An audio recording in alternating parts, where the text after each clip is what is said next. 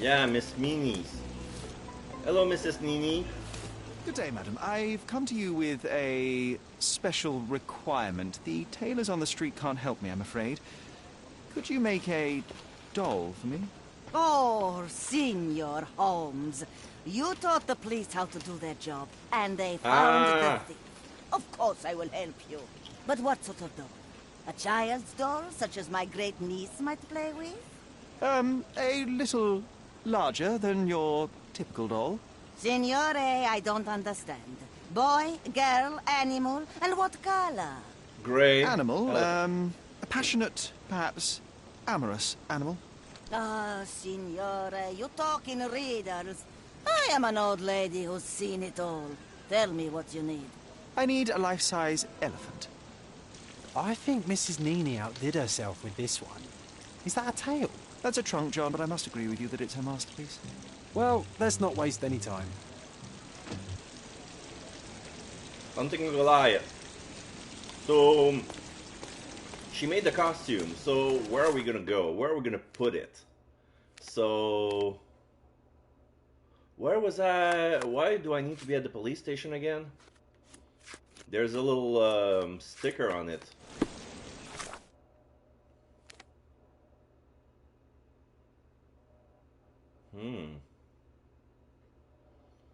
There's something with the police station. It intrigues me.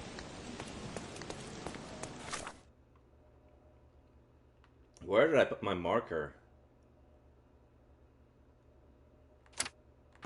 No. There you go. Problem solved.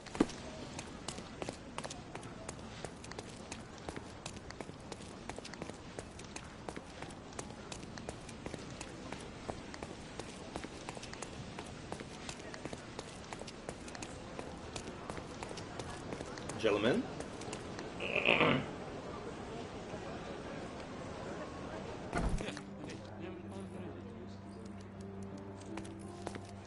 Any progress with the case, Mr. Holmes? Those are other sketches from people at large, I think.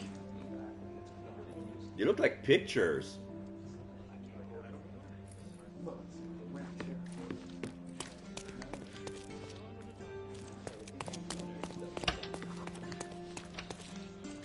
Evidence room.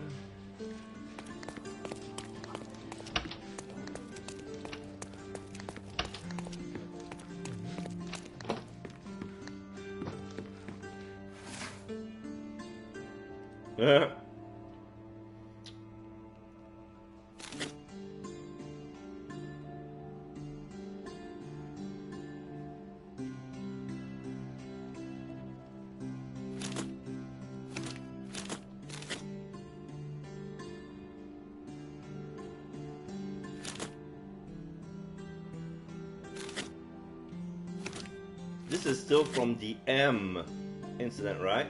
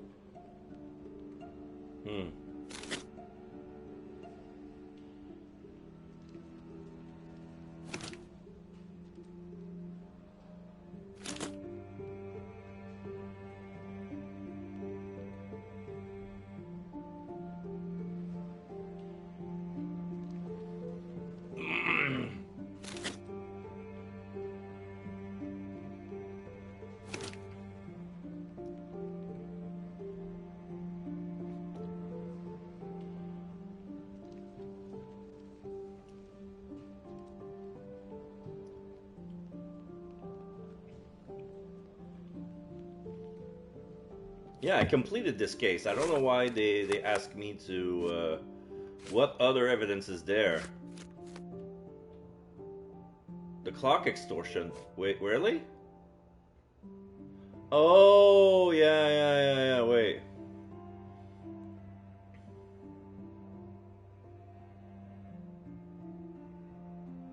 Large mansion with a fountain east of Bonanza and Grand Soleil.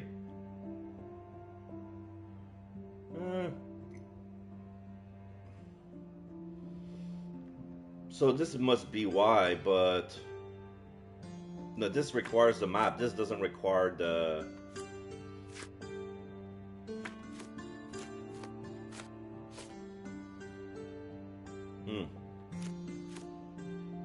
Treasure Island, the empty house. Oh, maybe this one.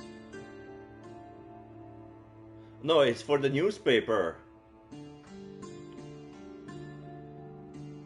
It's for the newspaper. This is archive.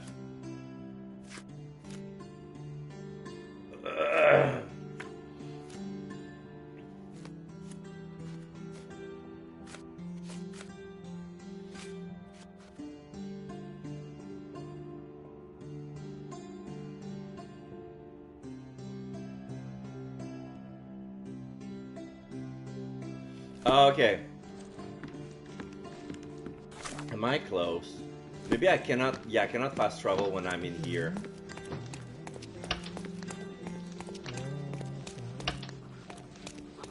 Wait.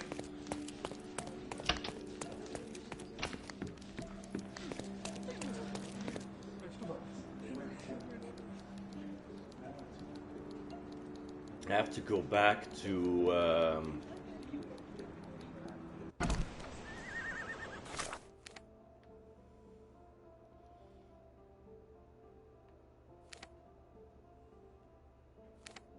Forest clearing. No, I have to go back to here. I need to go back to his backyard to access his hot air machine because I need to inflate the thing.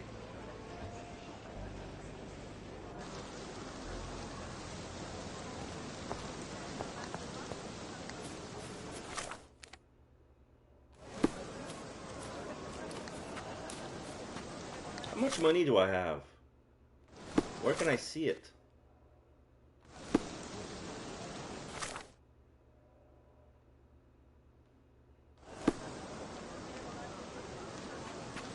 Not that it matters.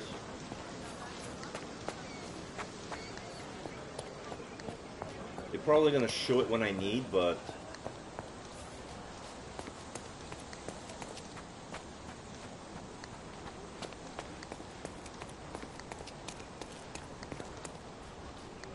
okay, so machine should be over there, right?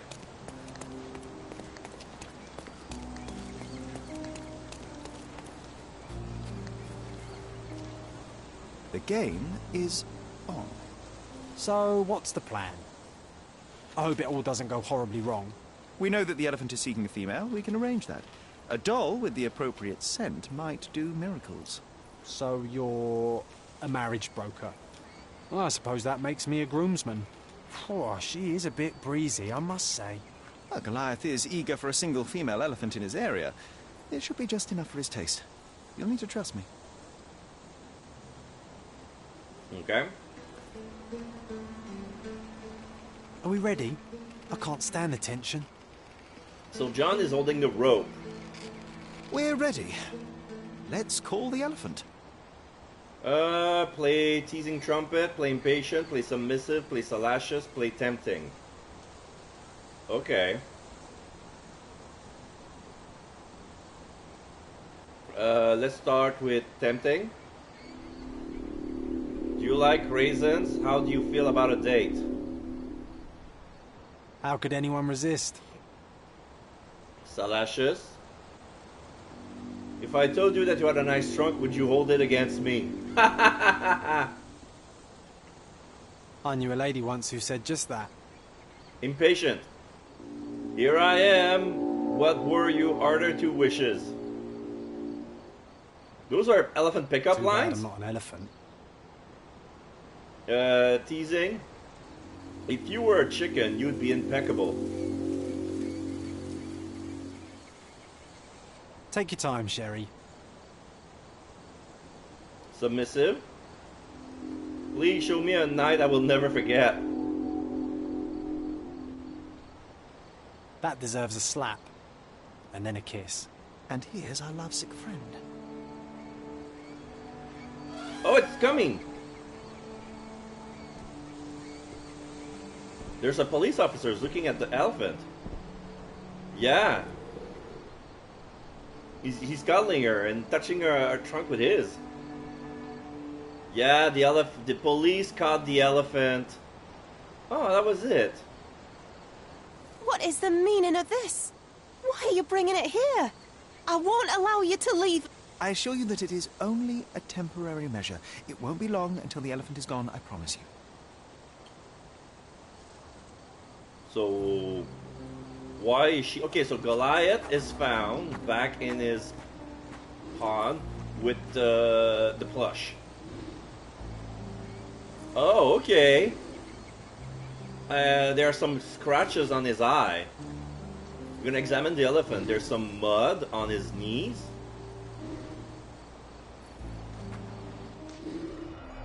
Yeah, bad scratches. It injured itself while running through the forest. Yeah. There's a little mark. This must be from a dart. Yeah, it's a leftover dart. There's something in the needle. A feathered fletching. This might be promising. So he was shot by a tranquilizer dart.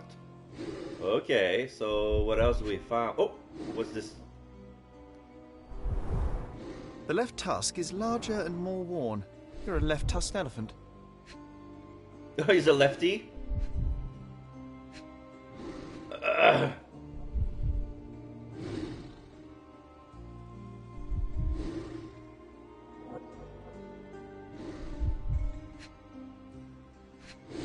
Oh, what's with his eyes?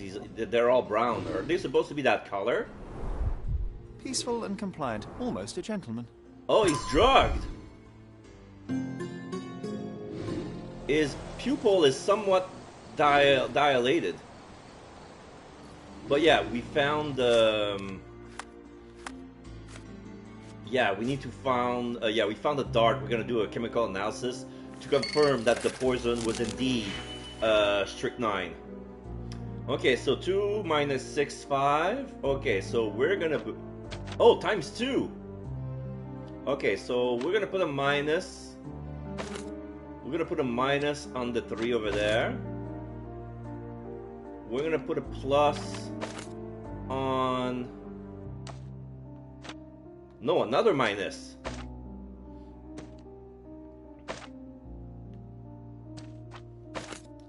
Another minus on the minus 5.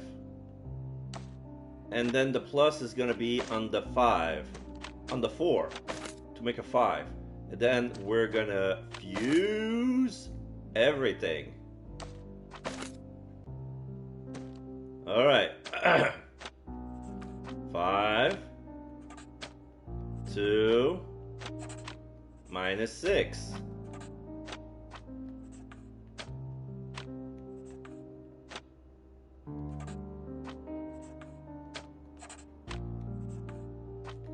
Ta-da! So it's very complicated at the beginning, but the puzzles are nice when you understand the combination. So they added a new us to us. It's the multiplier. We won't need. Okay, so there were traces of strychnine inside of it. This amount could kill a human, but it was not enough to topple such a large animal, of course. Instead, it's most likely aggravated the elephant because of a fit of rage and burst of strength. Oh, okay.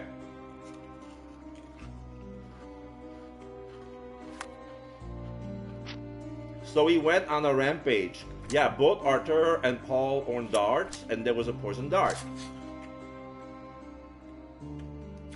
So Arthur or Paul may have shot Goliath. Both Arthur Swift and Paul Perks had the means to shoot the elephant with a dart. So who did it? The third party used Goliath, or the third party used protected Theodore? An unknown third party deliberated shot a poison dart at Goliath to provoke it into attacking Theodore Gilden. I think this is what happened. Otherwise, an unknown third party tried to protect Theodore Gilden by shooting a poison dart at the elephant. So, I don't think this is really what happened. But... Like, either it was Paul. No, why would they both have motive, right? Both of them have motive to kill.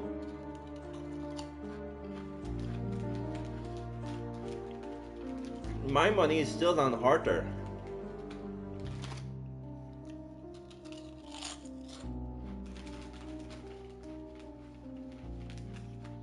Okay, I gotta stop with delays. I found a new flavor. It's called roast chicken.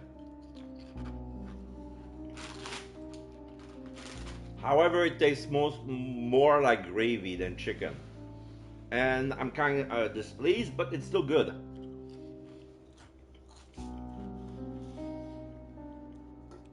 I already got my lunch, but I was somehow feeling more hungry after that. And also, with the energy drink I took some water, and I have some protein bar if I am a little peckish in the middle of this playthrough. Okay. So if the third party used Goliath, it would contradict that Goliath may have killed Theodore. But that's not what we're trying to prove here.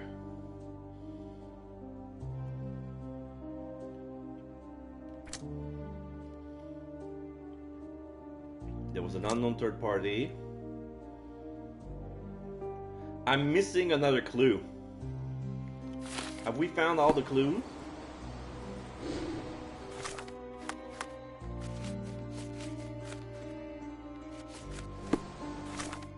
Yeah, we found all the clue.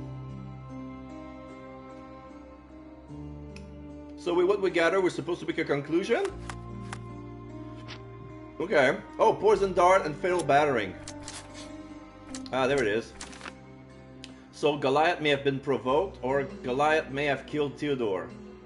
The dart shot at Goliath may have provoked the beast into a violent rage, or the elephant Goliath may have attacked Theodore Gildan in order to break free.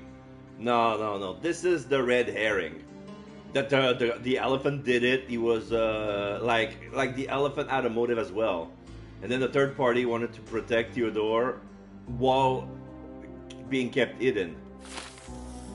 So it looks like Arthur Swift killed Theodore Gildan. Used Goliath to kill Theodore Gildan. A shot with a poison dart enraged Goliath and attacked its owner. Arthur Swift managed to secure control over the dig site and everything of historical value within. So we're gonna absolve. Are we gonna absolve the killer and execute the elephant, or arrest Arthur and free Goliath?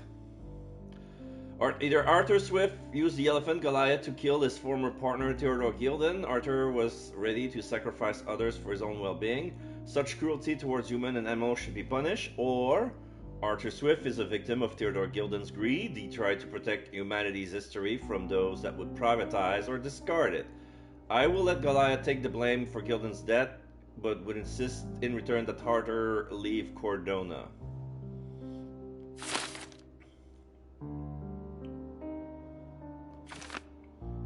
No, I'm satisfied with that ending. It's gonna be what I'm gonna choose. There you go. When we arrested Arthur and we freed Goliath. Arthur Swift used the elephant. Yeah. Oh, we can switch conclusion. So what's gonna happen if we choose this?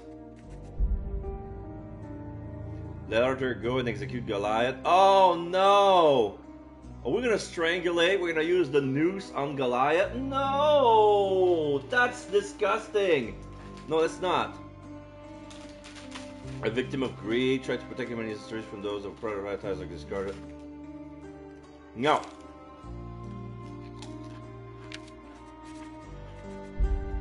So we're going back.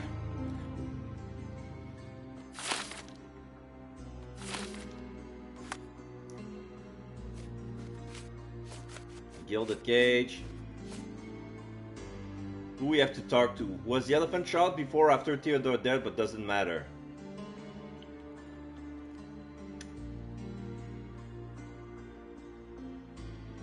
Who am I supposed to talk to? I'm gonna pin. No, I cannot pin this, but I found everything here. Want to talk about the elephant in the yard? Yeah.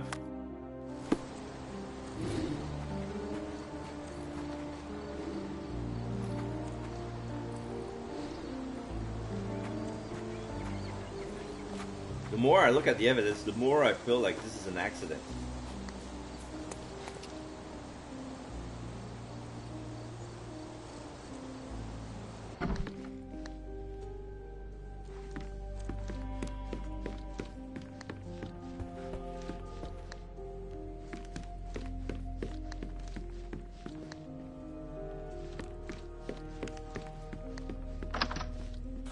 You say I got a mind palace, but... Oh, I can switch my conclusion anytime. Okay. I don't feel safe with that beast back here.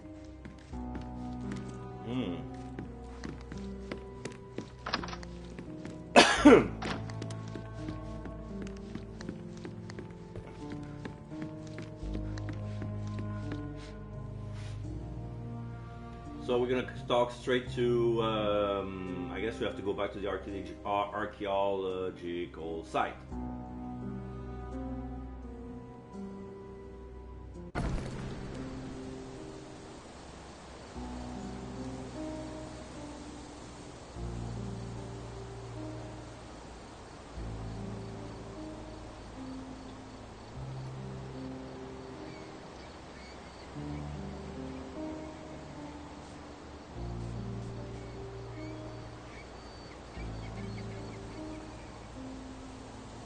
Okay, so at the guide they say what's happened. If you accuse Paul Arthur of drugging Goliath and causing the rampage, you have an opportunity to see them arrested. Alternatively, you can blame Goliath, which caused the animal to get executed. If you don't want to accuse either Paul Arthur, you can talk to Imogen directly. You'll either blame Goliath or protect the animal's well-being. Okay.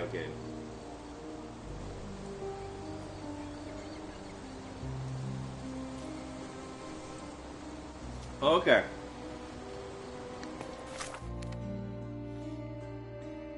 So it doesn't really matter which you pick, as long as you pick something.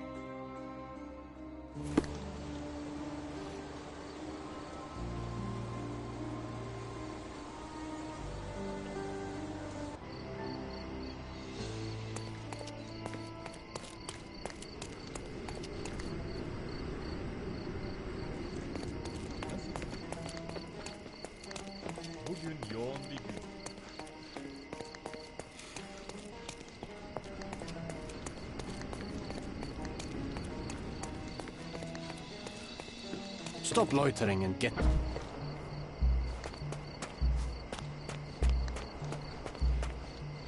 So even though we changed, the guy recognized us since we've been hired.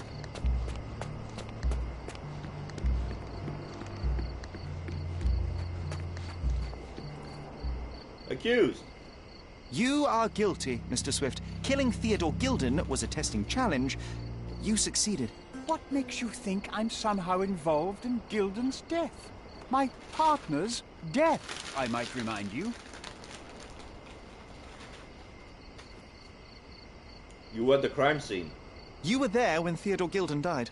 Nonsense. I visited him many times, but I wasn't there when the elephant killed him. Then I must have made a mistake, because the murderer met Goliath's rage personally. The perpetrator was hit by the gate and thrown into the shed. Your bruise matches the contour of the broken hole. One further detail is that the murderer had a bosun's knife, fairly useful in a place where one might cut ropes and fabric, such as, I don't know... Yeah, bosun is a position That's in your the Navy. interpretation of the facts, Mr. Holmes. So it could have You've been simply aligned them to suit your hypothesis. It's not a hypothesis once proven, it's theory, Mr. Swift. Your dart uses strychnine to kill rodents at the site, is that correct? Well, yes, that is its purpose. The same dart with strychnine was found on Goliath. The very same substance is a powerful stimulant. It causes convulsions, a flow of energy. You shot Goliath. The elephant became extremely energetic, agitated, and so terrified that it killed its owner. For a man of your age, it was easier to hit a larger grey target than a small man.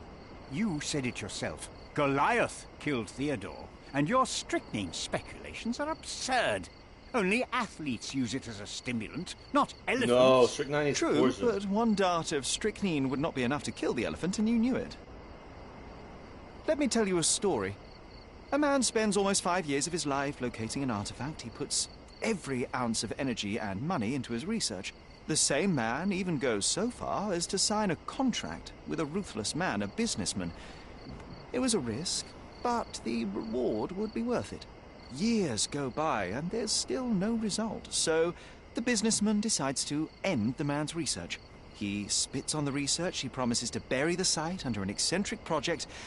All of this is just his whim. Theodore Gilden could do anything he wanted with this place, and you were anxious about the fate of your research. You wished to protect it. You tried to tame Gilden's eccentricity, but you killed him instead. Theodore wasn't trying to sabotage my career. We had a disagreement, but it wasn't as dire as you describe it. He wasn't a pleasure to talk to, but killing him? Nonsense. Okay, so here we can choose to free Arthur or arrest it. So we can stick with the plan. Theodore Gilden was a capricious man, extremely impulsive.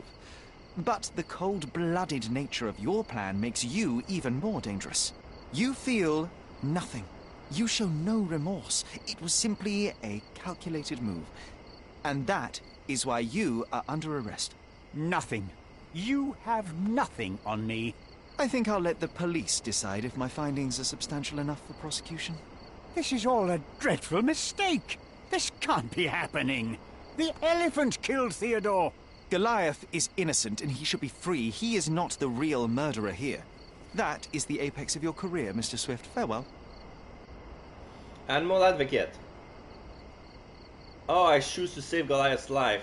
Me and 17% of the players. I told you who... Mr. Swift was not a real archaeologist. He was a murderer. I knew there was something wrong with him. Fortunately for us, being a murderer was not his profession. And about the elephant. While you were busy, I've dealt with it. No thanks to you. I asked you to solve this wretched problem, but you didn't. I couldn't be in two places at once, Miss Gilden. I was catching your father's murderer. But how have you dealt with it? A man agreed to take the elephant away. He came to me asking for permission to relocate it to his property, and I accepted. Well, congratulations, I suppose. That is one less problem.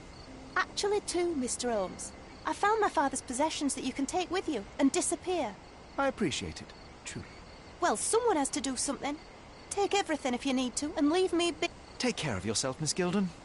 Oh, so now I have access to the stuff I've been looking for in the first place. New entry in John's diary. Okay, let's check John's diary. Okay, he's smiling.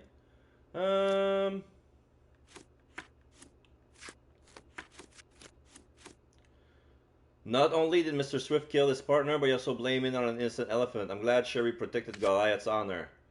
A monumental work deserved to be found and preserved. Perhaps one day Sherry will discover its brilliance and be forced to eat crow. Sherry is adept at getting the truth even when people won't talk, and Ninja would have not done better, though may have looked cooler.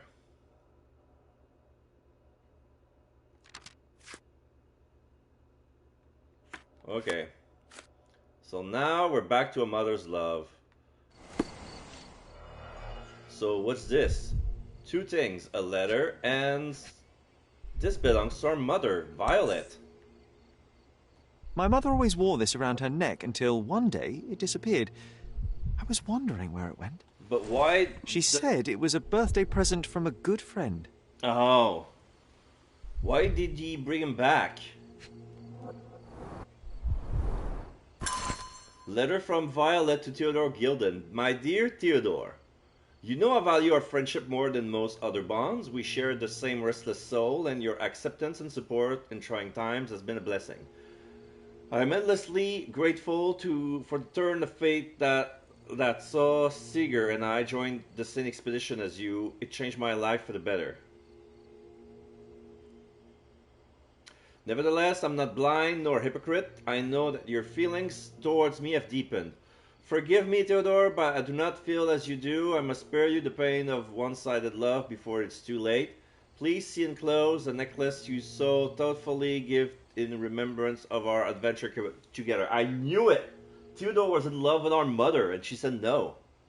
I cannot in good conscience continue to wear it. I know this letter would cause you much hurt, and for that I can but apologize deeply. Yet my heart is with Sigurd, who's still unaware of your desires.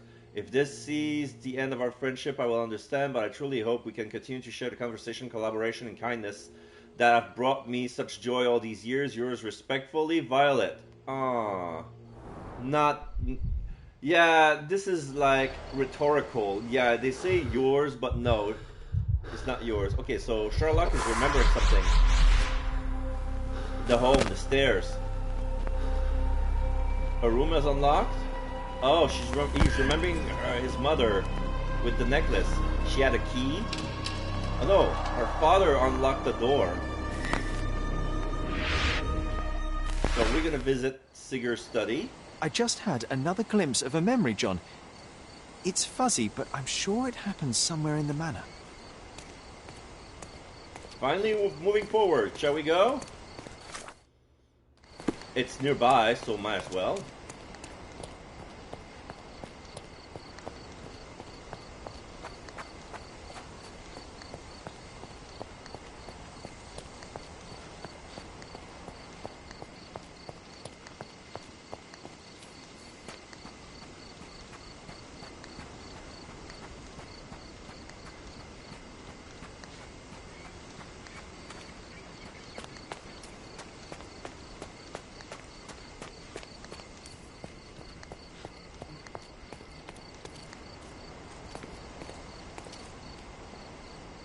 I unlocked this.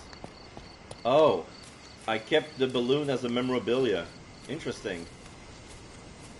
I imagine Goliath was surprised to find out his lady was not real. Ah.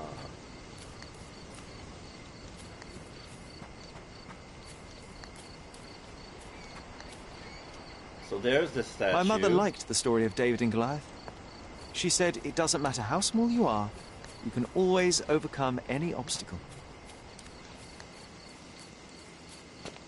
Ah, the best place for reading.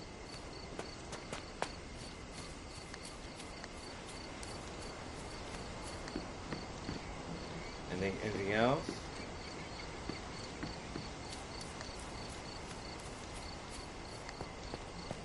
All right, let's go in.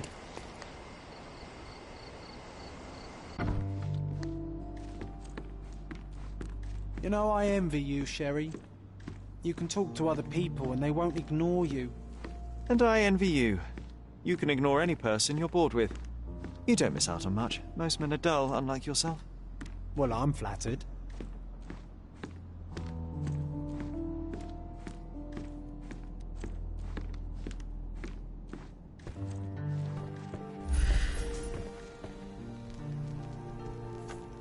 Oh.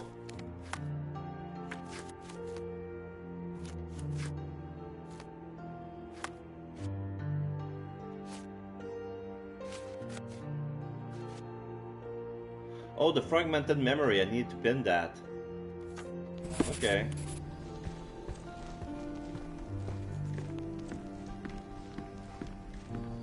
So where was it? There was supposed to be a mirror.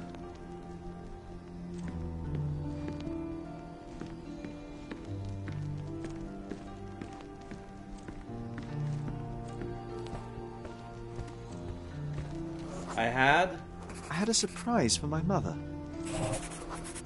It was fragile, ancient, and finding. I was holding an ancient Greek vase, or rather, quite a big piece of it. It was broken. John had the other half. Dirt, heavy tool. You had a shovel with you, John. I remember now. We dug up the vase from Greek ruins here on Cordona, and were eager to show my mother right away. Oh, Mommy, look what I found. I dug it from the ground all by myself. It's broken, but... So he went there. For some reason, the door was closed. We knocked. The door was locked. But nobody answered. We thought that she was busy. So we left the vase and ran downstairs. They left it here. And then they went downstairs. I decided to gather some archaeological tools in order to take a closer look at the vase. But then we heard something, didn't we? Oh, Yes. It came from upstairs.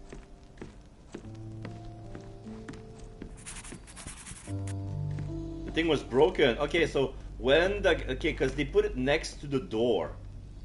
Or maybe when he opened the door, the father stepped in it. The vase was in shards. The vase was broken, shards scattered all over the floor. And your mother was standing at the door. Indeed, John.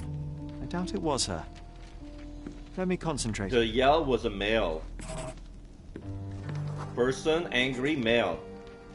Otto Richter was standing there, furious at us. Oh, it was the doctor. Dr. Richter told us never to disturb my mother when the door is closed.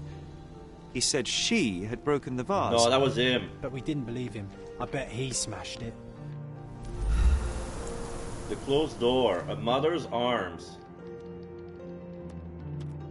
So this is the mother's room. Her things are still here. Presumably Mycroft never felt the need to sort through it all. Or couldn't bring himself to. A lot of cobwebs. No. He would have put it behind him and moved on. My brother is not one for Potassium sentimentality. bromide, a music box with a ballerina. My brother is not one for sentimentality.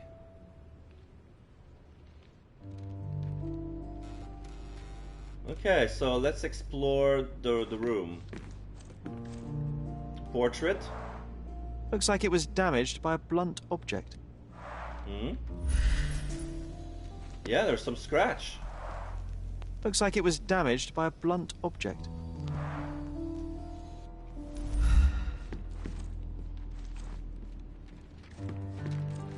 A chessboard piece with some sort of glass cover. Look what I found. The White King is under attack. Sherry, can you save him and checkmate the opponent in one move? No. A match started long ago. Oh, we're gonna play with John?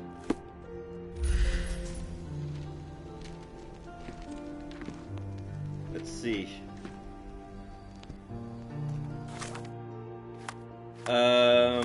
John gave us a challenge. Sherlock's mother mentioned her fascination with the ancient Greek ruins located on Cordona. One day we decided to surprise her. She took a shovel to the ruins, went to blah, blah, blah, blah, blah.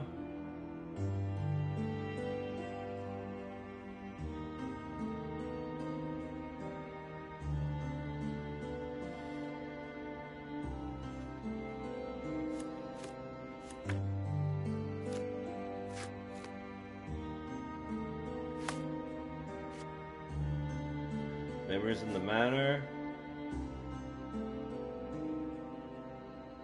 Yeah, there was a mirror nearby.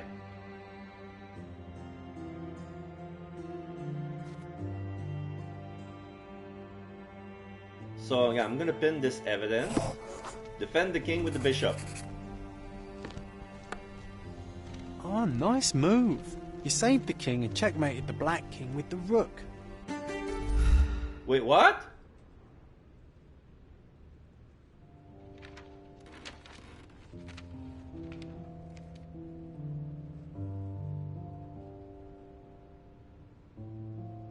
Oh, okay.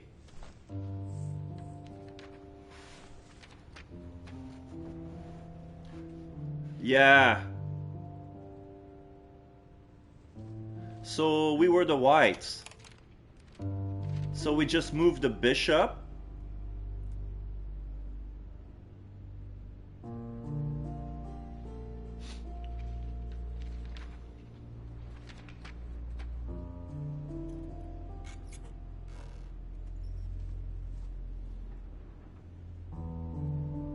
Okay, the king is in the middle.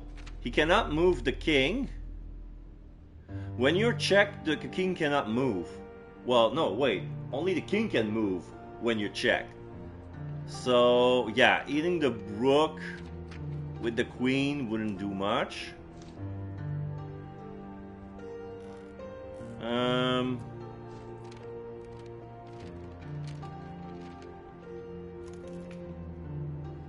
Because we still had...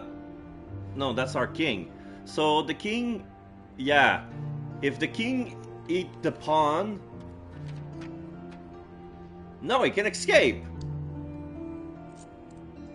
Unless the pawn can move backwards.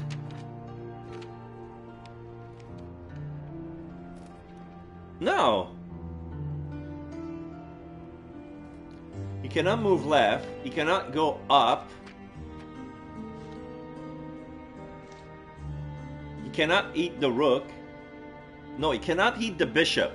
He cannot eat the pawn, but he can go behind the pawn. He will be fine.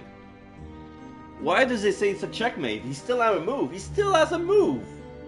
Unless the pawn can move backwards, which they don't.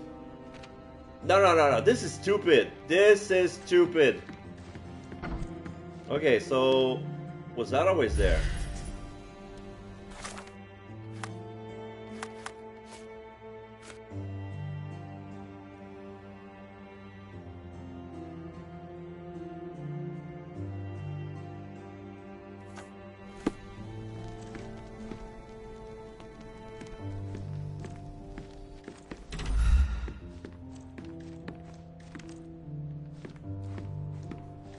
Okay, let's see.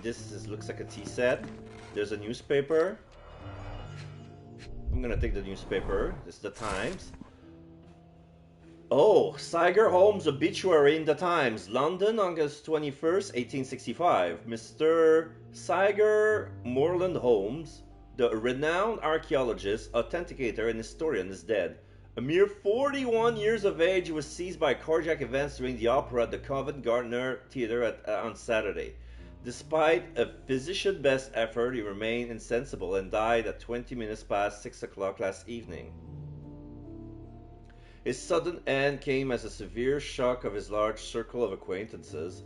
Mr. Holmes is survived by his wife Violet and two sons, Mycroft 16 and Sherlock 6. Funeral services will be held Wednesday at the Highgate Cemetery of St. James by Reverend W.E. Stanley.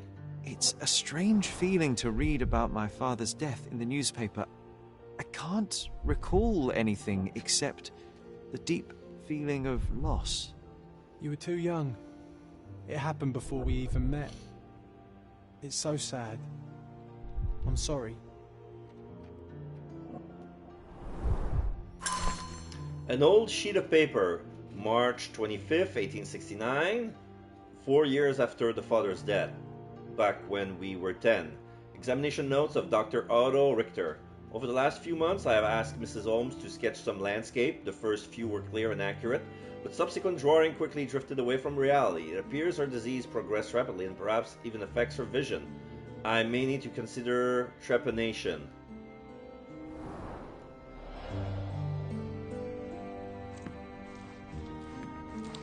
Trepanation? I need to figure out what it is. It doesn't feel like this is a good thing.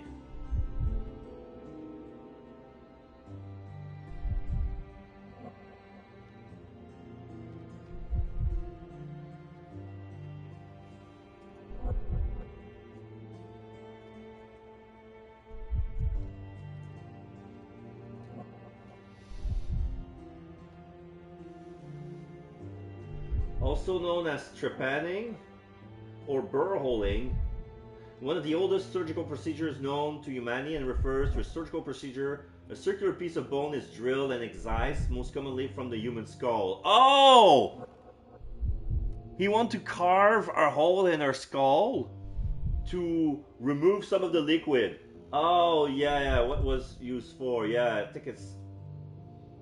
According to French physician Paul Broca, ancient physicians were quite familiar with trepanation, which hole was made in the skull by cutting or drilling it. They did so to alleviate pressure on the brain following an injury to the head, or to release evil spirit from the head of the mentally ill. Okay, so there's a suitcase here.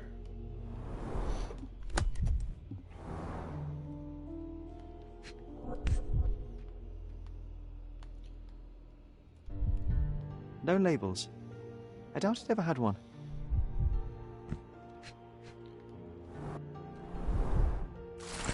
Observation Journal. Observation of Mrs. Violet Holmes by Dr. Otto Richter, 19th of May 1868. Initial consultation revealed the patient suffers sleep problems, periods of anxiety, slight confusion of memories. Prescribe a strong sedative to be administered daily and will continue to monitor symptoms.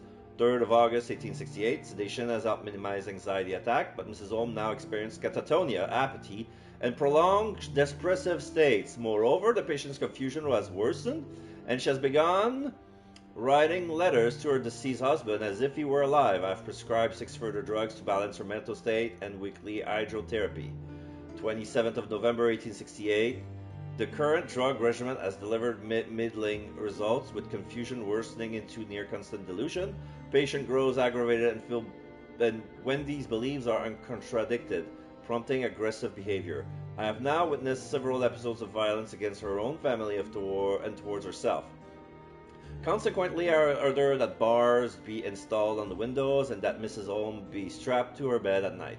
The dosage of all medication has been raised. I have prescribed the patient additional hypnotherapy session as well as some mild hallucinogens. This guy has no idea what he's doing.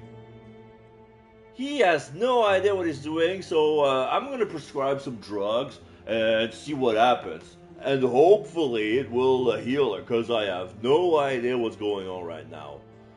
Oh my god, this is why house is house.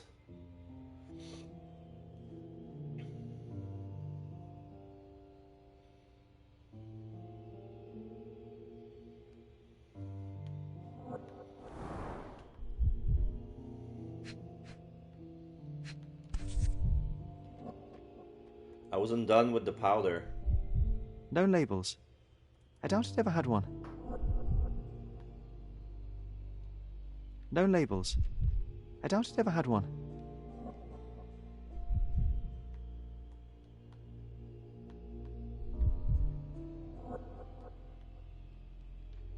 There appear to be residues of the bottle's contents at the bottom. Almost empty bottle. Stains on the table, teapot, coffee mug.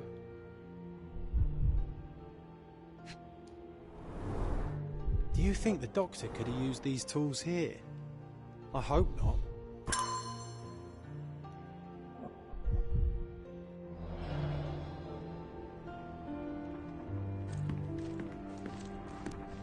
Yeah, she was strapped to the bed.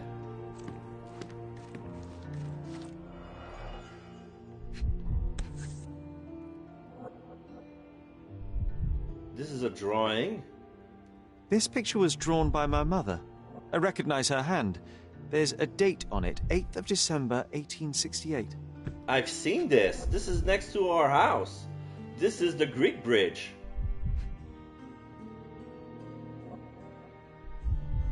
Another drawing.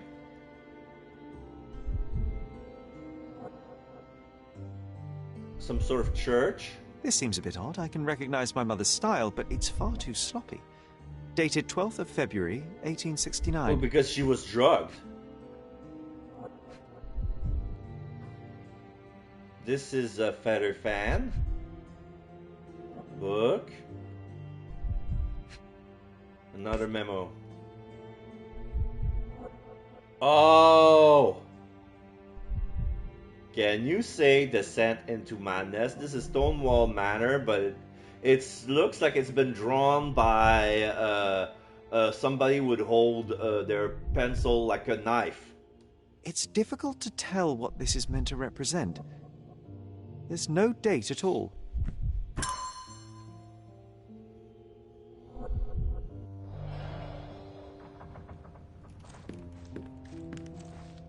Straps on the bed.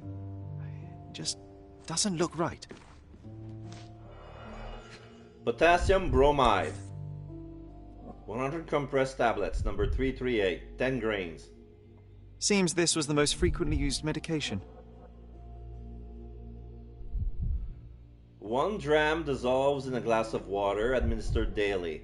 Not to exceed 1 dose in 24 hours, not to be given to children. 1 dram dissolved in a glass of water administered daily. I just said that. Not to exceed 1 dose in 24 hours, not to be given to children.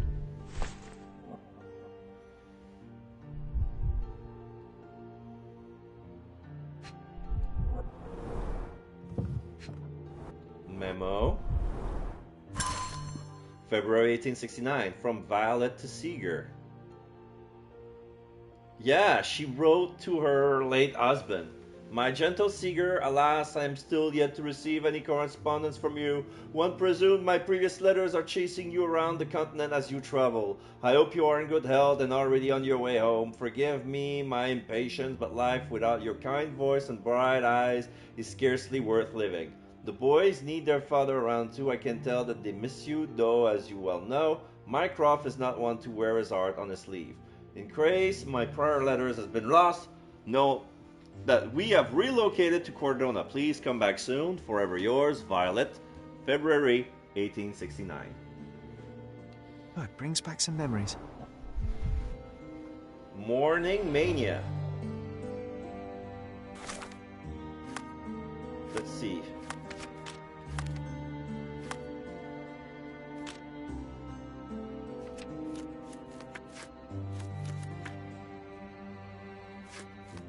Obituary. The empty bottle. I can make a chemical analysis from the labelless bottle. Alright. 6 minus 10 and 3. Alright, so we're gonna double this one.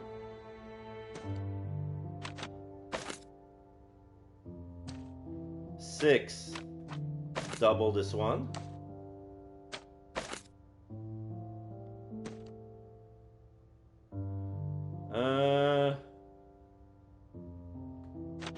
And this we're gonna reverse and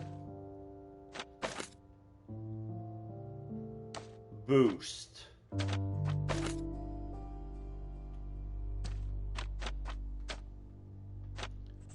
Minus 10. 6. Use. 4. 3. No. Unlink.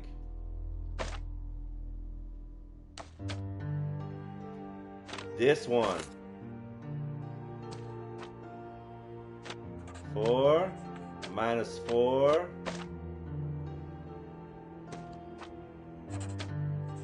Minus 3. And then I don't need this. Another fusion.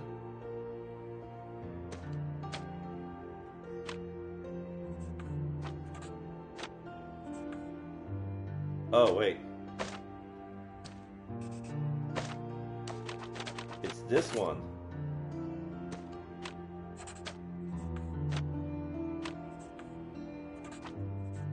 Ta-da! Analysis identified the substance as hallucinogen derived from mushroom. Yeah, that's what he said. So this has to be... After examining my mother's room, I start remembering a chaotic morning together. So yeah, let's use concentration. Oh. No, that's the wrong... Come on!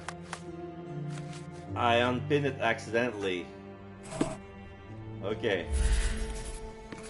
There was a tray. We had to put the tray with Mother's morning tea down, but why?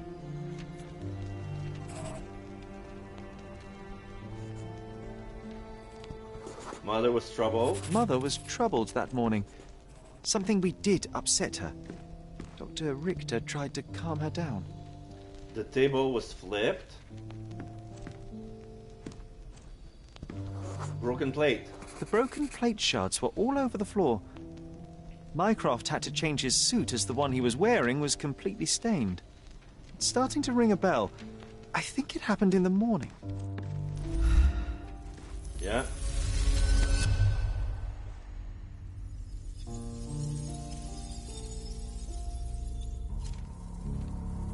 So let's see.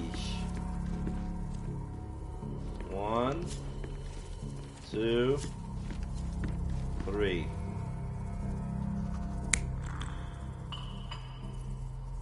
They drank the tea? No.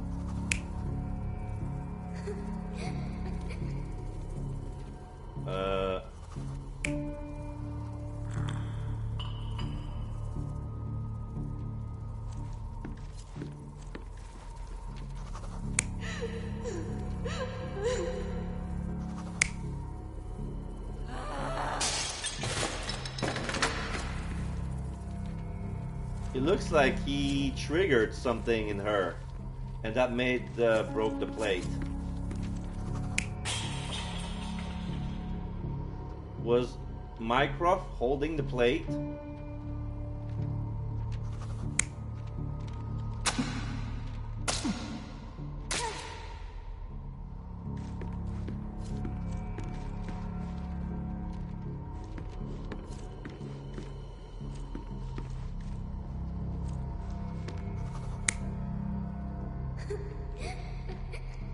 Let's see if this works.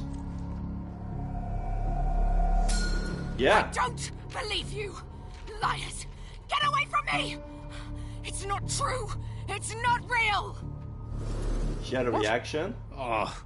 And then Mycroft received the thing. Everything will be okay, Sherry. I promise. So yeah, that was a childhood trauma. The more I play this game, the more I start to believe that John was a construct created by Sherlock's broken psyche to cope with the trauma that he had when he was young. The following successful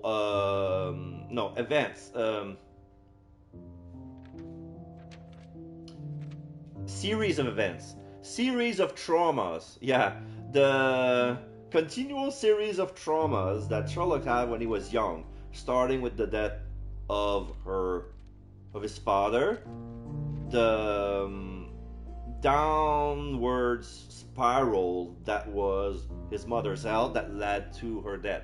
Now I'm stuck. Mother's love. We brought tea.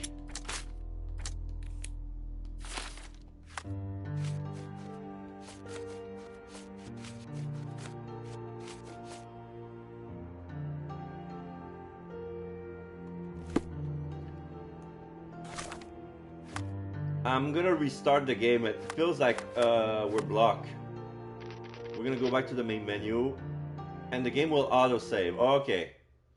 So when I return to the main menu, it auto-save.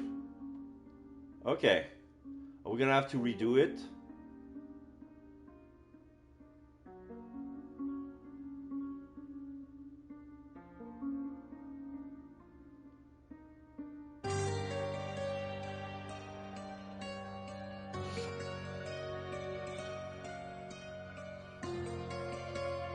It's starting to ring a bell.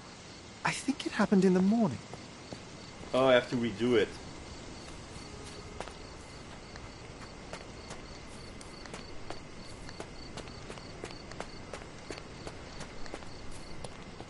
But they threw me outside the manor, so I'm gonna have to go back.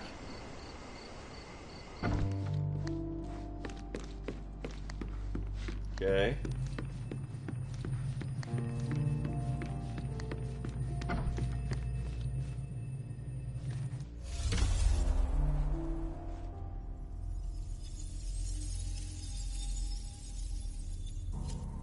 So yeah, the doctor showed him something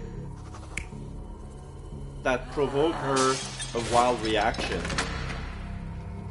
She flipped the tray. Mycroft was right there,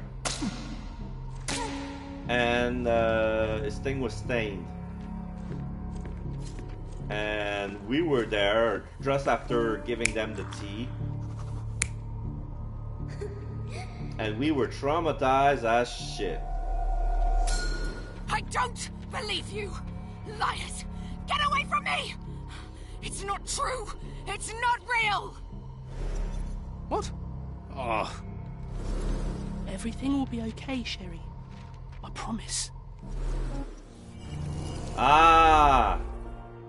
It was the morning of the 9th of April, the day my mother died. The morning of April 9th. The 9th of April started off badly. My mother was anxious, then hysterical. She threw food and shouted at the doctor, calling him a liar. John and I brought her some morning tea, but then the shout started. I became scared. The only thing I could think to was to hide near the bed and wait for everything to pass. Thankfully, John was there to protect me and calm me down. My mother, she was not just ill, but bad. God have mercy. I'm sorry. That explains why you locked the memory away. There must be more, John. That was the morning of her death. I need to know what happened. Oh. Every time you...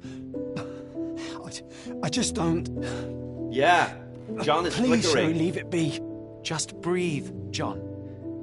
You know that I cannot leave the last stone unturned. We are so close.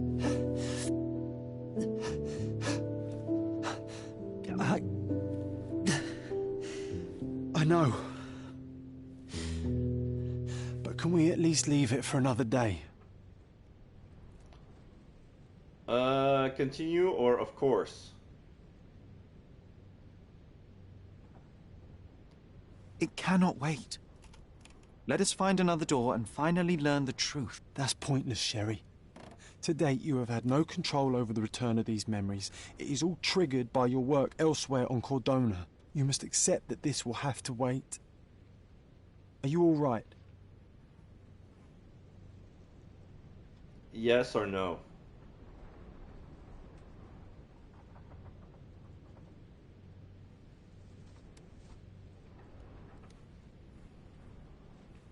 This is a tough question.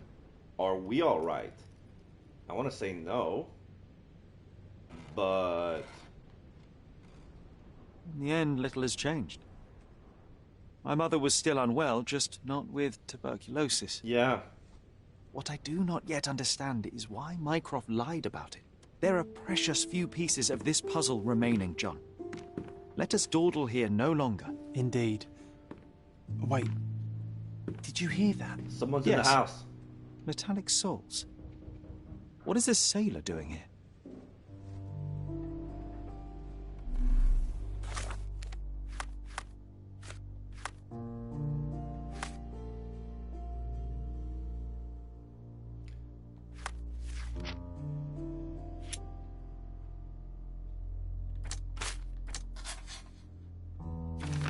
Fragile sanity. My mother struggles with mental disease, could well be hereditary and affect my mind and rationality.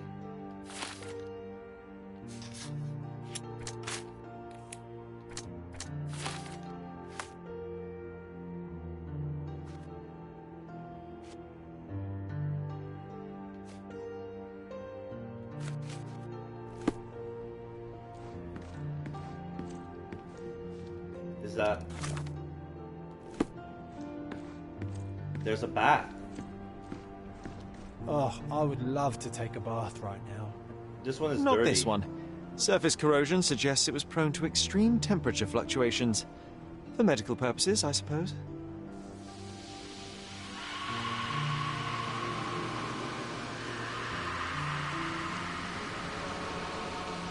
Cold and hot bath?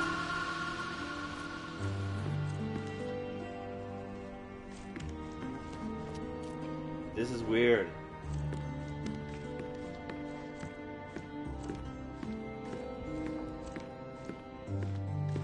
This room always reeked with an acrid medicinal stench. And here is the reason.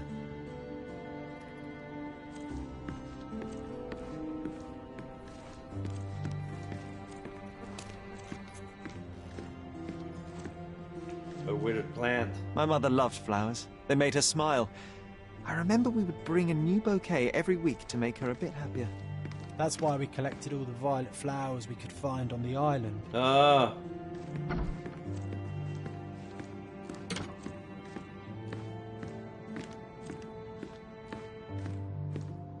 Yeah, there's a man at the door.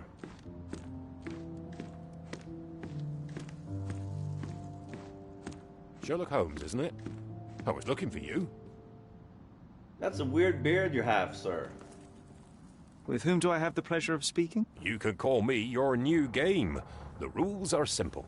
I have something for you, but you alone must work out what that is. And that something is my prize, I suppose? You're a fast learner, sir.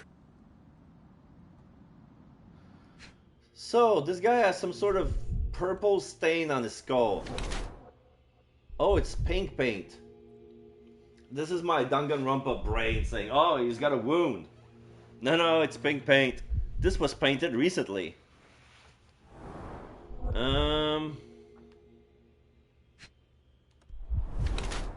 Sailor uniform, old and shabby. Seems to be holding something in his hand. Unblemished hands, no sign of hard physical work. Is he a sailor? Left-handed, hiding something square-shaped in his pocket.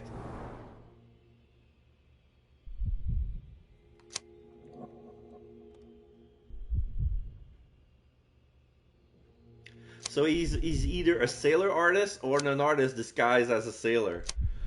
A sailor came to my house declaring that he was my new game. His hands show no signs of regular physical activity, no corns, no rough skin, but owing to the fact that he had to have an old worn-out uniform, I assume he was still in service.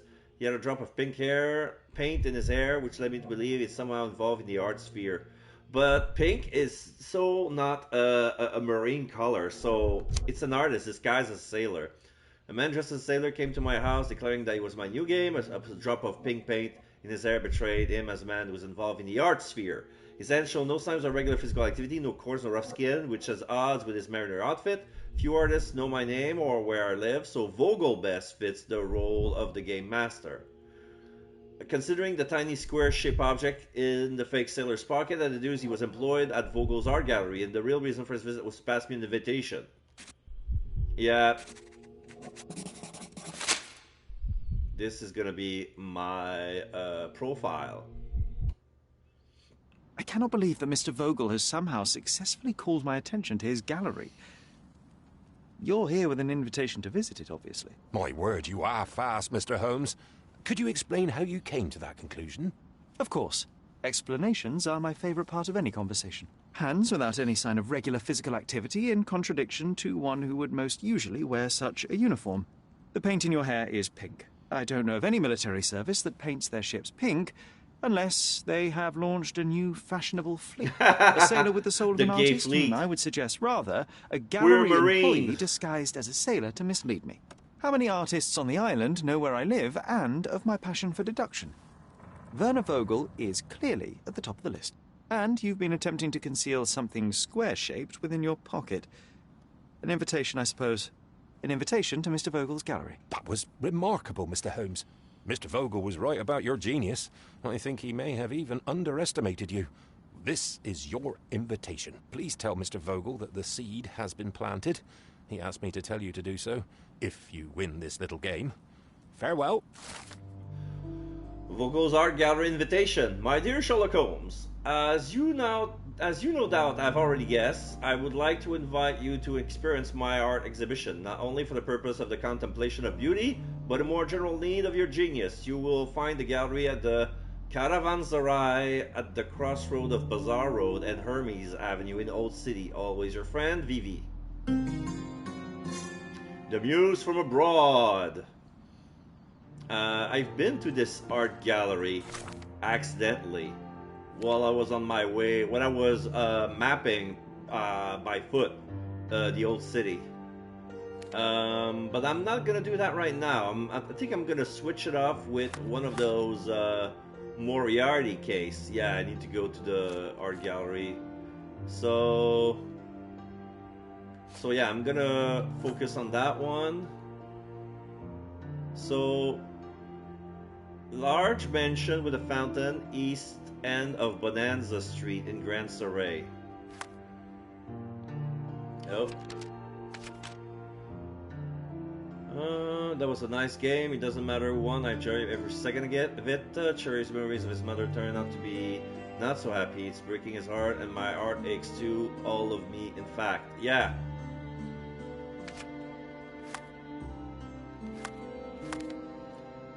So Grand Soleil, this is it. Bonanza, what's the...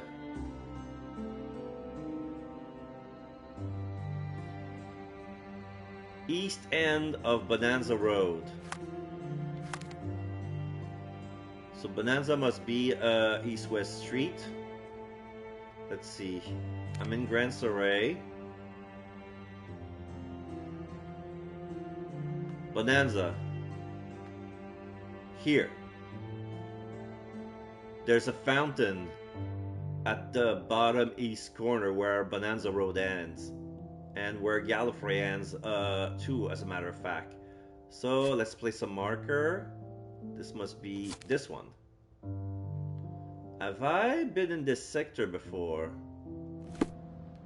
I'm gonna go out.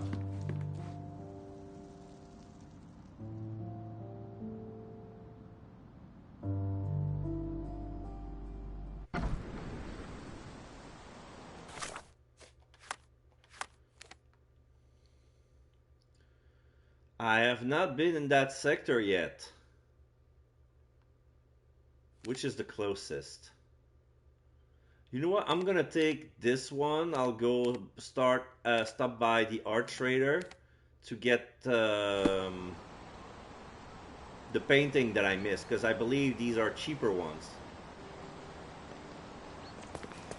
Oh! Watch your step, little girl. May I ask you something? I'm sorry. I can't think straight. Sorry. No shit.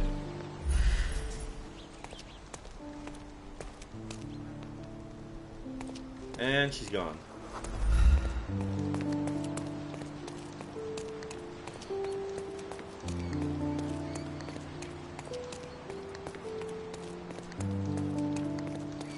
Landscapes and portraits. Find the... My goods would... I have 84. Can I... Oh! I'm $1 short of buying everything. Should I go... Yeah, I'm gonna go with Violet's portrait.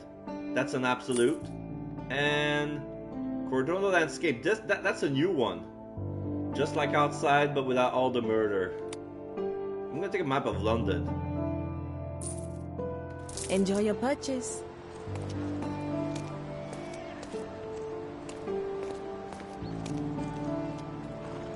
Yeah, it's that way.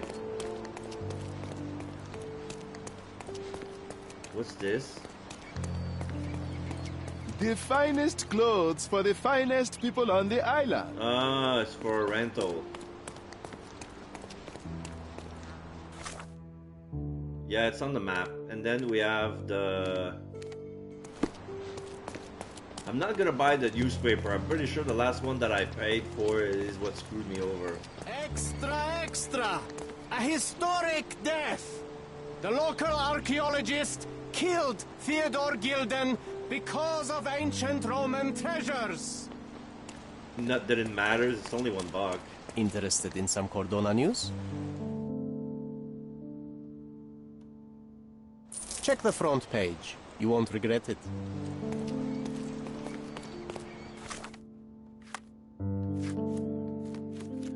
An historic death.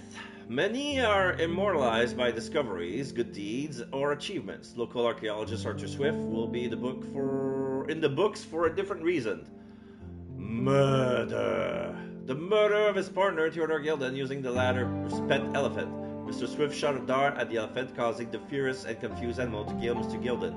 The ostensive motive, ancient Roman treasures. Mr. Swift's trial was initially postponed due to his poor health, but is due to commence soon. Oh.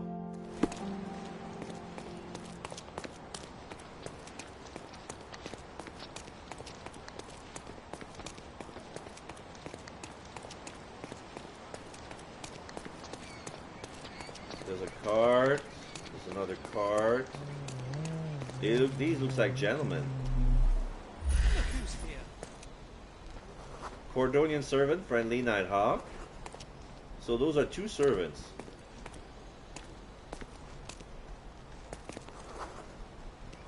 I want to check the other one.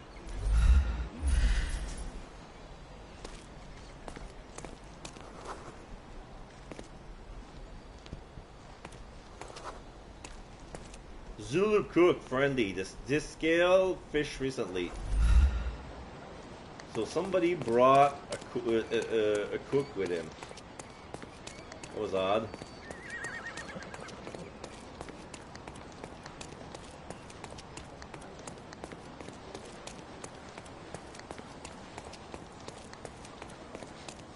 What is this place?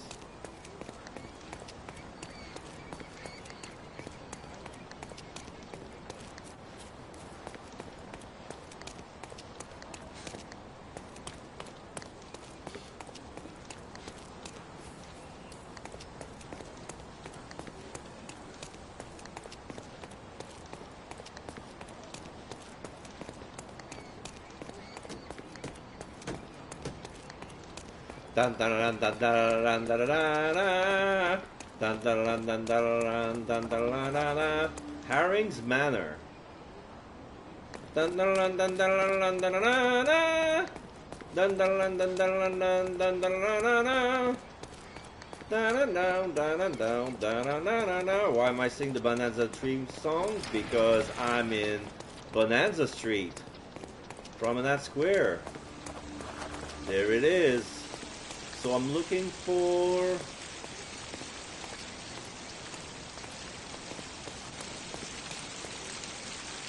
the astronomer's office. A large mansion with a fountain. So here's the fountain. Is this the mansion?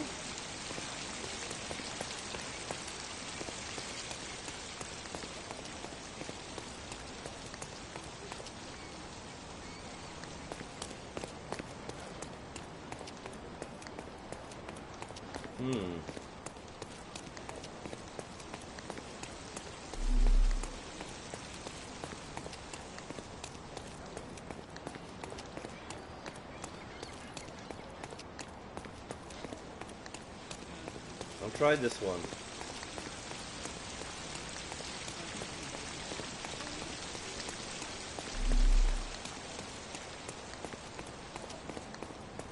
Casino.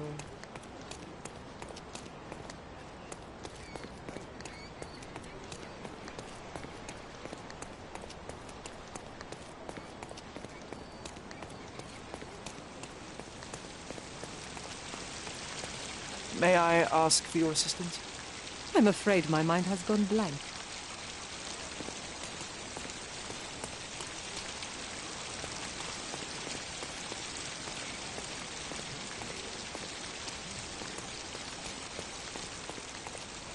There's a police officer over there. May I ask for your assistance?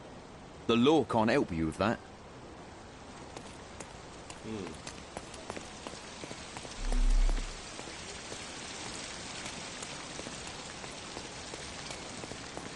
Maybe it's that mansion over there.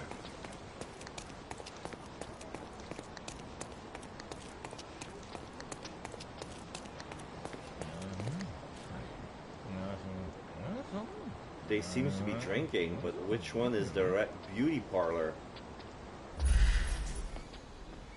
So this guy is Crimean judge, unfriendly alcoholic, and this one is Irish aristocrat, hostile hydrophobia. I'm looking for the astronomy professor.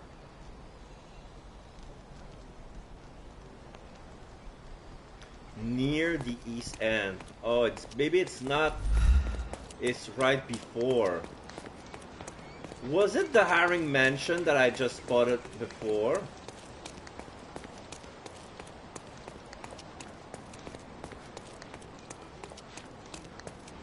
Did the evidence say the name of this guy? Yeah, Jacob Haring! Well, I was singing Bonanza, I just ran past his home.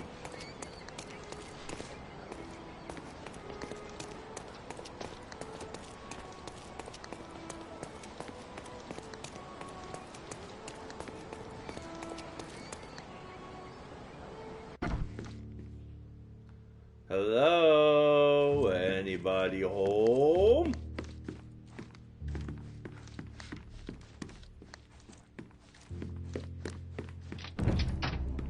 A murder! A little bird Boom, sang Sherlock. to me. I found a corpse.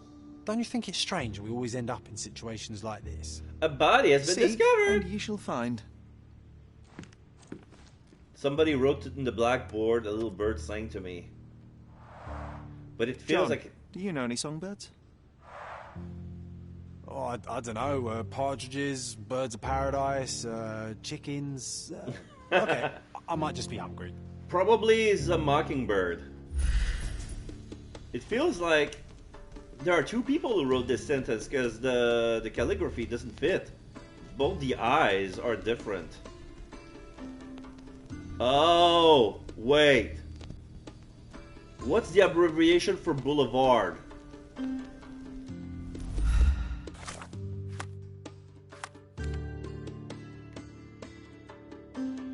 BLVD.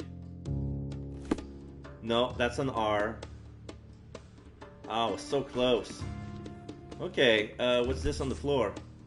Hats? It's a top hat that's been split open.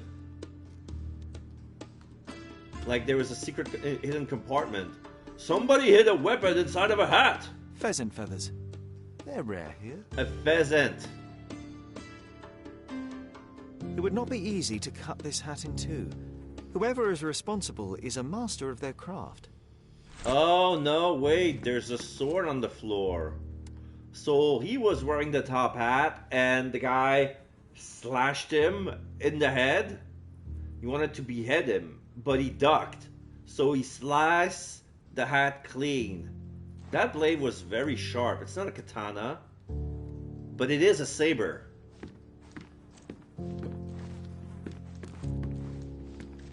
Okay. Let's see. The guy is smiling. The Joker did it! Judging by his expression, a painful and unexpected death. Oh, that's not a smile. That's just basically a grin of pain. He seems to be clutching something. His hand is clinging to his chest, but he has no stab or gunshot wounds. Like a heart attack? He was poisoned?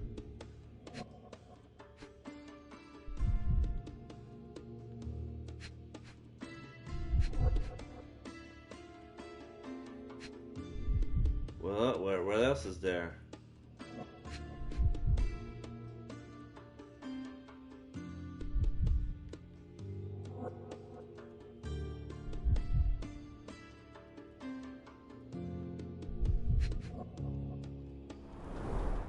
Pattern 1796 light cavalry saber. It looks like he died of natural causes, but something doesn't add up. Yeah.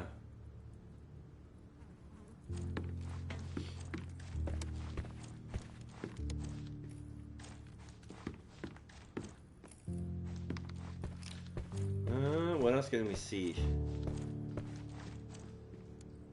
Table set for two. The man knew his killer. What's this on the board? Oh, the astronomer. Yeah, astronomer shit. East, Earth orbit, Sun. 1, 2, 3, 4, 5, 6. 1, 2, 3, 4, 5, 6. This is what, Mars?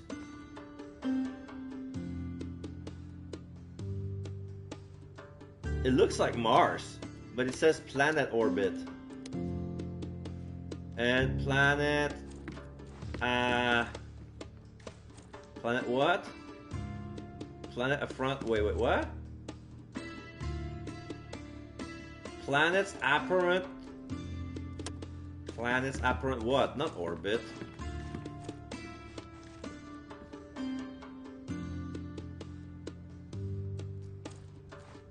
Planet apparent path. So yeah, they were trying by using the stars and Mars as a reference. They're trying to... Oh wait, I remember that. Like some people, like when they first discovered Uranus and Neptune, they were trying to calculate, like they were looking at the skies and were trying to calculate trajectories, like stars moving, and sometimes the light would jump at some precise path, and that would be like affected by the orbit of I try to remember, like, it's very, very old stuff that I learned when there were some astronomy clips, but they were like telling us like how did the astronomers of old using telescope figured out the planet Uranus and Neptune and eventually Pluto, but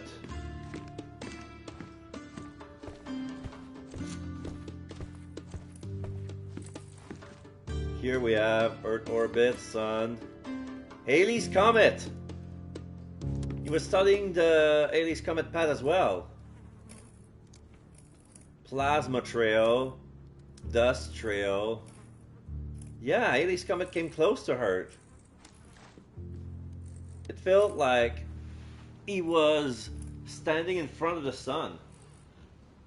Like, oh, this must suck. Like, okay, this is this is where Halley's has never been closest to Earth, but he's standing in front of the sun, so they cannot see it. Like, there's probably gonna be oh no, wait, it's probably gonna be an eclipse, like a very partial one. Like, oh, they probably see, okay, the sun, you can see a little dot. But since it's a comet, it's not like it's the moon or anything. It's not gonna make that much of an eclipse. Okay, so here's... Okay, so they already discovered Uranus and Pluto because they're already on the map right now. But they haven't figured out yet that Pluto's orbit is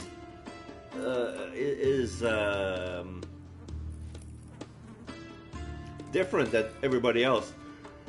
Okay, so we have Mars, we have the asteroid belt, Jupiter, Saturn, Uranus, Neptune, Pluto. Okay. So what else? Let's look at his desk. There's a picture of him. He's a fencer. So, the victim is Professor Jacob Haring himself. That's no great surprise. London Fencing Club, 1876. Okay.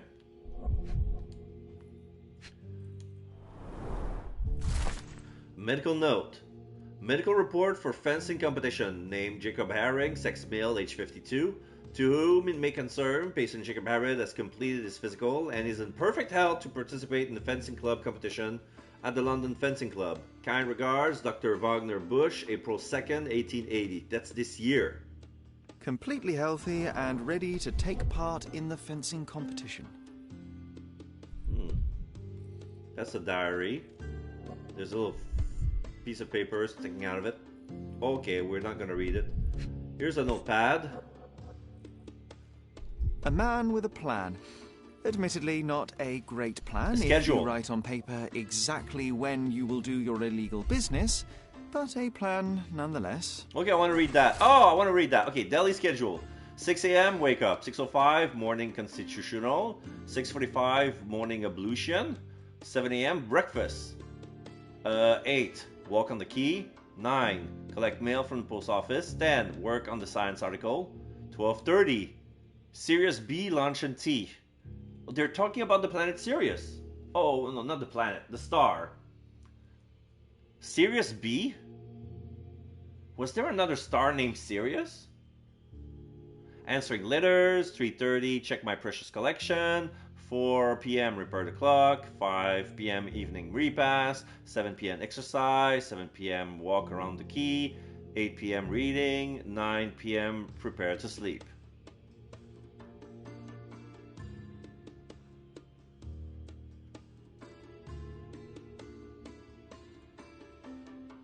So there's a big gap. Like, answering letters. Like, he gave himself 1 hour and 30 to answer the mail that he doesn't know if he's gonna have or not.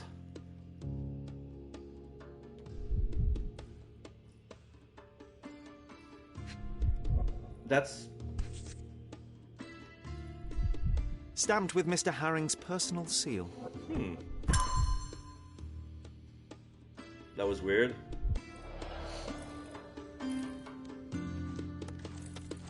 What else can we find here?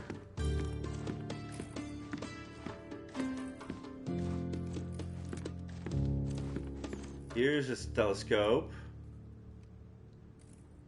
He doesn't have a good view. What can he see with this?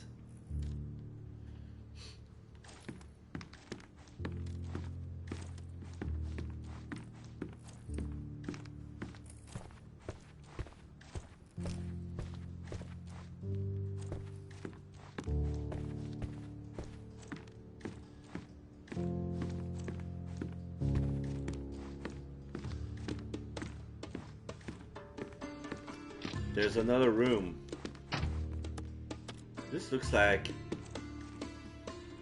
This is an... Okay, so this is the room I came from. This is the antechamber. I came here, dead person. Okay. What's behind the... Nothing.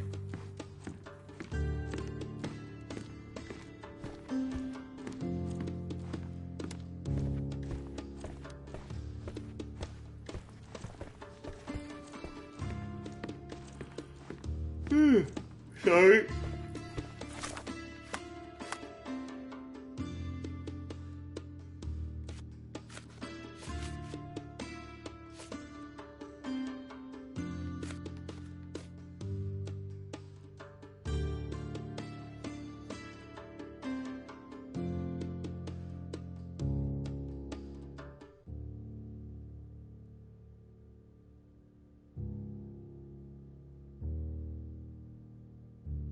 Oh, okay. When they say like illegal activities, he was talking about his overlooking his collection. I'm gonna check my precious collection, and he's not even hiding it. Like, substantial collection of blackmail material used to coerce high society.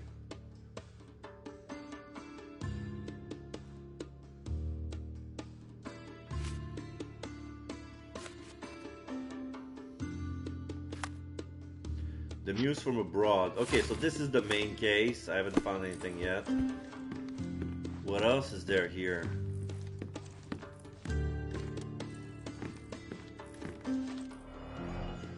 No, I found everything here.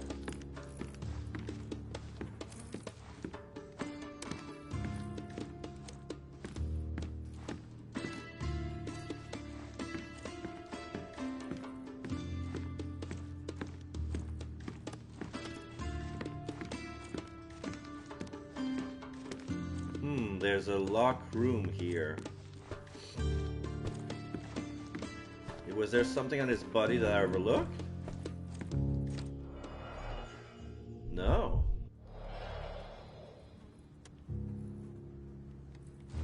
Another day, another death. Do you think we're just lucky?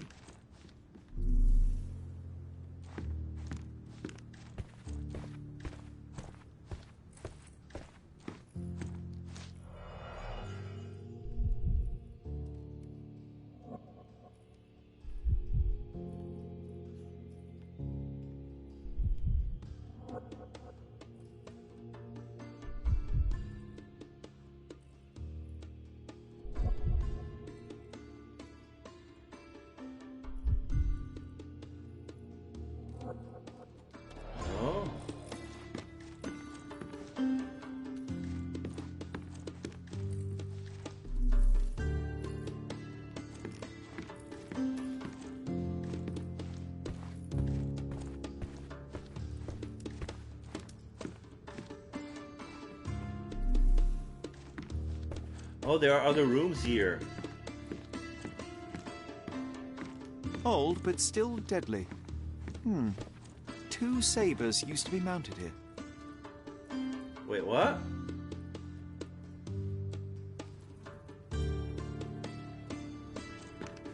Oh, the coat of arms here. Okay, so these... Okay, so this is where he took the saber from, so he was assaulted.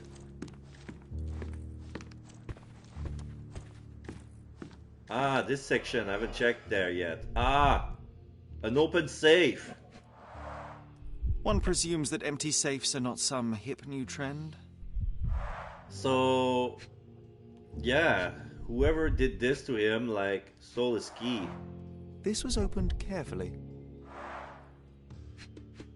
Then we have a painting of Ailey's Comet. A safe behind a painting. Classic. If you had an enormous collection of blackmail material, where would you keep it? Oh, nice try, Sherry. But I ain't telling you nothing. I ain't telling you nothing. So, someone left a message, a little bird told me. At his desk, we located a notebook with Haring's schedules, a photograph of him at the London Fencing Club, and the result of a medical examination permitting Jacob's participation in the fencing competition. Stylish top hat with pheasant feathers has been cut in two, lay near the professor's body.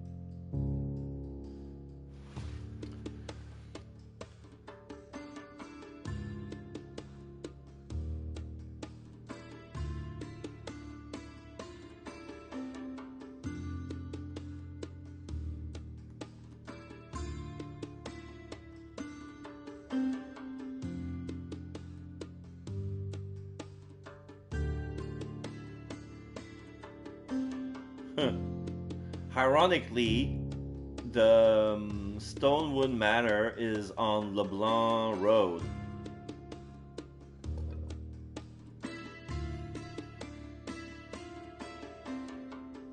No, it's in Silent Way. No, it's correct. No, this is Stonewall. Yeah, this is the Greek bridge. So...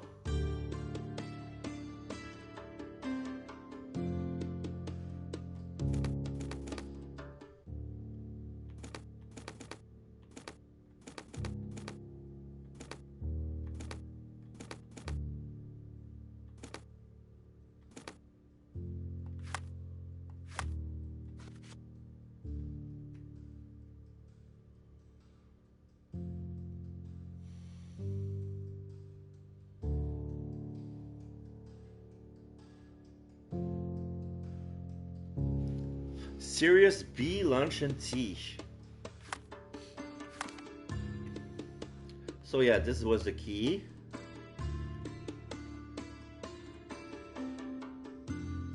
I'm missing another clue.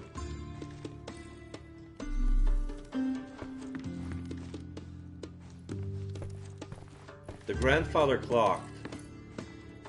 It's open. The clock's hands aren't moving. For some reason. Reconstitution? Okay. So what happened here?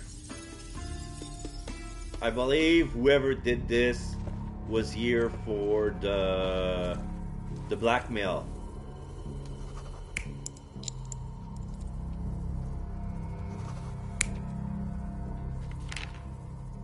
Oh, no, I get it.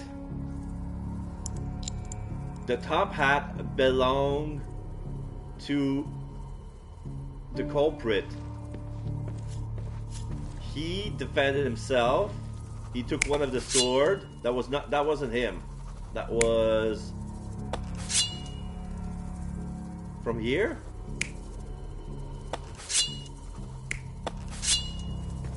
That doesn't make sense. Well, it was here at some point. Then what? He wasn't killed. There's no stab wound. Yeah, he chopped the hat off.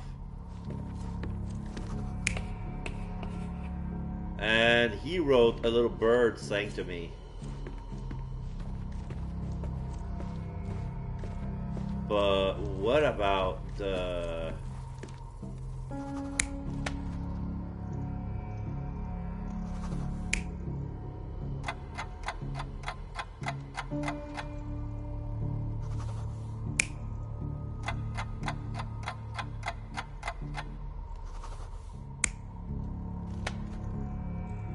He said he came back from... No.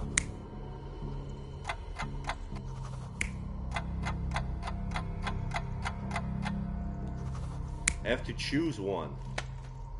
I want to say this. Like, while the thief was stealing from him, he came back from the post office. And then he saw that. Then he grabbed a sword and they fought. But then he had a heart attack for some reason.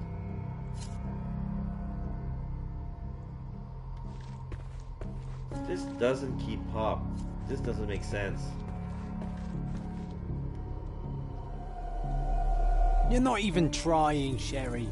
Concentrate.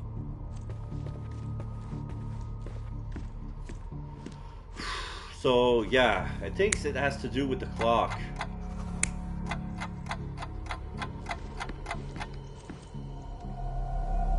You're not even trying, Sherry. Concentrate.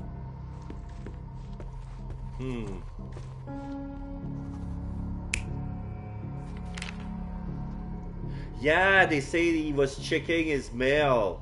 So he opened the safe. But then there was an enemy. Yeah, it makes more sense. He opened the safe and then he grabbed the sword and fended off this. You're not even trying, No? Sherry. Concentrate. So the clock was already not working.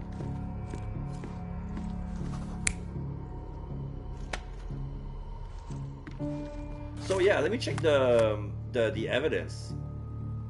Collect mail from the office, answering letters, check my precious collection. But collecting the mail...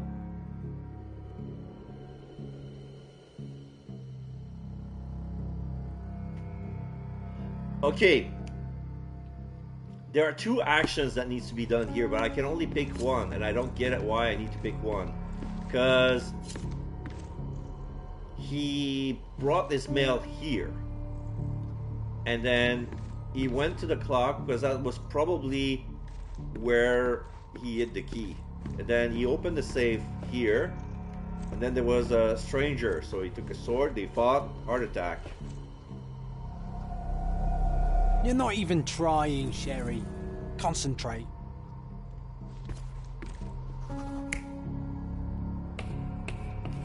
Did he wrote that?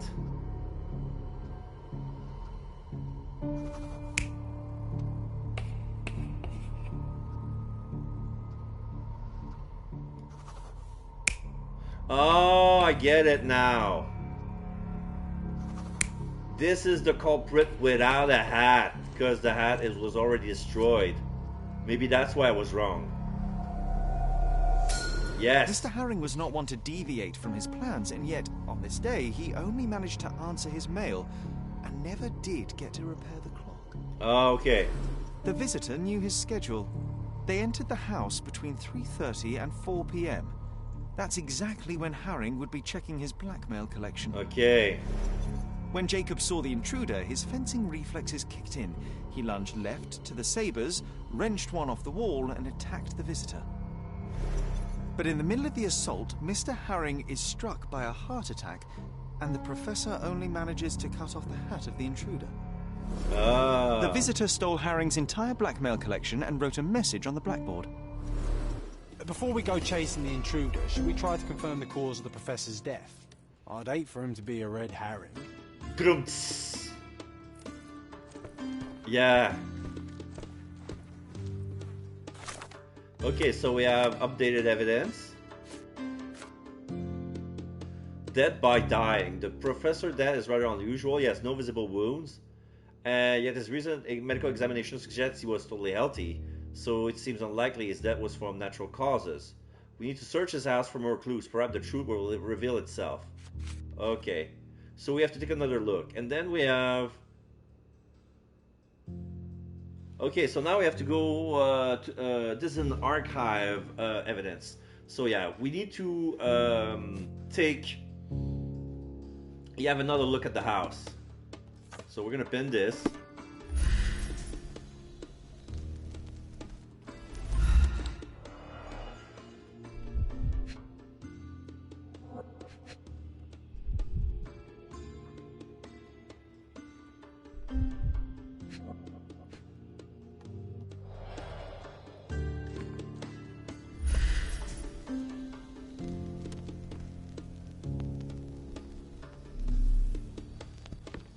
The tea.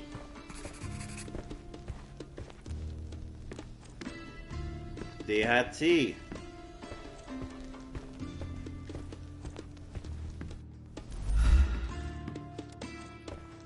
I knew it. Half empty, or for John, half full. Completely empty. Totally empty. Even John couldn't argue with that. A strong, rotten smell. Uncharacteristic for tea. Okay, chemical analysis on the tea.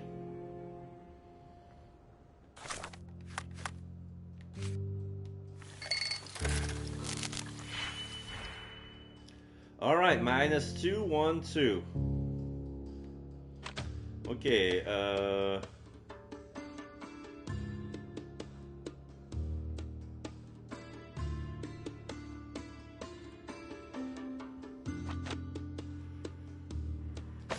here we're gonna polarize and add a value.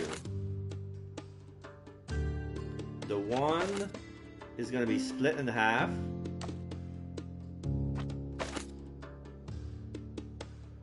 And the 2 split in half as well.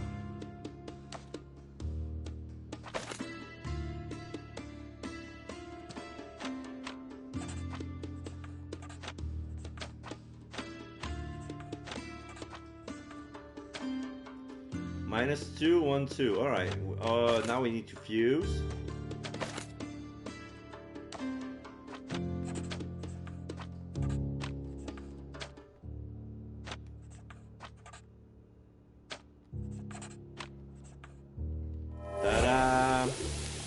So, what do we got? Chemical analysis show a trace of digitalis inside the teapot. It's a plant often used in medicine to cure heart disease, but the wrong dosage and when combined with physiological stress can cause a heart attack. So, yeah, the guy totally knew the victim because he made sure that he visited the during his afternoon tea at 2. During his afternoon tea. Yeah, Sirius B launching tea. This has to do with the the Sirius star. So this is an astronomy related crime. So they had tea at 12:30. Then the guy came back 3 hours later because he knew he was gonna check his blackmail. And since he was on the defense, he rushed in. But because he was in a stressful mode, that's what triggered his heart attack. So that guy was doomed to fail. Interesting. Digitalis is usually used to cure heart disease, but every drug is a poison if you get the dosage wrong. Or right, if that's your goal. Yes.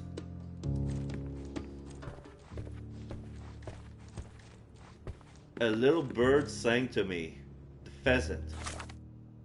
So yeah, I got okay. So I got all the the evidence here. Now I just have to. Where do I go?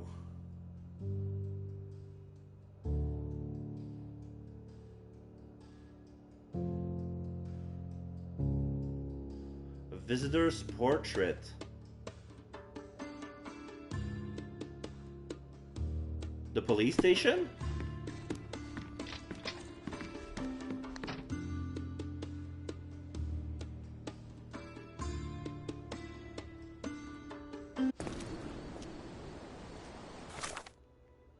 Is it the police station?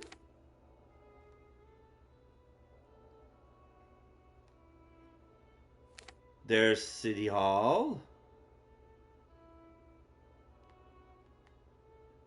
I'm gonna have to check the queues. City Hall. Lost memory. There's a lost memory at the police station as well.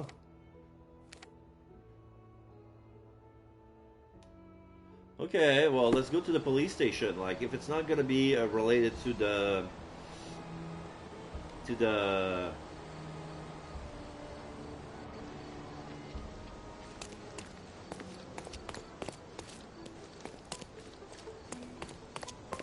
if it's not related to the case I'm currently having, it's gonna be with the other. Just by dying.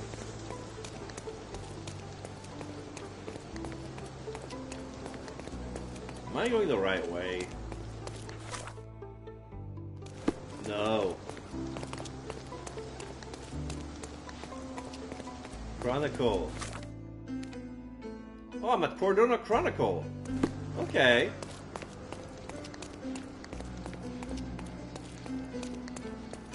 Oh, the last memory regarding the news report. Yeah. 18th Amendment. Tastes better than it smells. Fisk. Brandwine. Brandwine. Brandy. The guy has a clothespin on his nose. Tastes better than it smells. So it's booze that stinks.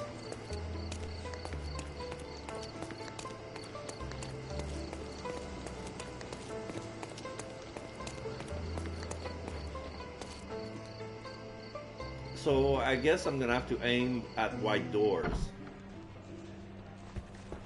Yeah, Mr. Holmes, I have something for you. Oh. Mr. Holmes, I see what you're up to. Mysterious stranger pursues betrothed woman. But please, let us keep things professional. Wrong. I have in my possession an envelope containing details of a special assignment for you. Tell me, are you interested? Yeah.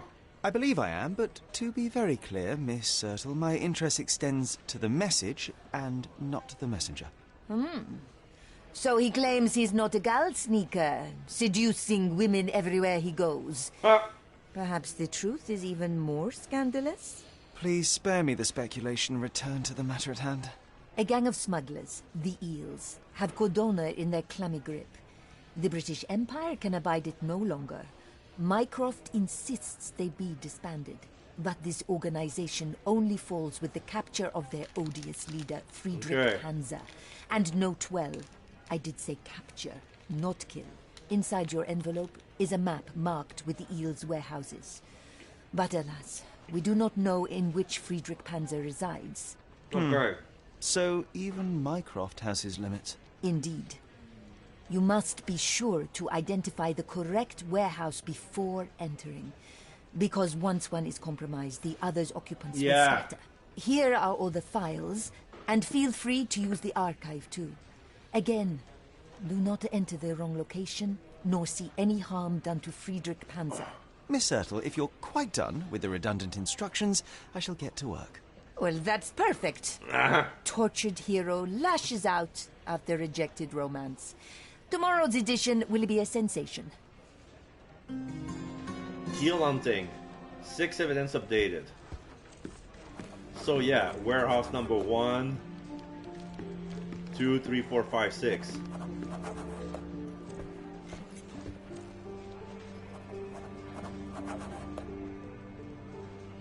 I'm gonna pin the right, heel hunting. Oh, there's a lot of reading to do. File on the men on the inside, file on the East lieutenant. File on Frederick Panzer.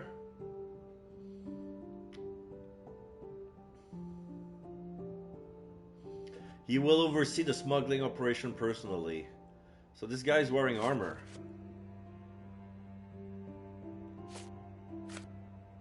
To infiltrate the eels, you should have to disguise yourself as one of the gang. Your safest bet would be a certain William Hart, known as Ugly Face Billy. According to our sources, he has recently faked his death and gone into hiding. You can find his obituary in the recent news from Silverton. Okay. So we're gonna have a picture of the guy, and we have to dress up like that guy. This is interesting, but I'm not gonna do that now. I'm gonna pin this. So, people.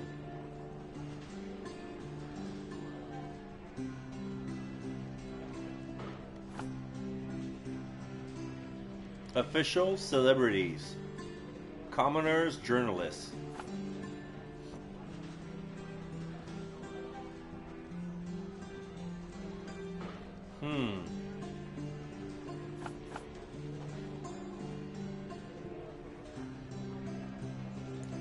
There's Silverton, obituaries, recent. I'm gonna take care of that now, because it feels like this is gonna be easy.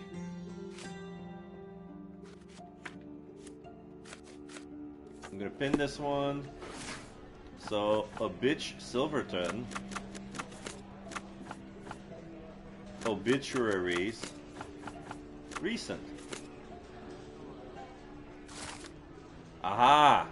Scarred face. Okay, I have that makeup. William Hart died in a tragic accident in Silverton at the age of 29 years. He is a loving father and upstanding citizen. He leaves a wife and 5 children to mourn his passing. Okay.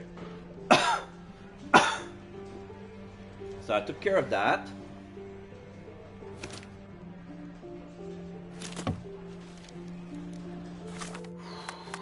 Okay. So this is first disguise, second disguise.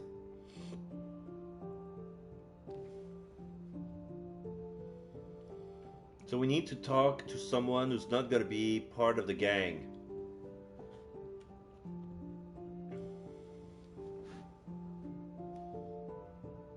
Okay, so I have to draw disguise as this one and then go talk to that one.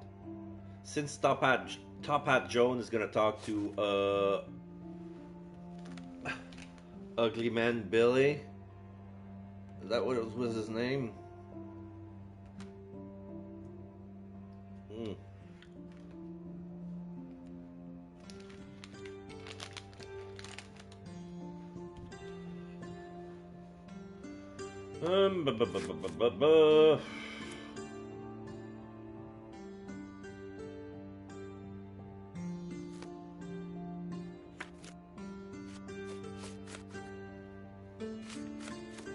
The old case that was this one. Okay, article he wrote 10 years ago. Oops. 10 years ago.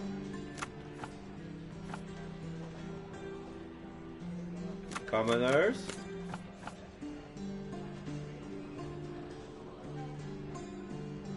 Front page. No. Maybe it's commoners. That is wrong.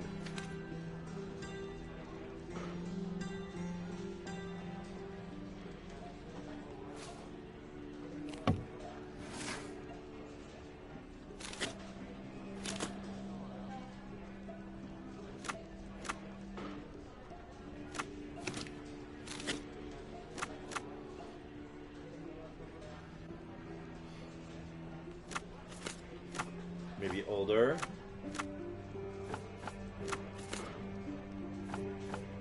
What was the district?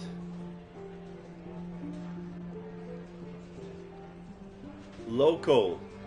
Yeah, local. So if it's local, it's gonna be in Grand Soleil.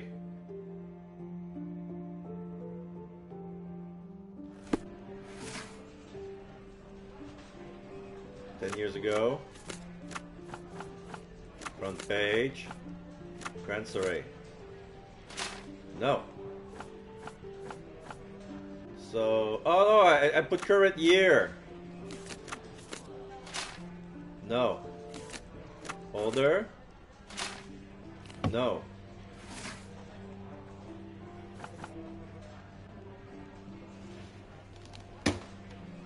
I need to look it up because I'm gonna make John mad at this rate. So front page. Oh, he said other categories just in case. Okay, so it's not the front page. Okay, so period 10 years ago is good. Local Grand Soleil is good. So the section should be current events. No. Article interviews. No. Advertisement. No. Obituaries. No. Let's see older.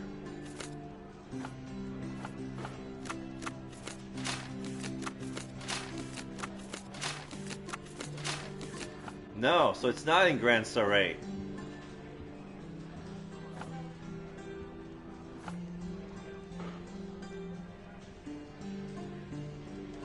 Let's try commoners. And then the select Grand Soleil. Current events. Front page. No. Article. Advertisement. Obituaries.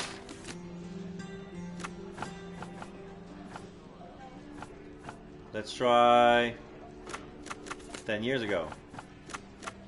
Front page. Current events. Articles. Advertisement. Obituaries.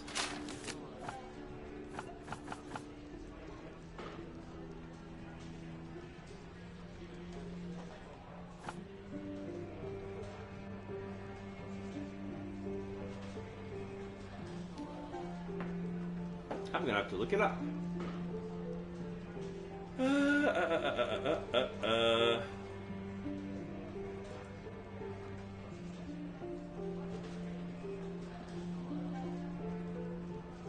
So the mission is called Breaking News under Child of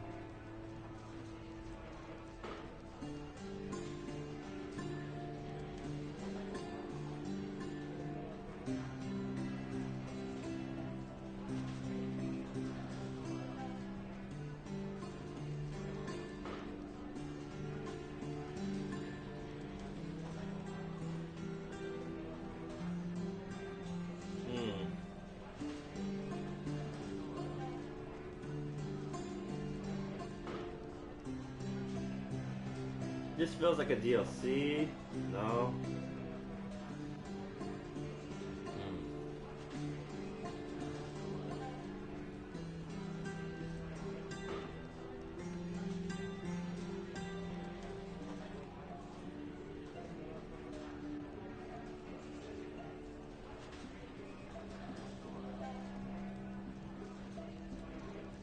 Okay, so this is the hidden coin. Full campaign.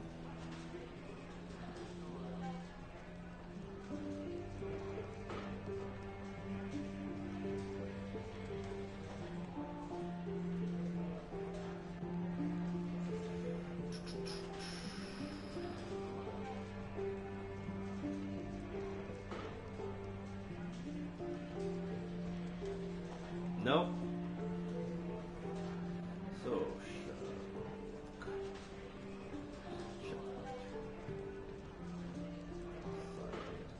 case. Breaking news.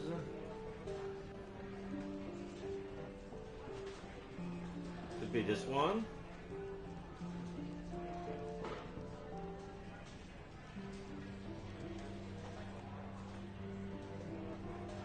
Daring rescue, yeah, we did.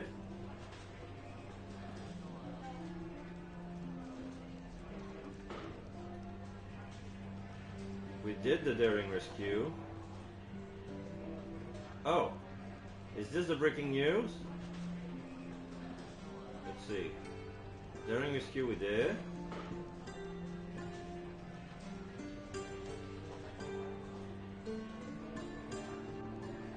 Yeah, it's breaking news. Okay. We went to the Cordona Chronicle 10 years ago. Yeah, I was correct. District.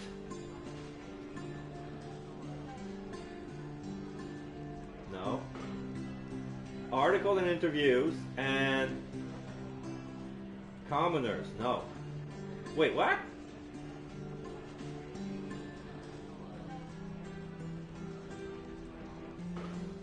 So, people is wrong. Article and interviews. Silverton?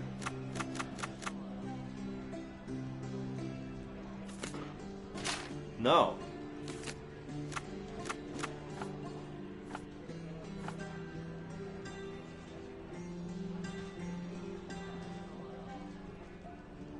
Commoners.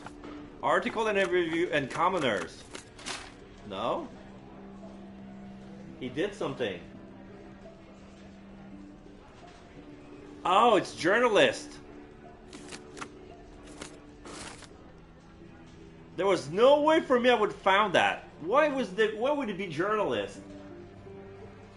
Oh, because John wrote an article. He's not a journalist. Anyway, a scandal in Silverton. Many of you, dear readers, are familiar with our proud military force, how far and wide their victories, how safe we feel under their protection. But what if I told you that here on Cordona, corruption festers within our distinguished Marines, that for years they have turned a blind eye to smugglers and slavers and got rich while others suffered? Decade-long investigation uncovered this seemingly unthinkable truth, and after careful consideration to the facts to follow, no reasonable man could conclude otherwise. Let's start at the end. Written by John in Hector Jacobson's stead. The editor here is a quack, putting my gripping corruption investigation on the 4th page. We can't tolerate such disrespect, right, Sherlock? 4th page. Yes, John. You know, I'm starting to remember. We wrote it somewhere in this building. Let's find where. They wrote it in the building? We wrote in the newspaper building. You can try to recall the memory.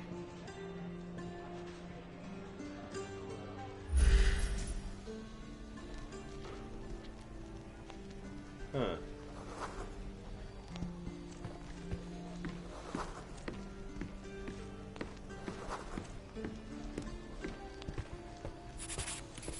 Wait. Oh, there's a kid. He wrote on the floor? There was a military parade that day. Everyone was there, so we had the office at our disposal for a while. Still, it's a miracle we weren't caught. An underappreciated masterpiece was born here. You recall anything else? Scribbles on the table. Sense of urgency, typing sound, smell of ink. Working on this machine felt right. We almost ran out of ink ribbon, but somehow we knew it wouldn't inconvenience anyone. Did we wrote the article here? Folder, red stamp, papers. We found a folder with approved stories. John, it wasn't the editor, it was us. We swapped the article on the 4th page with ours. Curious. So somebody wrote an article and we decided to replace it before it was printed. Soggy, fishy smell. Important. We had a suitcase. It was soggy and filled with notes and clippings. I remember it was important somehow. Is that all, my friend? John, no, wait. I'm missing something crucial. The suitcase, where did we get it from? Okay, Sherlock, focus on it. What can you remember about it? The fish smell? It was soggy. It felt wet and slimy, as if it had lain in the water for some time. Yet the insides were surprisingly intact. It floats? Yes, right. And I remember the sound of horns like they use at the industrial sites. It must be somewhere on the Silverton coast. I can recall the smell of fish. It was so strong I could taste it. Ah, I think we were near one of those fish warehouses. Big ones. Silverton. Oh, that comprises the entirety of my memories on the subject. So, we are looking for a fish warehouse on the coast of Silverton that stands right on the water's edge. It seems so, my friend. I am sure I will remember the place when I see it. Let's go. All evidence collected. Okay, I'm done here.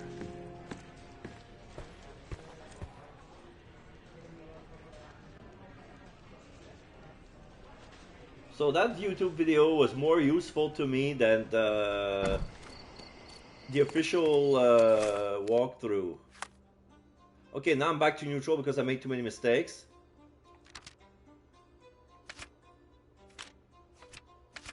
Yeah.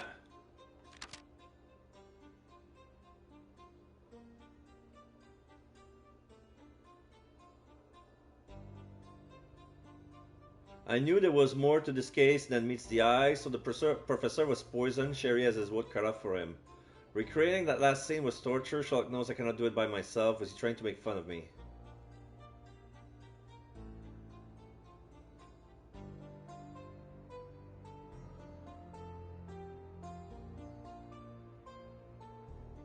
Sherry found the file so quickly that I couldn't investigate an odd sound I heard. It was probably a banshee, but now we'll never know.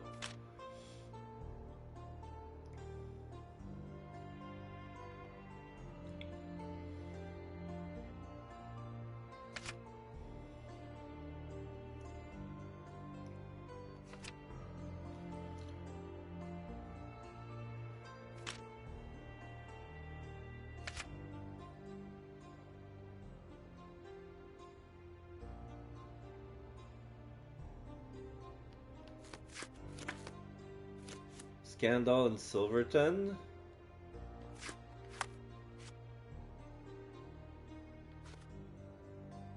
The origin of a suitcase. I'm gonna pin this. So since I'm here, might as well take a look at the Silverton Fish Warehouse. No, wait. I need to be in City Hall for that.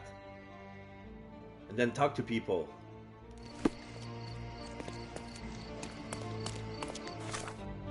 So yeah, I need to be City Hall.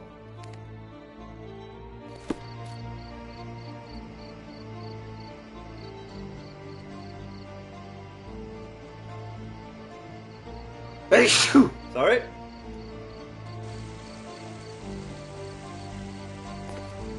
Treasure maps from the governor. Find 8 and come back for more.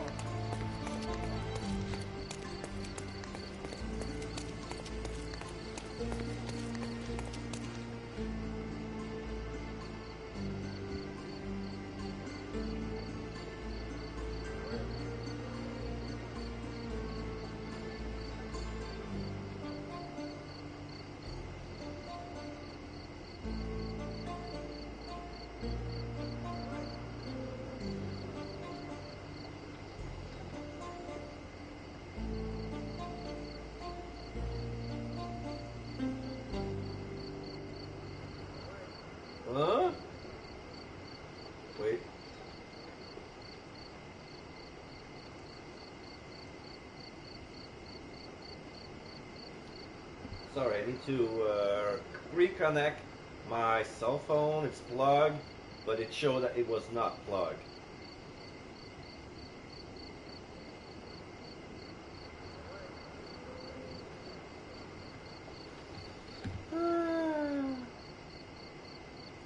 Why are cell phones made in a way that they break after 5 years?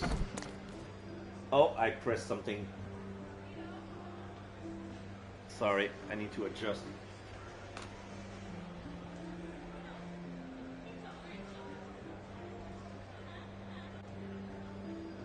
Okay, it works now. Sorry about that.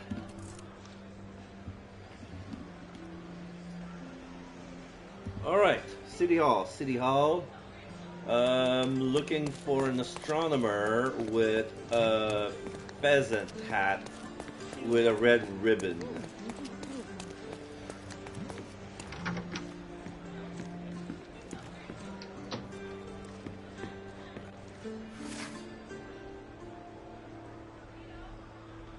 Origin of a suitcase.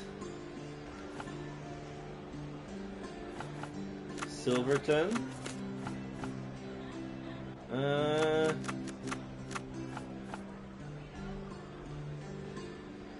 British.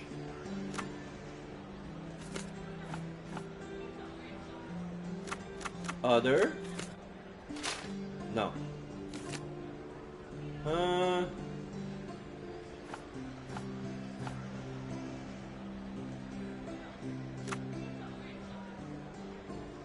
Oh wait, maybe I should look for the...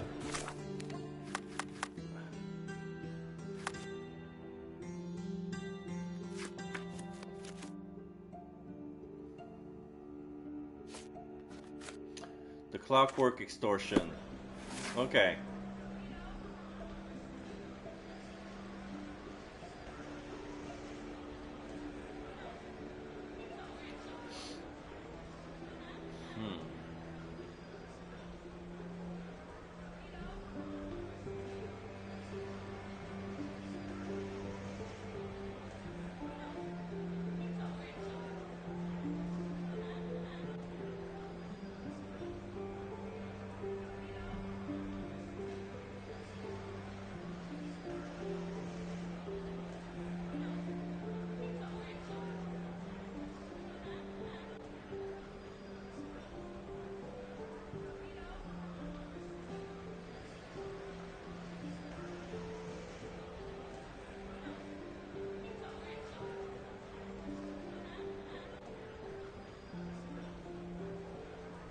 Okay, the guy found more points on the marker than me. Okay.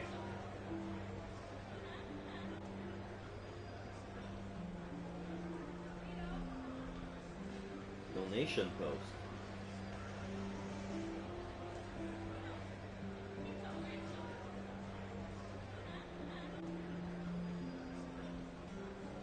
Okay.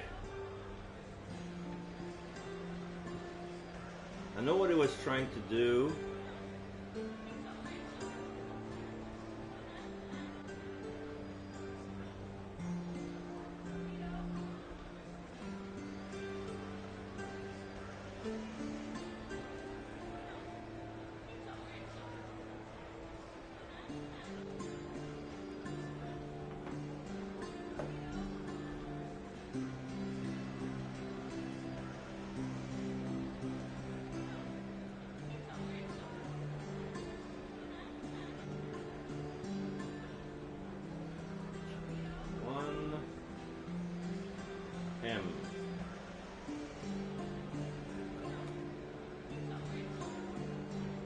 Let's try this.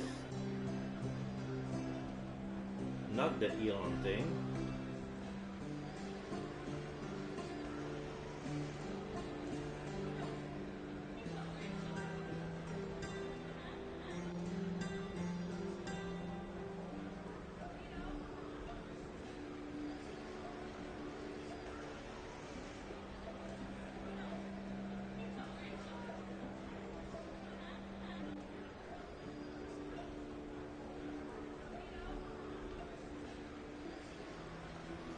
What's the name of the mission?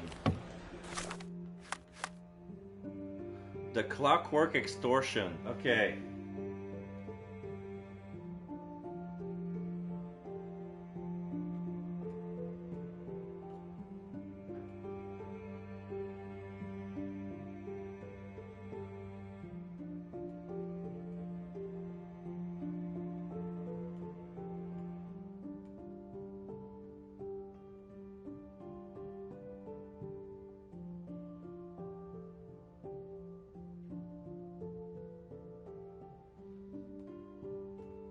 No.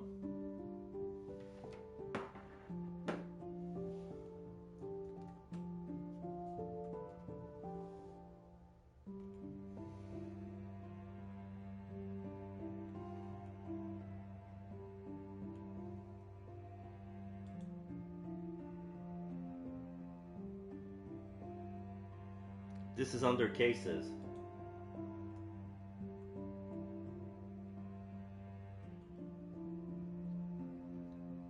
Fuck is that? It's supposed to be under cases.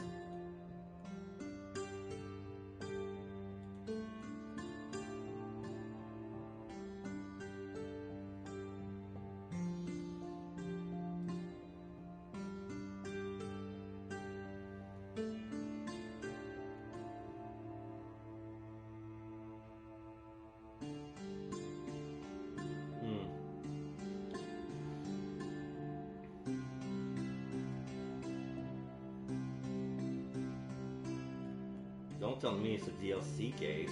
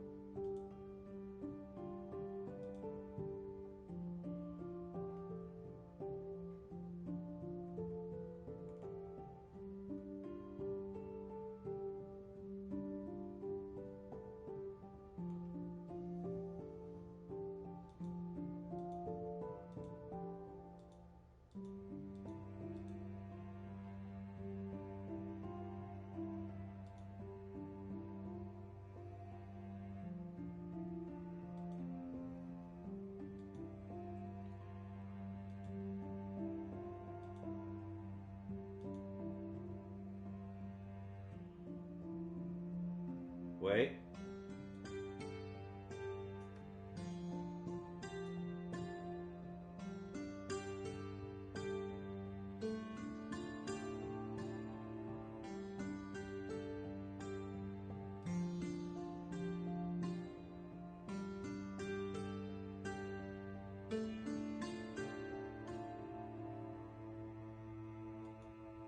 There was no way I would have figured it out.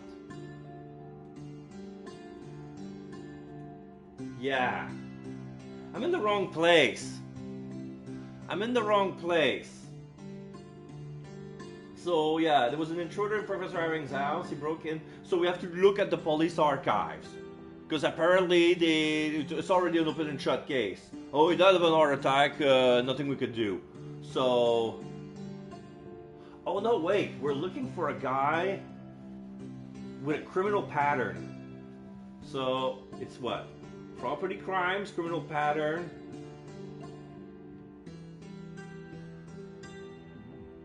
In Grand Soleil, okay. I'm in the wrong place. I'm in the wrong place. It's not in City Hall. Alright.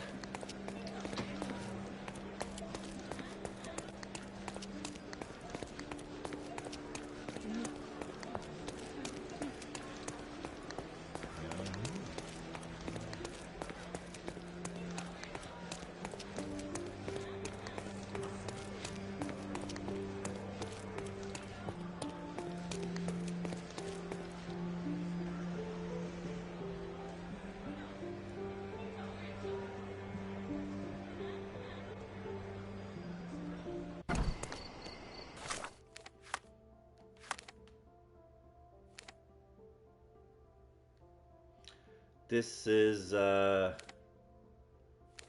I remove this?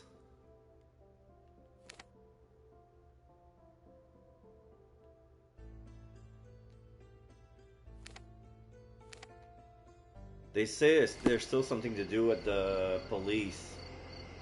Probably it's, like when there's a marker, probably it's a hint that says it's gotta be there.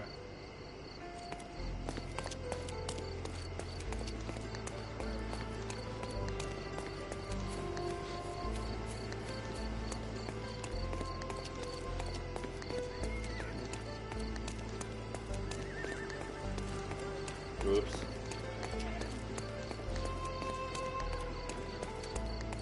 Yeah, I'm looking for white doors. I gotta remember, I'm looking for white doors. Alright.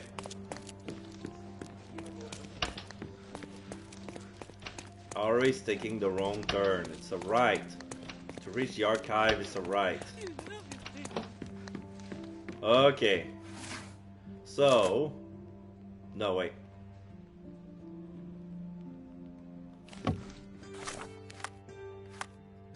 So,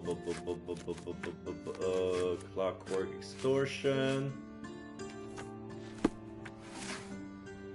So, no. Property crimes. Shit.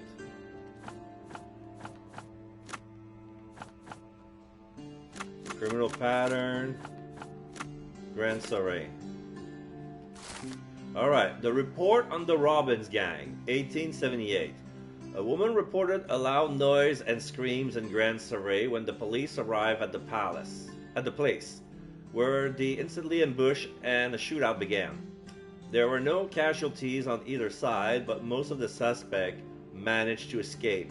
The officers succeeded in arresting 2 gang members, Sid Parity and Harry Trelawney. Oh.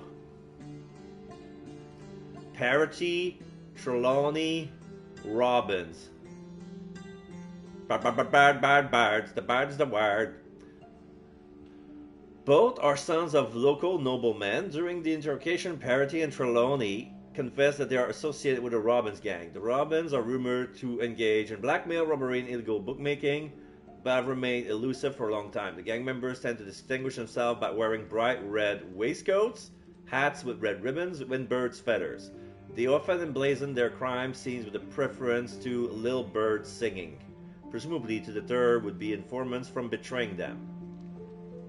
The leader calls himself Lucky Joe, but his true identity remains unconfirmed. The detailed gang members have revealed the location of their hideout. It's in Grand Soiree, west from intersection of Vernon Street and LeBlanc Road. Requesting approval to raid the hideout. Signed, Lieutenant K. Weaver. Okay, so we're gonna have to fight them. Alright. Fighting them it is. Vernet and LeBlanc. Seems like we have fun neighbours, eh, Sherry? Yeah, it's very close to us. We should introduce ourselves. It's very close to us. Oops. So... Vernet and LeBlanc. This is LeBlanc. Vernet. Here.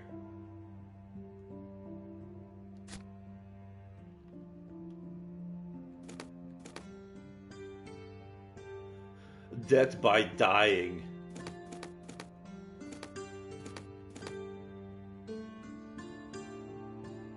So we're gonna say this. Is this near where we are? South. But there's a fast travel close.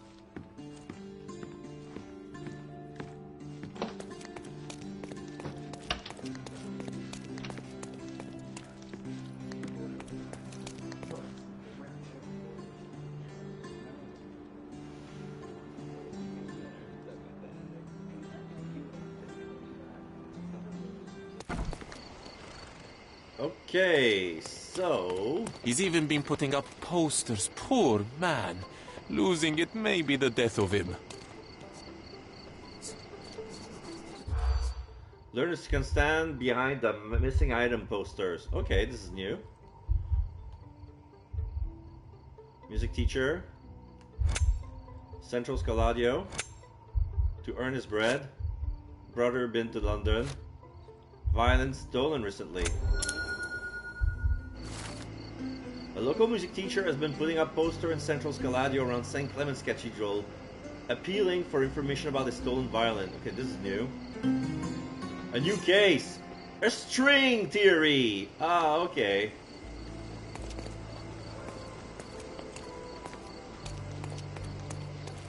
Apparently I've seen a lot of, okay, so this is another case. This is a case 2, this is a case 2, but the case I want, they're not even appearing on the walkthrough because they don't give any trophies, so it's not worth it. These guys are speed running this game. Okay, so maybe I'll go to Founder Square and take a left.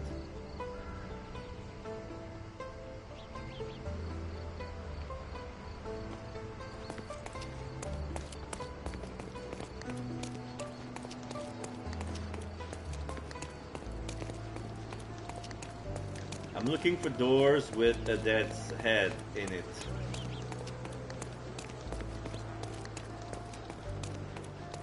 If I were a door, I would have hidden it inside an alley of some sort. Oh no, I need to raid a house. Yeah, wait. That was correct. That was correct.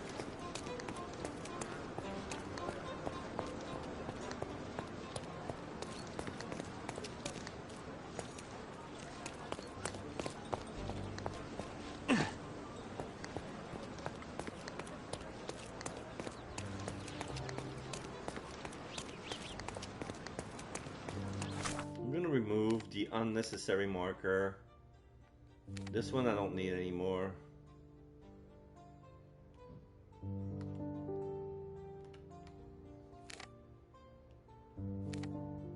Yeah, there's even a promenade square.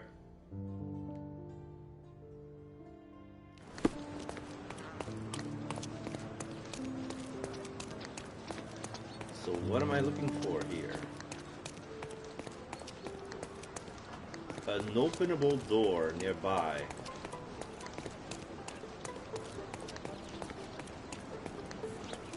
The doors are in white, eh?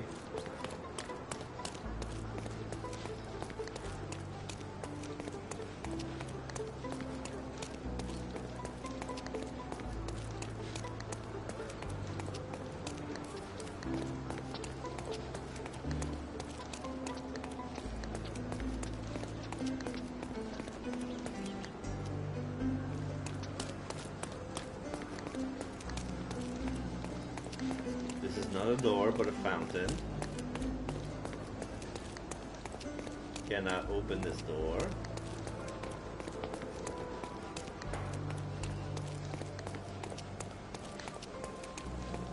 Is this the place?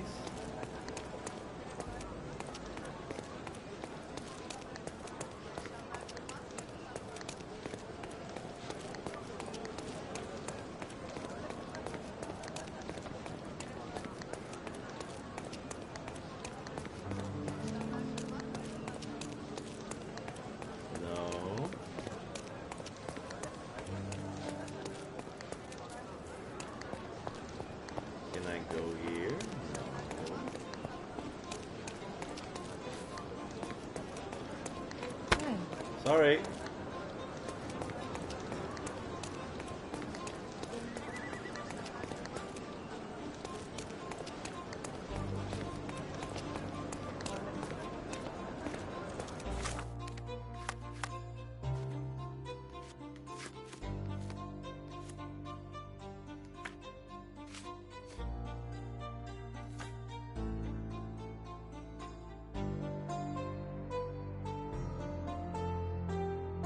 West from the intersection.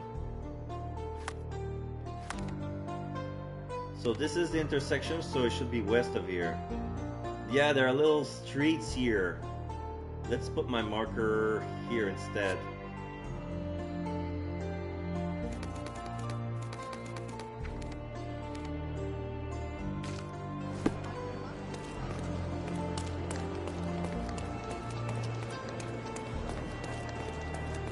West.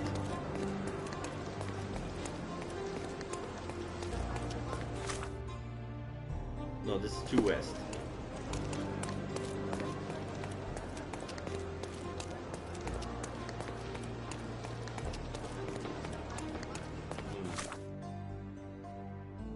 Far to west.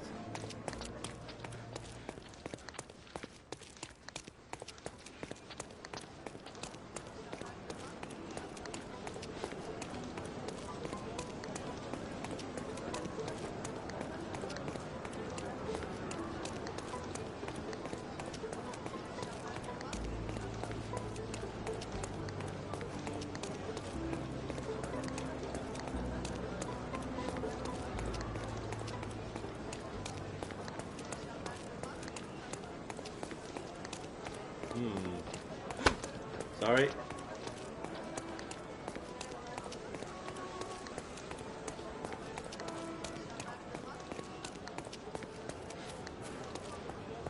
No, I've been there.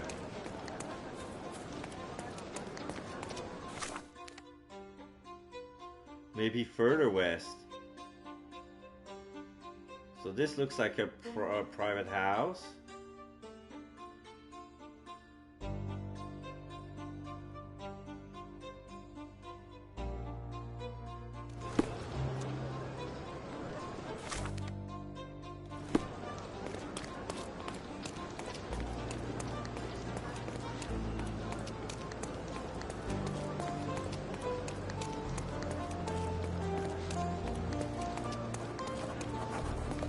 Apparently I found the robin's lair.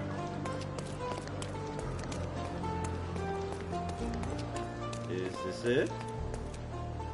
Oh! That He door doesn't worked. have an invitation to the club. Get him, boys. The same top hat. Alright, we're involved into a fight. I'm coming.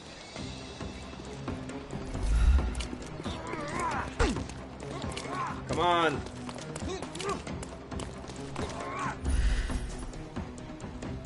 Okay. I'm coming for you. Too simple. Okay.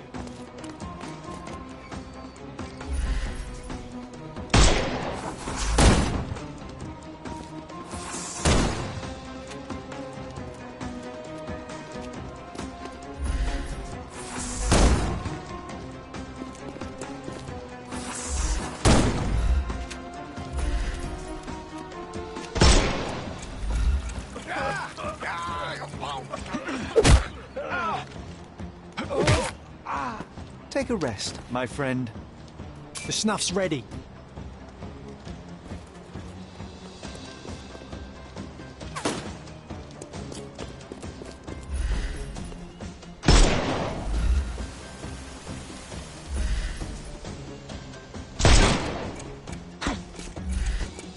Get ready for some pain.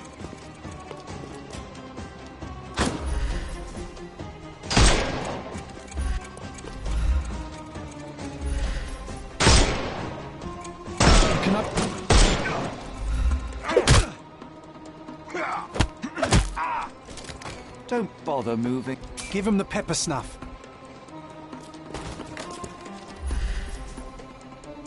It's all yours now. Go for it.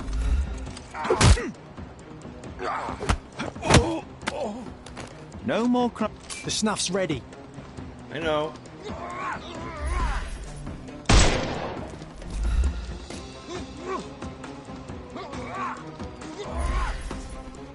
Overcome him, don't rush. He was too close. I couldn't miss the party.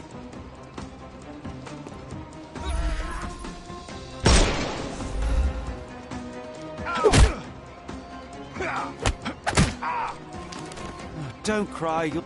Give him the pepper snuff.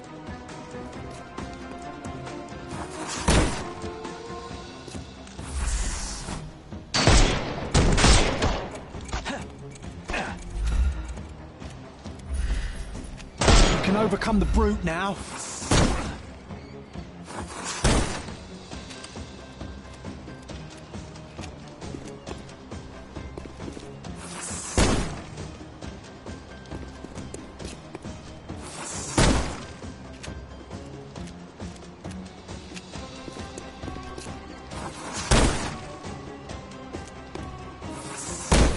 Oops.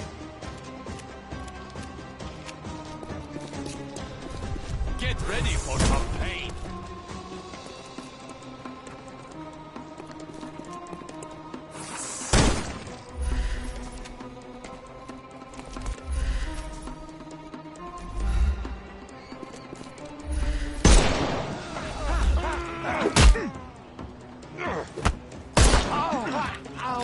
No more...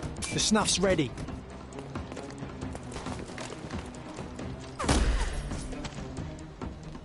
He's all yours now. Go for it.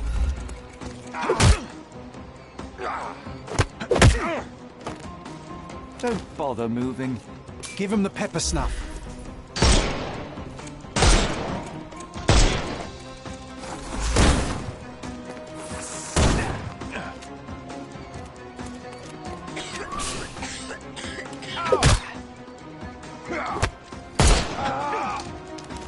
Don't cry, you'll live.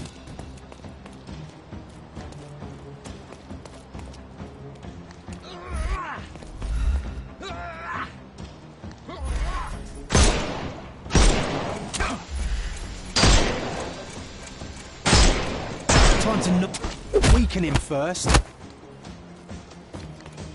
I'm coming.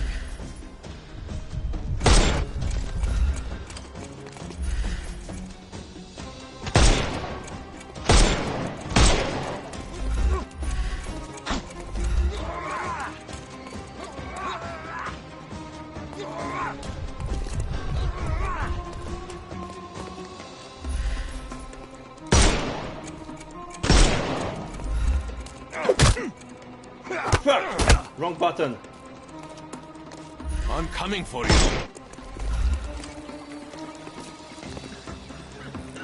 You walk right into it. Okay, that was on him. Don't bother. The snuff's ready. I just broke the water and I stayed in All front right, and you fella. just...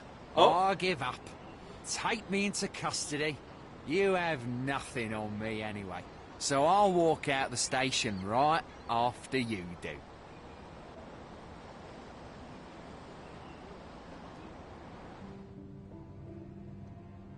I got 9 coins. I got Lucky Joe. He's in the interrogation room. Excellent job catching this crook, sir. His name is Lucky Joe, and as it happens, someone with influence was after him too. You did them a favour. I just solved the mystery, officer.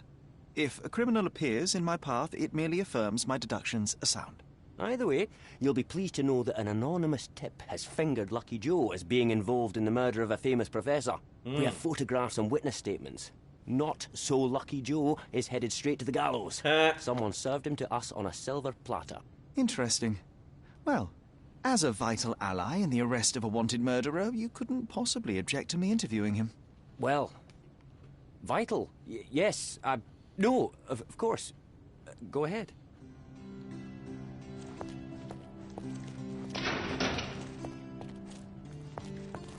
You, haven't you made my day bad enough? Get out! The police received an anonymous tip. Someone saw you entering Professor Jacob Haring's house. They have photos. You're in trouble. I didn't even touch the old fool. This whole business was a setup from the beginning. You broke into the house at the exact time Jacob Herring had his safe open and his collection of blackmail materials out. Perfect timing to steal the lot. Ah, that's circumstantial at best. Alas, the professor turned out to be less feeble than you expected. He pulled a saber from the wall and nearly took your head off. But lo, the vigor evaporated, and all at once he fell to the floor, grasping his chest as if his heart itself had given up. That's exactly what happened. And that's why I'll be out of this reeking cell by morning, once the coroner has done his business. Unlikely. You claim somebody set you up. If so, they will ensure that you're hanged. We both want to know who is truly behind this, so tell me the whole story. It may yet save your life. Oh, blast. All right. What do you want to know? Where are the documents? So you broke into Professor Herring's study and stole the blackmail materials. What did you do with them? Do you like jokes? My humour tends toward the dry and bitter. Then you will love this one. As I fled Herring's place with the documents, a pickpocket snatched the folder from me on the street. I was played from the beginning, beaten at my own game. They made a joke of me and the Robins, and now I await the gallows. Ha! Ha ha ha! Oh, you're right, it was a good joke. But now things begin to make sense. Herring's blackmail collection was hardly public knowledge. It stands to reason that whoever informed you of his existence must be who set you up. Yes, obviously. But I've never seen his face, nor do I know his name. I received a note at El Palazzo de Lusso that gave me the address of Jacob Herring. It was signed with one letter, M. Moriarty. I cannot believe such He's an an established astronomer. gang leader would personally engage in burglary simply because he received a letter. It was not just a letter. I received something else with the note. A file. On me. And a bloody So you were detail blackmailed on as the well. back. Ha! I'm not sure if it was from Herring's own collection, but it contained things that could bury me and the entire damn Robins. I burned the file in a heartbeat, but the note warned of others like it in Herring's safe. I needed to retrieve them and got lucky. Lucky? Why? The note said that by being there at a very precise time, I'd find that safe opened. And it was right. I'll leave you to the police or I'll prove your innocence. Fear not, Joe. I will prove you didn't kill Professor Herring. What? Then you better do it fast. Per his schedule, Professor Herring had tea with a guest not long before you arrived. The tea in Herring's teapot was dosed with digitalis. A large dose of such a drug, coupled with physical exertion, can cause cardiac arrest. So if the old man hadn't attacked me... He may have lived, yes. But it wasn't you who killed him. The real murderer is the one that poisoned the professor and set you up. I'll make sure the police know it. Yeah, you may save my bacon. Oh, I wouldn't sing a victory song just yet. I believe they're preparing for a conversation with you on many subjects, like the Robins. I can handle those fools. I thought you were the copper's pet. But you have character those bloodthirsty mongrels lack. I respect that. Make no mistake, Joe, we are not friends. Should we meet again under different circumstances, well, you know my character. Case complete. The Clockwork Extortion. So yeah, that was complete. M for mystery.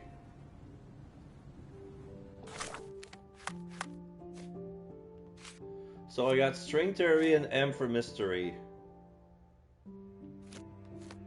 Okay.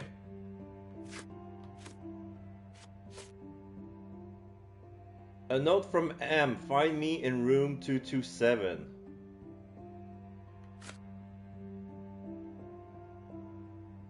Palazzo de Luso Hotel.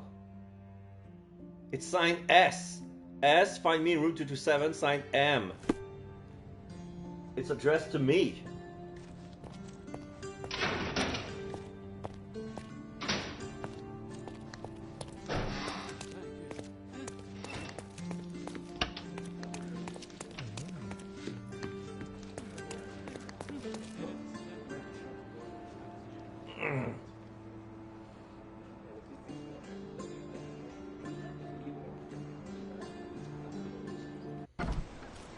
So I need to go back to the hotel.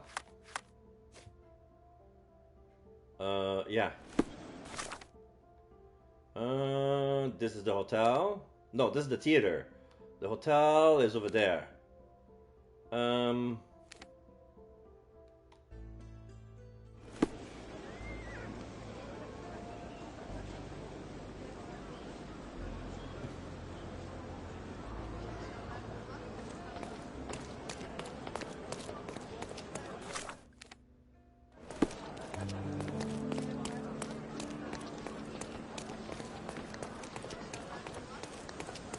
Can I open the doors, or do I have to go around?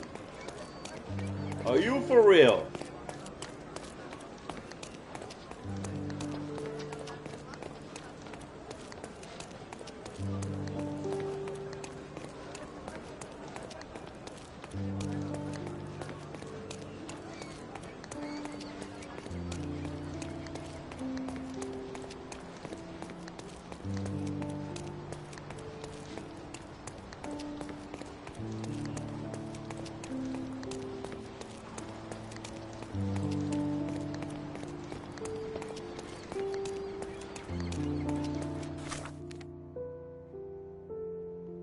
How am I to enter the...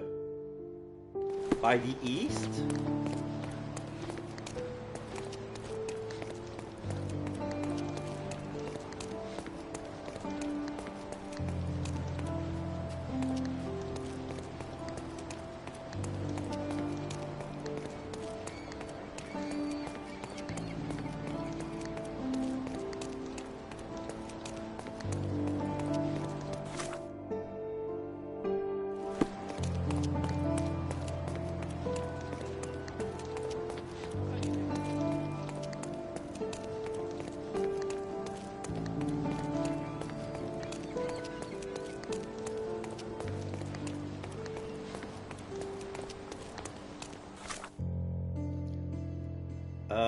Yeah, I'm getting further away.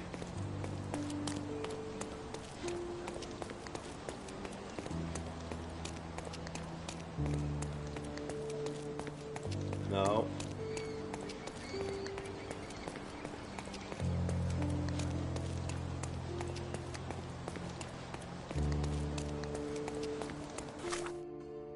No, that's not the hotel.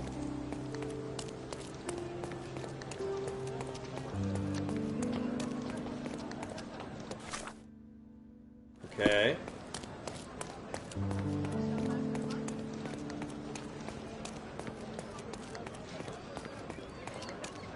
Oh, is that you, Mr. Holmes?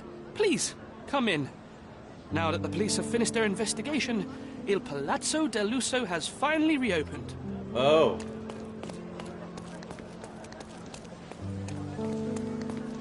They're talking about the murder that happened at the hotel. Like the prologue case.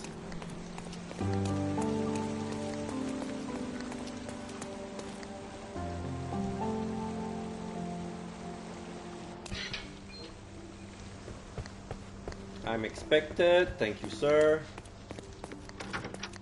How can I help you, sir? Whoa.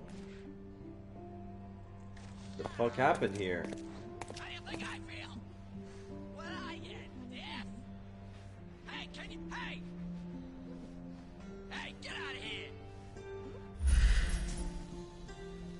So here we have a British major, unfriendly, lived in a wet climate, and a French staff sergeant.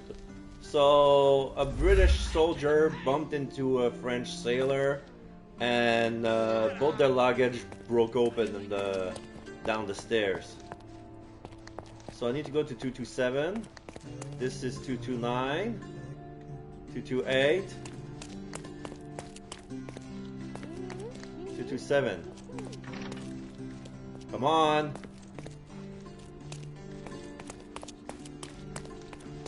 I don't have the key. Okay, I need to go to the reception, I guess.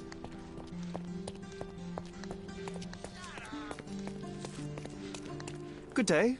I'm looking for room 227. An acquaintance of mine has invited me to visit Yeah, him. somebody wrote Sherlock Mr. Holmes. Holmes, what a delight to see you again.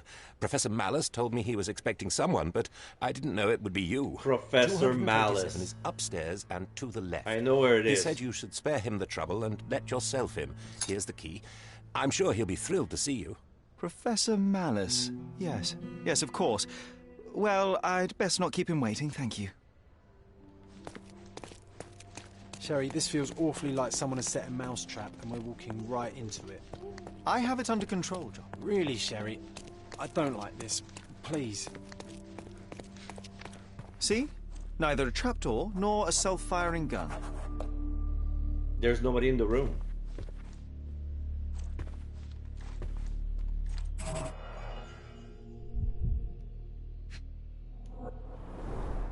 The champagne bottle is uncorked, yet still chilled and bubbly. The gall of this man. Someone's celebrating a victory, and I'm not sure it's us. The first move has been made. Ah. Anglo-Egyptian war looms.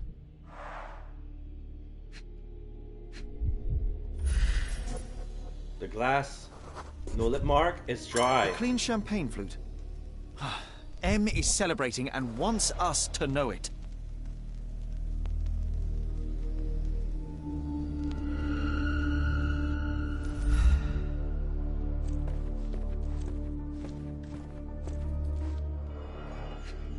Yeah, one step ahead of us. Nelson's monument in Trafalgar Square, London. Yeah. I am watching you. I am watching you. The hairs on my neck just stood up. A letter from M to Sherlock. Dear Mr. Holmes, I must apologize for not being there to greet you. I waited for quite some time, but perhaps I overestimated your abilities. Alas, I have urgent matters to attend to overseas, and can delay my departure no longer. As such, I'm afraid I simply do not have time to pack up all my things. Perhaps you can take a good look around for me and see if there's anything of note. I'd be in your debt, and I'm already thinking about how to repay you. Must run. M. What did it say, Sherry? That I failed, John. He's gone, tore through Cordona like a hurricane and left us to sift through the wreckage. Broken seal. General Garnet Wolseley. A dossier on General Garnet Wolseley, but now Wolseley. empty. I recognize this seal from Jacob Haring's mail. Oh, the blackmail stuff. Extensive handwritten notes on Sirius B. It appears M was studying up.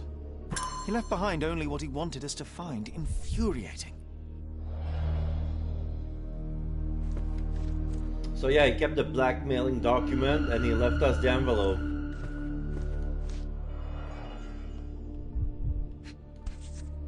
A picture. A family photo of the man who jumped off the bridge. Oh, yeah, it's the man who jumped off the bridge.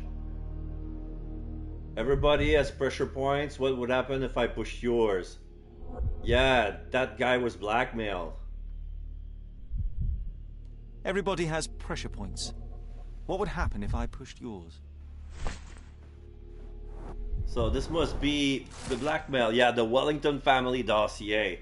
Daniel Wellington was a wealthy nobleman that arrived at Cordona at the very beginning of the silver rush of 1818. He funneled all of his money into mining and earned himself a fortune in return. Daniel had 4 sons, all infamous for their spoiled behavior and ability to pay their way out of any crime, including bludgeoning a man near to death and setting a bar on fire. Daniel Wellington died in 1859 at the age of 67, and his inheritance passed to his eldest son, Tom. Tom Wellington was not nearly as smart at business as his father. Every new financial investment failed, but with the mining business still profitable, the family were insulated until in 1862 the mines were exhausted, of course. Some say the Wellington family went into bankruptcy in 1866, but the true collapse happened earlier in 1863 when Tom Wellington committed suicide. His wife and 7-year-old son Reginald were left with the debt, and his unsympathetic brothers offer no respite. The miners demanded payment, vandalizing the Wellington mansion and threatening worse. The family sold their estate to pay off the debt and disappeared, but even now the family has a lot of enemies on the island. Of course. And now Moriarty capitalized on this misfortune and used this Wellington fellow who has nothing else to lose. How many more dossiers like this does M possess? A lot. Let's check yeah, he threw the newspaper in the basket. What's this? A newspaper, Mysteries of Sirius B by Jacob Herring. Ah. Mysteries of Sirius B by Jacob Herring. Yeah, the Star. Used, then discarded. Like everyone in his path. These people were not colleagues or co-conspirators, they were just implements M used to get what he wanted. Yeah. And you know what? The Joker was kind of like that when he was a mastermind, a criminal mastermind. And to cut the loose ends, he just killed the fellows once they were dealt with. But the guy, like, he was depressed enough, he decided to kill himself, like, because to avoid of being killed, or rather chased. Let's see. There's Cordona. Jacob Herring, just a pawn in a complex chess match. Yeah. Mycroft's agent. So M did orchestrate her accident with unimaginable precision. Yeah, there's a map of Cordona. A marked map of Cordona. We've visited most of these locations recently. Yes.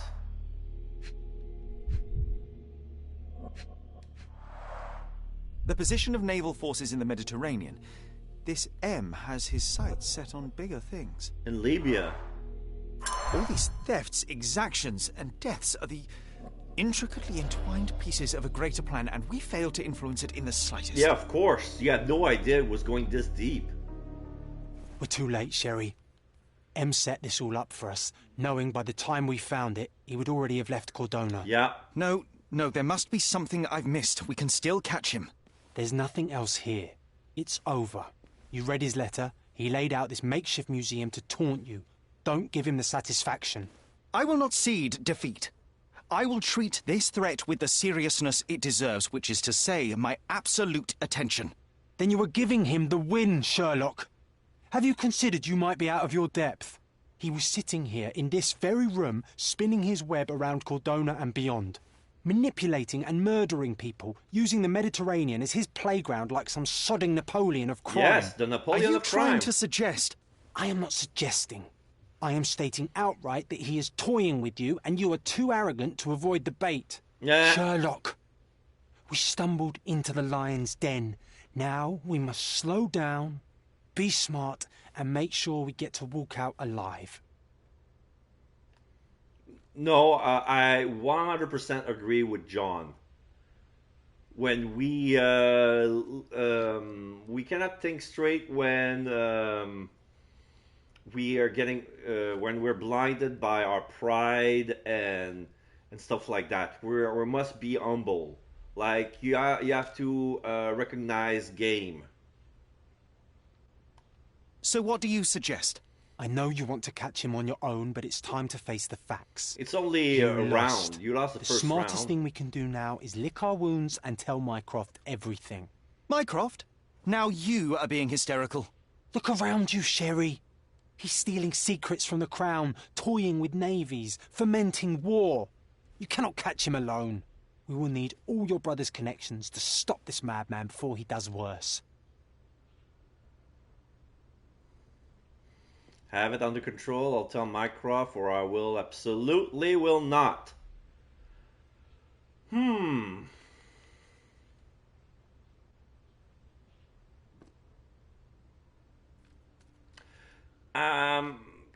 Saying I have it under control, it feels we're in denial.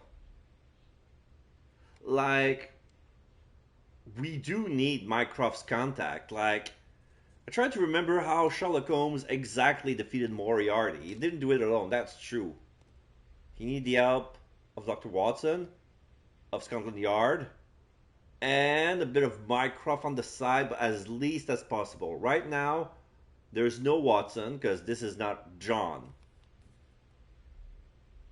and we don't have we haven't met Lestrade yet. We haven't made our contact with Scotland Yard, so perhaps you're right. He could be anywhere in Europe, and the only practical way to find him is with Mycroft's eyes and ears. I shall endeavour to tell my brother the whole story as soon as I can stomach another humiliation. Good. Thank you. And it is not humiliation, it is humility. Which... For now, we need to put this wretched Same affair root, behind different us. word. M has gone. Best to focus on the reason we came to Gordona in the first place. You're right. I'm glad you were here. I'm always looking out for you, brother. Thank you, John. Now, shall we? Case complete. Because, yeah, we can be humbled and humiliated. You could feel the same, but it's totally different words. Keep evidence collected. So we're done. Yeah, we're done.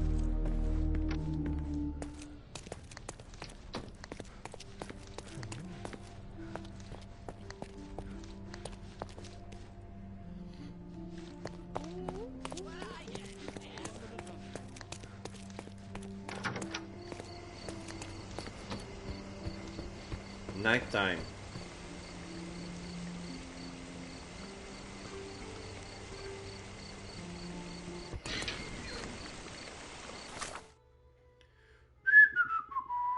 Since we're nearby, might as well go get the last of the art.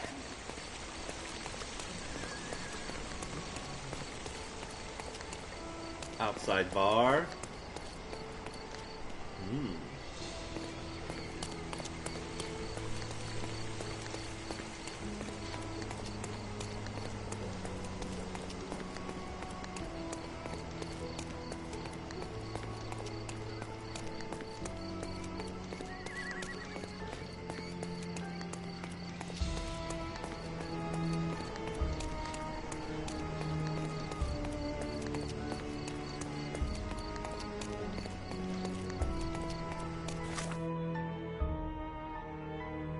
I have to go there. Sultan Grand Soiree.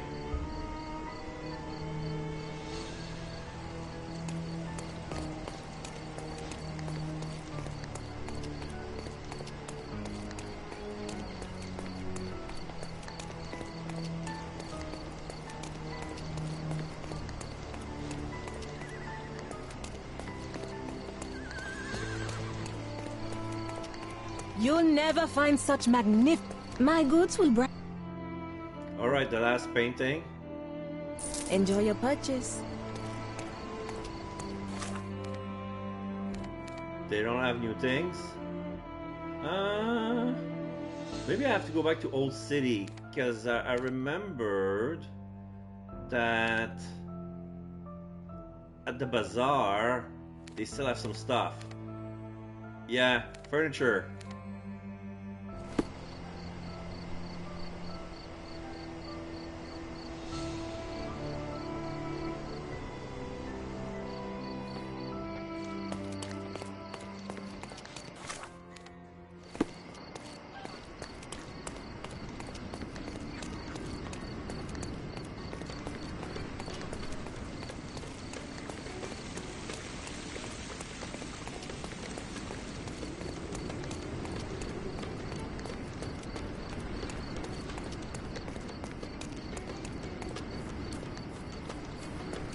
Don't miss out on my unique clothes. Tapestry. Merhaba. It's a good day for a purchase. Merhaba.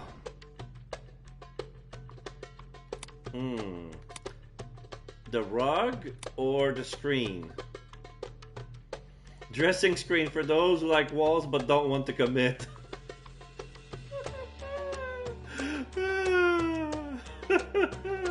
I want to make a wall, but I don't want it to be permanent, so here's a dressing screen. A rug not wide enough to hide a body. May your purchase bring you joy. Oriental rugs at a good price. So, is that all? Yeah, that's everything. Have I unlocked everything here? Oh no, there's still the string theory. Yeah, this is complete. The M for mystery is complete.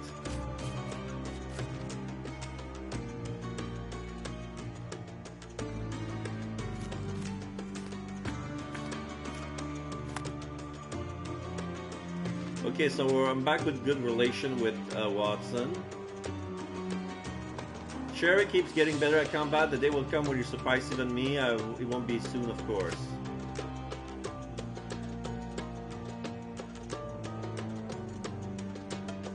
Only a couple of minutes and we had the right paper in our hands. I almost switched. It took longer. Barely had time to put my feet up. No one's doing it for prison. We're whistling in. Perfect operation. Blah, blah, blah.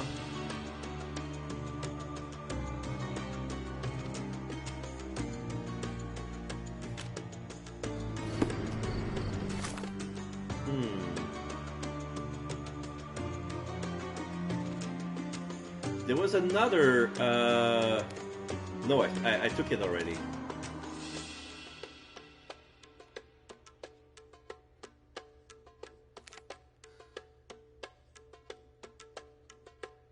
So, what's left? There's the Muse. I'm already on, wait, am I on the right street? Bazaar and Hermes? Oh! Shit. There's a hidden coin nearby. But yeah. It's down Bazaar. That way? Yeah, that way. I'm not getting the coin. I'm not here for the coins.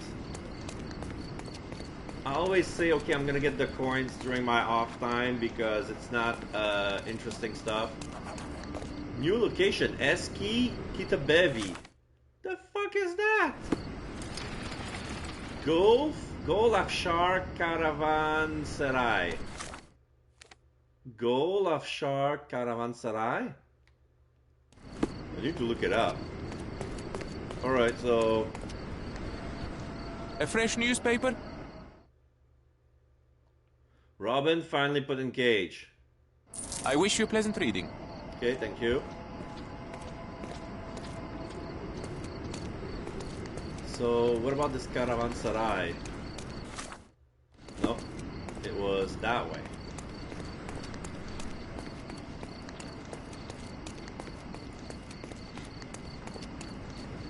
What's the deal with Caravanserai? That building over there?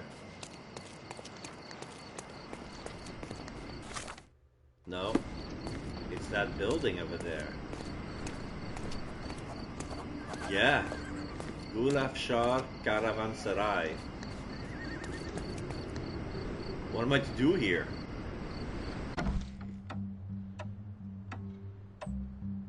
What am I doing here? Oh! Mr. Holmes, you came. Oh, how kind. Oh, it's the painter. Though now, of course, I realize it is because of my game, not the works on display. It needn't be one or the other. Your man's disguise was easily debunked, Mr. Vogel, but I shall admit that you planted in me the seed of curiosity. Ah, terrific! I had no doubt you put the pieces together. Staring at a picture of Let us call it an flower opening that's gambit bleeding. before the real game begins. So, this little game of yours, what's it about? An enigma to solve. A locked area in the basement with no windows found brutally vandalized. I have no clue. A locked room mystery. Okay. Describe the events. What about this intrusion? What happened? Last night, I was about to leave the gallery when I heard a noise downstairs. I went to the basement, but I didn't see anything out of the ordinary. It was admittedly a rudimentary inspection.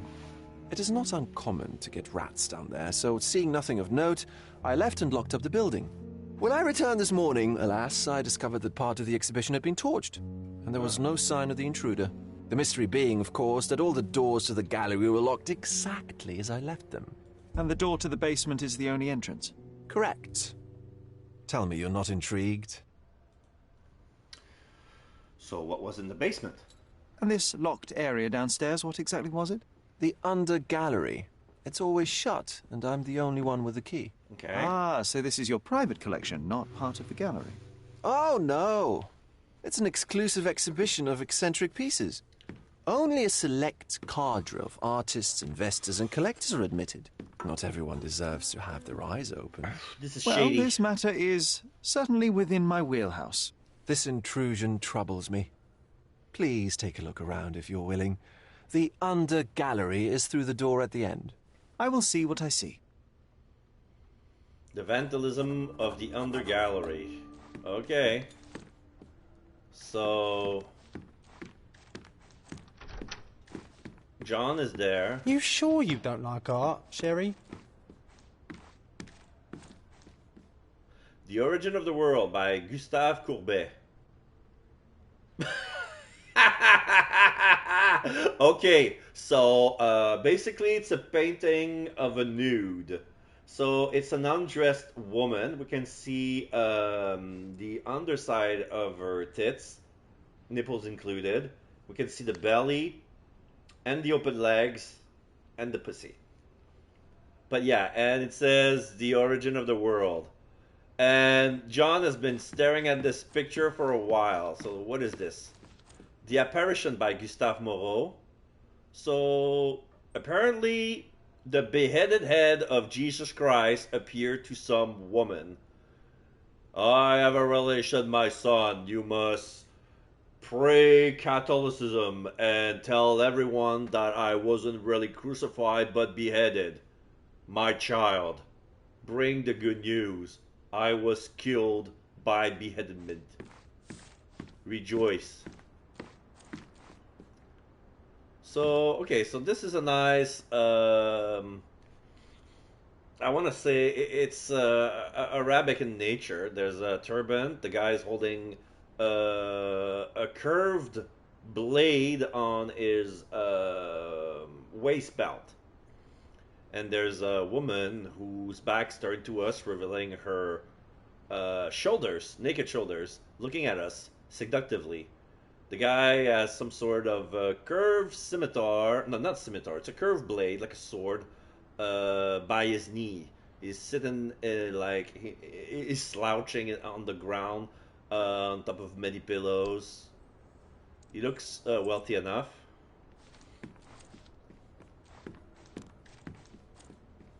This is a statue of a naked woman, and there's a little boy feeding.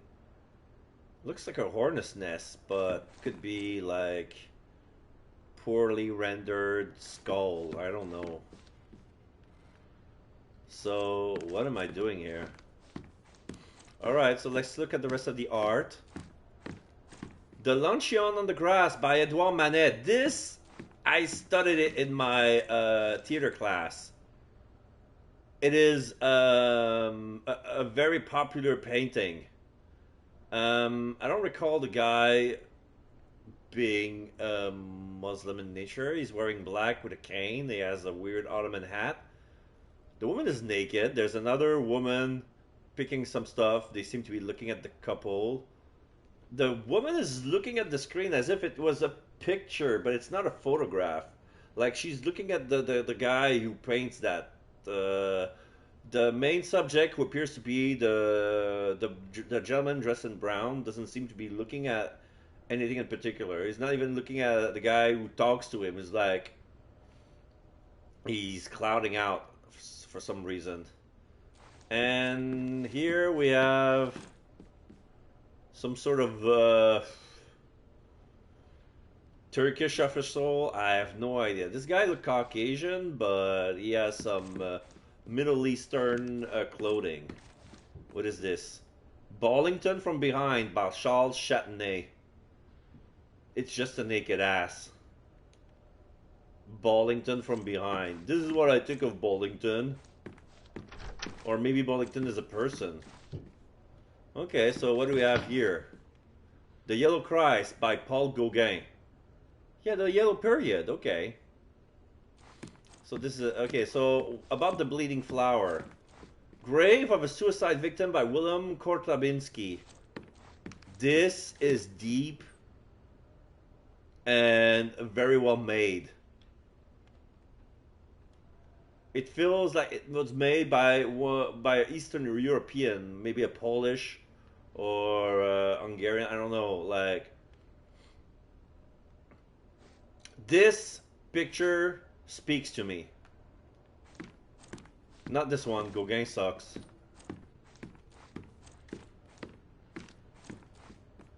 Is that a Cyclops? Oh no, it's a weird, what's it called? Guardian Spirit of the Waters by Odilon Redon. So there's a lot of French painter because it's in the art movement. We're in the middle of the Romantic period. Love and Pain by Edvard Munch. Munch drew that? Oh, yeah, there's a hug. We can barely see the person, and it feels like she's biting inside of his shoulder. And it's kind of blurry, but on purpose. I can see the violence inside. Like, I can see that the woman has experienced pain. Very well. This looks like another portrait.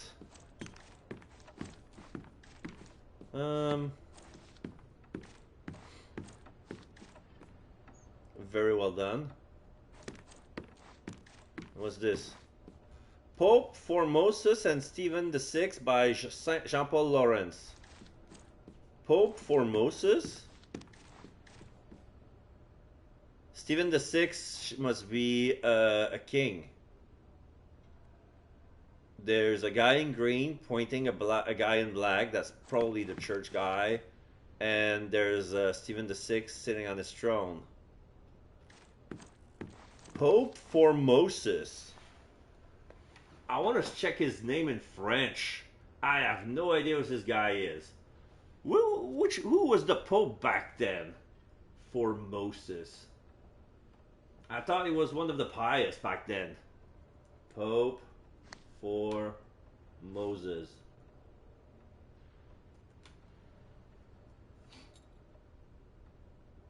Formose. That's it.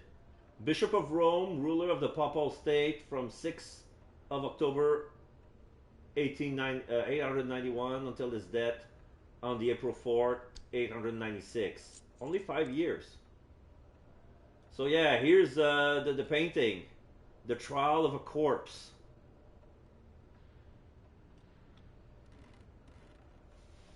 So that's a dead guy. Yeah. The Cadaver Synod. When a pope's corpse was put on trial. So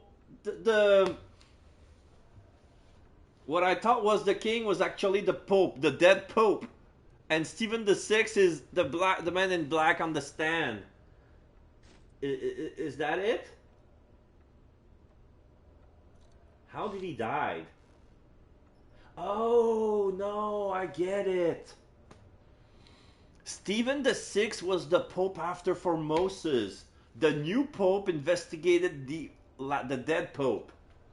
The pope dug another pope. Interesting. No, wait. Boniface VI came after... Well, yeah, I mean... Wait, Stephen VI...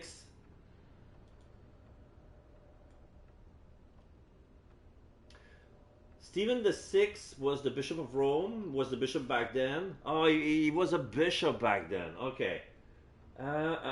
He's best known for instigating the Cadaver Synod. Yeah, the Pope that ruled for 5 years. Like, why did he die?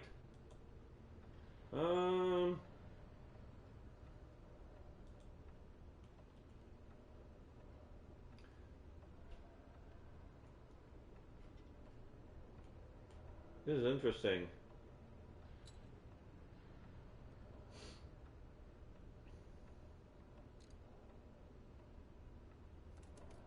Yeah, the Cadaver Synod. Right now, It's at the Musée des Beaux-Arts de Nantes.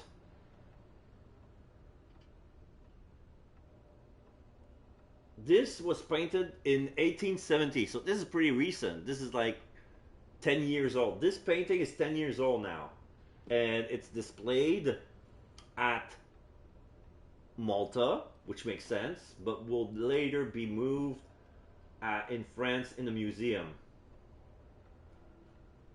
So let's see. There's a story behind that. It started during the reign of Pope John VIII. At this time, Formosus was Bishop of Porto, the Roman suburb, not the city in Portugal. Okay. There was a suburb in Rome during the Roman Empire. He was also a successful missionary known for spreading Catholicism to the Bulgar kingdom. But he might have been a little too good at his job. Pope John VIII turned on Formosus and accused him of violating a law that prevented bishops from ruling over more than one place at a time. A law was supposed to prevent bishops from building up their own little fiefdom. Yeah, I mean, fair. And perhaps more tellingly, John accused Formosus of violating a recently passed law that forbid openly aspiring to the papacy. Formosus was getting a little too close for comfort, so John had him excommunicated, okay?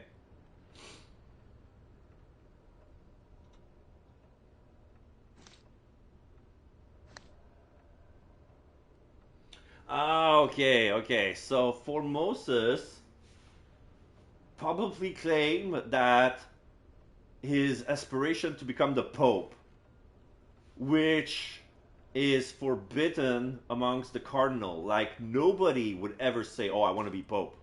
They're not allowed, because it's not an humble act to have ambition like that. They must accept it, like, without wishing it. Or if you wish it, you have to keep it to yourself and pretend that you're humble and blah blah blah blah blah. Sorry.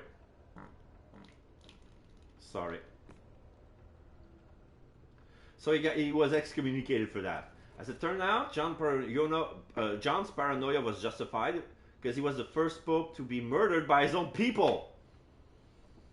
At first he was poisoned, but the poisoner lost patience, waiting for the potion to take effect, and bashed John's head with a hammer. After John's death, the papacy had such a high turnover rate, it's a wonder anyone wanted the job at all. Marinus I succeeded John and reinstated Formosus as bishop. Politics. This is an interesting story, by the way. Like, I'm pausing the game for a good reason. This is a good story, by the way. It's a good story. This painting has a story. After John's death, the papacy is such a... Okay. Following year, Pope Saint Adrian III succeeded Marinus. Barely lasted a year before being assassinated himself, and Pope Stephen V followed shortly thereafter. Finally, 8-8. No thanks. There was an ad. Finally, in 891, it was Formosus' turn. He managed to hold on to the papacy for 5 turbulent years before dying of a stroke. His successor, Boniface VI, was elected quickly to squelch riot, but it was an odd choice. He has been defrocked twice for immoral conduct. He only ruled for 15 days before he died of either gout or poisoning again. Woo! Medieval politics, am I right? This is interesting. Next up was Pope Stephen VI. Less than a year into his papacy, he gave the order to dig up Formosus and force his cope to stand trial for crimes John Pope VIII has excommunicated for, seeking the papacy and ruling over more than one place at a time as a bishop. But why? I thought he was going to investigate the assassination of... what's his face?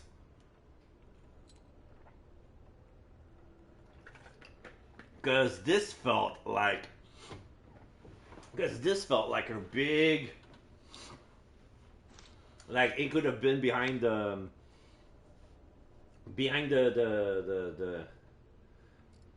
pulling the strings.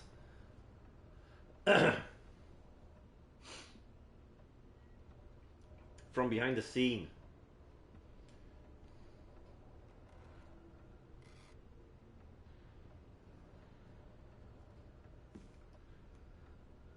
Now, Stevens the Sixth's reason for desecrating this corpse could have been to shore up some political alliances with a faction that hated Formosus, but more than likely it was to cover for the fact that Stephen was guilty of the exact same things he was accusing Formosus of. Oh my god, he was... Okay, so the guy in green is Stephen the Sixth.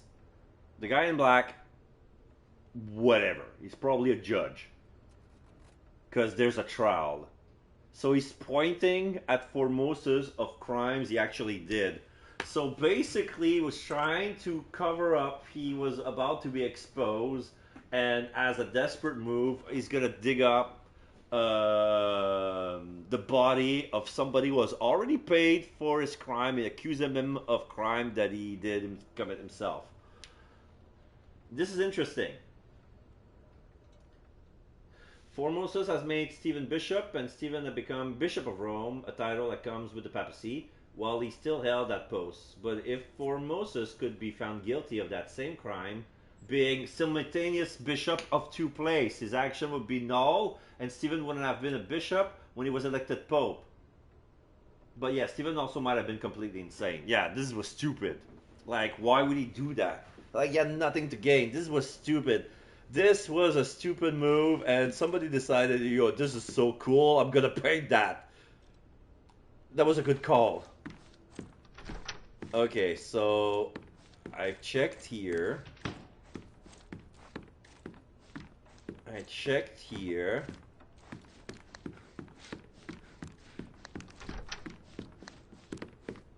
I haven't checked here. Ah, this is the Swinburne room. This is where I need to go. What's this? A door painted on the wall. There's no evidence texture, so it would suggest that this could be a real door. Back home, we've got a taxidermist. He's gonna have a heart attack when he sees what I bring him. What are you going to bring, Watson? God damn it. Do you see Swinburne's room? What are you doing with a fishing rod? This is a shark. Oh. Old Wild room? Is it related to Orson Wilde? The guy that will kill us in 15 years? Not kill us, who would try. A simplistic attempt at provocation. Okay, so, this is a sculpture of a shark that's been half eaten. But yeah, it's provocation. Oh no, it's a whale. No, it's a shark. It's a shark. It's a shark. But it's been, yeah. We can see the inside is well carved. It could be by decay. It could be, yeah, there's blood. No, nothing has been done. Nothing has been done. What are these teeth marks? It looks like the shark has been eaten by a giant beast. Interesting. Okay, so this is the IY Franco room. There's a bed. There's a red flag. There's some coal on the floor. This must be the chamber. Closed with a metal bolt. A chute? Oh. There are some marks in the inside of the door. Scratches, fresh, magnet filings, filings.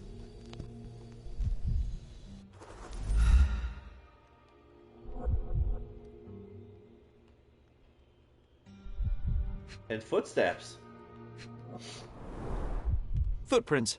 Size 9.5. They look like worker boots. Somebody came from here. Let's see. Is that a crowbar? No, that's a shovel. Old, and hasn't been used for a long time. Huh. Oh, 29 inches apart. 24 inches The left step's apart. length is shorter than the right. It indicates that the walker was lame. Okay.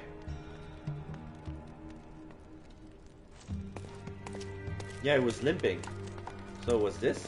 A true artist never shows an unfinished piece. Oh, okay. So there's something like there's an easel. There's an easel underneath. So it's not complete. So that's why he put a drape on it. This looks like leather. Is that leather? Leather bedding, not silk. It could have been chamomile. It could be silk. No, not chamomile. Cashmere. It could have been cashmere. If you want something like that says Middle Eastern of this color, and you want something soft for sheets, it looks the sheen on it looks like it's made of leather, but there's a pattern on it that's not animal-like. I have no idea what it is. This is weird. Here's a tomb. Open tomb. Open casket. There's a bard. Sherry, how about some company in that dreary chamber of yours? There's Leave my loneliness unbroken, John. There's a black handprint in the inside of the gasket. A handprint of the thing from another world. But it looks fresh, and its coal origin ruins the effect of the extra mundane. Yeah, it's coal. Let's see the skeleton. Looks to have been slightly moved. Yeah, it was.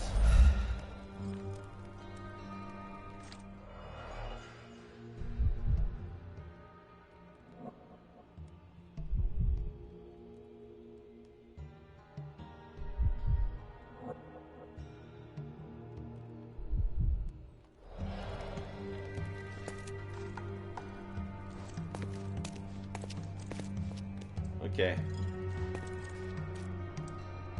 Big painting. Sodden and mold-ridden. One presumes deliberately. But the mold makes a nice effect. Like somebody put it in the basement, so it would have some mold damage, and they put some candles in front of it, so the heat would crack the paint and make it look like it's barren, or no. This is an artistic approach.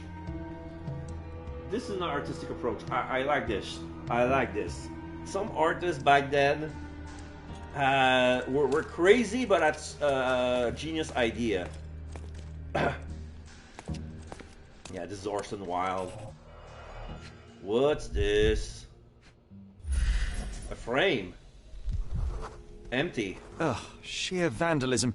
Only an ignorant person could do such a thing. Oh no. They burned the paintings. I just realized, yeah. They made a fire and they set the paintings on fire. The canvas was burned, but only the frame remained because it was wood. There's some sort of stain here. Oh, cigarette butt. A Malpal butt. Malpal? Coal fingerprints. I think we're looking for a man with a coal moustache. Oh. Coal fingerprint.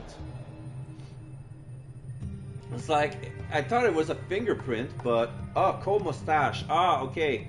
Because he put his cigarette so close to his lips, like he was holding the cigarette by the yellow filter and put it close to his mouth. So the side of his finger was stained with coal since he was climbing from the dead furnace, pressed on his lip, which made a black mustache. So we have to make a reconstruction. Okay, Watson, do your thing.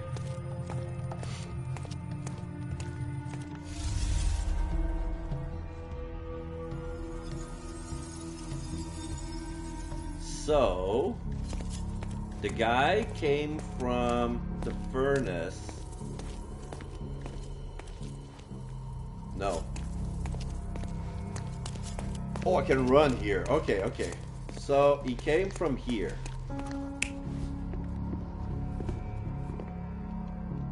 No, no, no. Those are not fabricated fingerprints. Yeah. He came out from here. Probably the shovel was leaning against the door, which forced him to push until the shovel fell off. That would leave some shafting inside the door. So he went here. No, it's not the dad who came up to life. Only one hand, so it cannot be him. No! It has to be like this. It's my only choice of answer. Okay, so what about a guy came in? No, this is Vogel.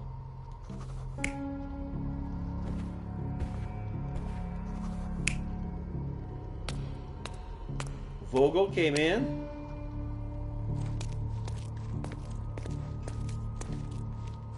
Wait. The culprit came from here. It cannot be Vogel here. Oh, wait. No, it's only one. It's only one hand, not two. I know what happened. Vogel came down, so he hid in the casket. He shoved the corpse and he hid inside the casket. He only needs one hand to shut off the top half. So yeah, he hid in the gasket. So here, I don't think that was Vogel burning the thing. The culprit burned the thing. And here we have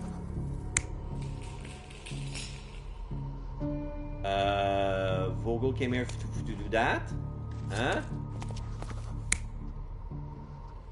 Was it the Vogel? No.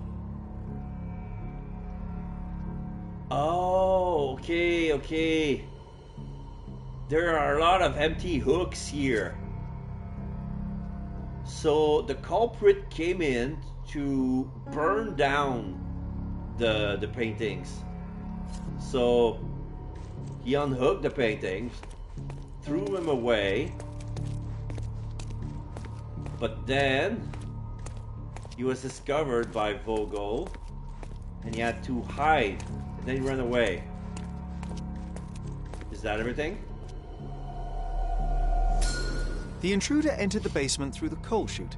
He used a magnet to open the hatch bolt. He accidentally pushed a shovel to the floor. Vogel heard the noise. At the sound of his approaching footsteps, the intruder hid inside the coffin. When Vogel entered the basement, he failed to notice anything strange and left without properly checking. The intruder waited until Vogel had left the caravanserai before burning the paintings in Wilde's room, but the vandalism was a cover for the theft. Oh.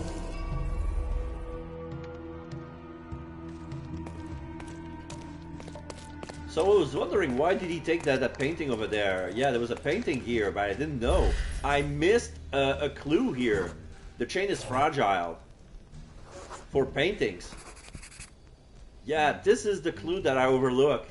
They made me trigger the reconstruction, but I didn't get all the clues in. There was something here. And then I was like, why would they do that? So yeah, it didn't make sense.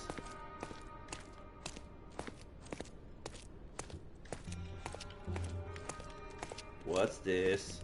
The parasites of creativity? Or just a reflection of the artist's recreational interests? Yeah, this guy's growing mush. Yeah. These are the mushrooms that made you go trippy. And here we have Saturn eating his own children by Goya. Saturn devouring his son. Oh, yep. Grim composition. Unflinching in its ferocity, yet somehow beautiful. Yeah, like he took inspiration because this is not the only picture of Saturn devouring his children. Like there was another one, but it was made by a guy, like, I don't think it was 400 years ago. I think it was in the 1400s, something like that. But basically, since in the mythology, like Kronos or Saturn, if you prefer the Roman mythology, swallowed his children whole. He swallowed them whole. So when Zeus was born, the mother saved him by giving him something else instead. So, oh, it's a stillborn or whatever, blah blah blah. And then Zeus came back and killed his own father and retrieved his brother, like Poseidon and Hades. And was there another one?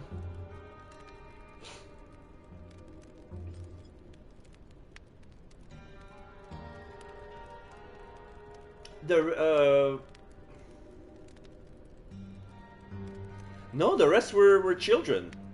And yeah, they were Zeus has sister. There were only 3 brothers. So yeah, there were only 3 brothers. Zeus being the youngest, Hades being the eldest, and Poseidon being the middle child. So this was probably Hades, you know? But yeah, he's eating Hades piece by piece, so he's gonna rule the underworld.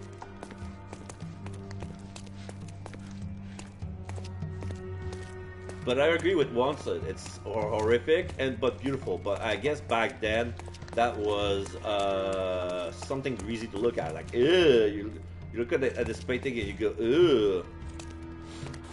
Did I check everything? No, I didn't find any key evidence yet. So let's see, what did I miss?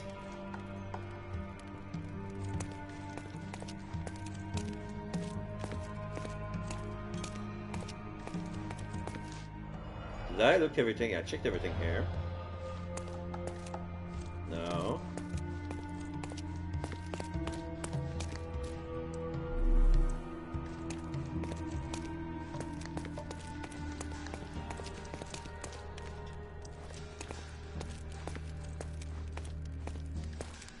This is more soil.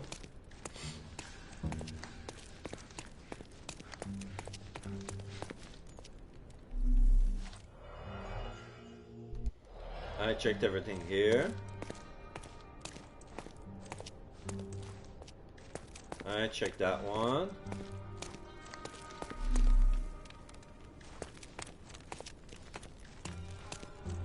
I checked the shovel, I checked the steps. Yeah, 2 out of 2.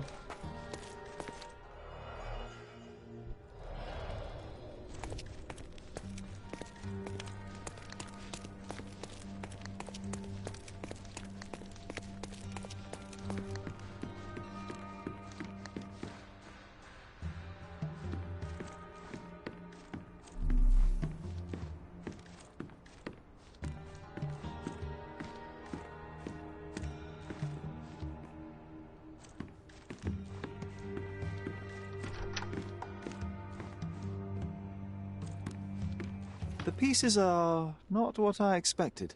What do you think my collection is about? Decay, decadence, or death? I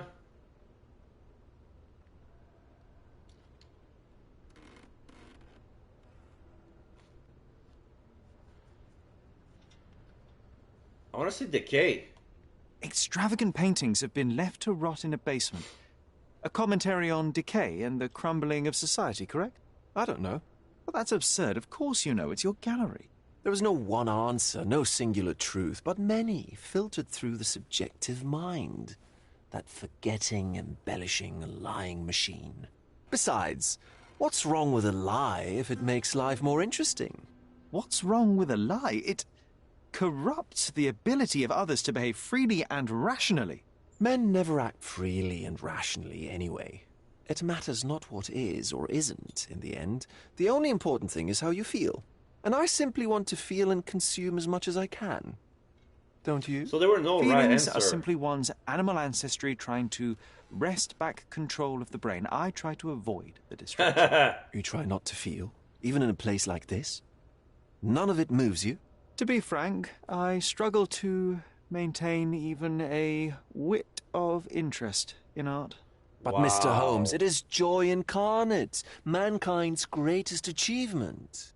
Mankind's highest achievement above all others is objective and rational thought. My God. I see then why you dislike art. For it means whatever you want it to. Or perhaps, Mr. Vogel, I was lying. Uh-huh.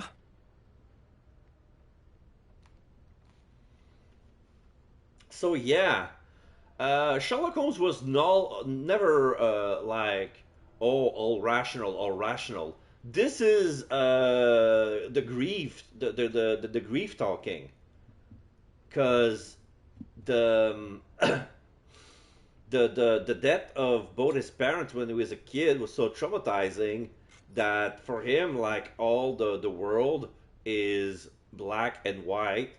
Truth is right, a lie is wrong, no matter what it is. And his life was painted around that. It was only soon after, like, he was able to solve more crime by using the part of his brain that's not used for logical reasoning, which is the artistic side. And by the way, I don't care if it's the left or right hemisphere, like, it doesn't matter.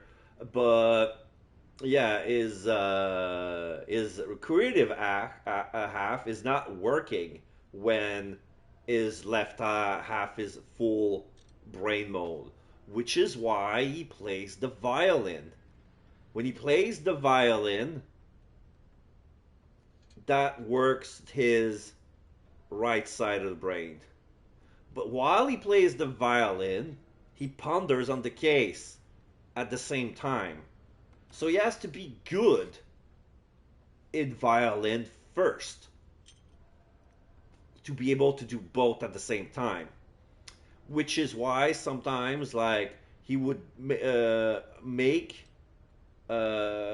play a piece that he knows by heart, and it's only muscle memory at this point.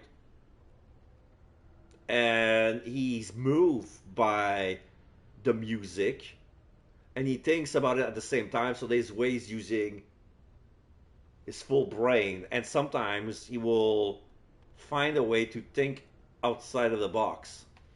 But yeah, all in all, the case was interesting. Mr. Vogel, my investigation has revealed that the intrusion was not merely vandalism, but theft. The limping visitor left your place with a canvas. That's very impressive. Okay, so about the limping visitor. This thief was familiar with the gallery, and he was sporting a limp. Do any of your clients or artists come to mind? My, your attention to detail is remarkable, Mr. Holmes. I should introduce you to Bosch's works. Alas, I'm afraid I cannot suggest a culprit. Bosch? What is Bosch? The fire was a clever attempt to hide a stolen painting, even if it didn't fool me. I found the remnants of an empty frame in the pile of ashes. The canvas had been removed. Do you know which paintings in the Wild Room may have interested a thief? Were any particularly expensive? Those pieces belong to a well-known artist named Boniface Mercurio. They're controversial, but not of a notably high value. Boniface Mercurio. So yeah, he counted, like, he was looking at the debris and he noticed that one of the frames was empty. Like, I thought that all the frames were empty because the canvas burned first. So apparently there was traces of the burned canvas amongst the other frames, and this one was 100% empty, so he removed it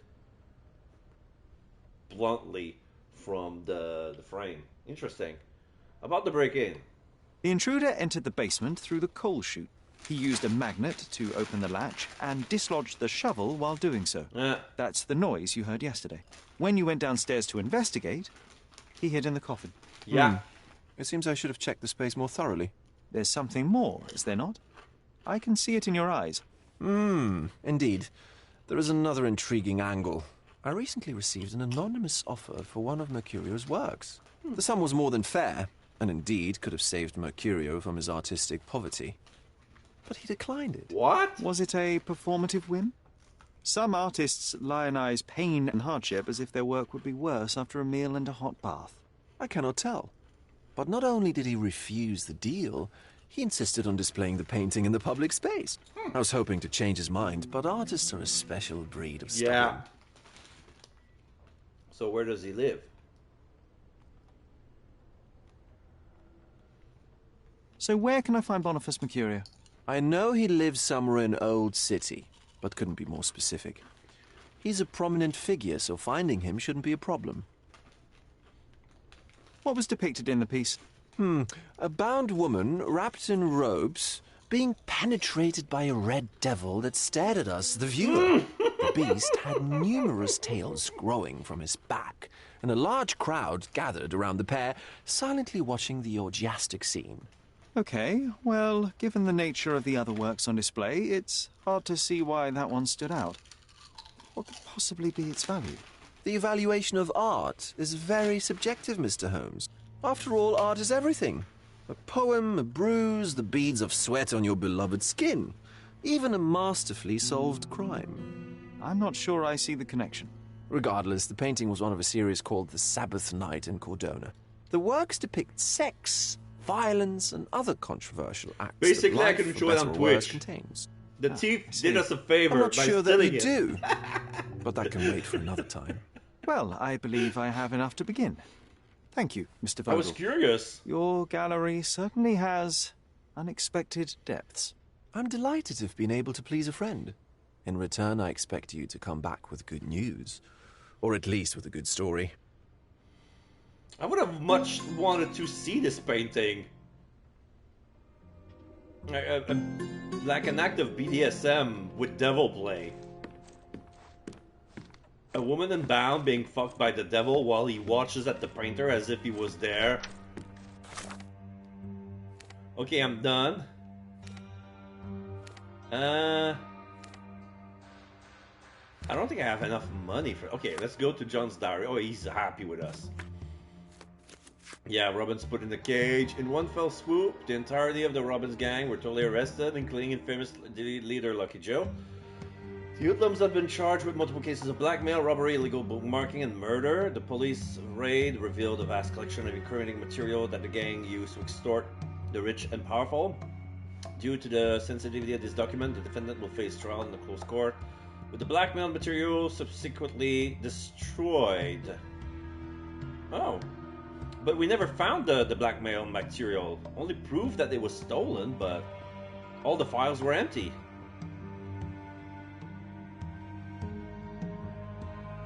Oh, but the rest. The rest. No, okay, so what the police found was the deeds that they'd done before the dead guy. They were accused of, you know, blackmail, but not murder. Okay, Vogel art. Okay, Mercurio's address. I'm looking for an artist in Old City.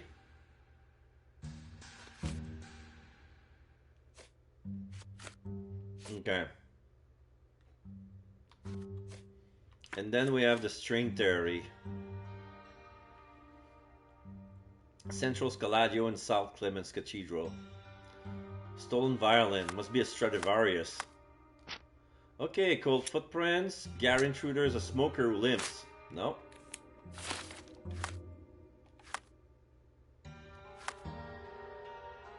So...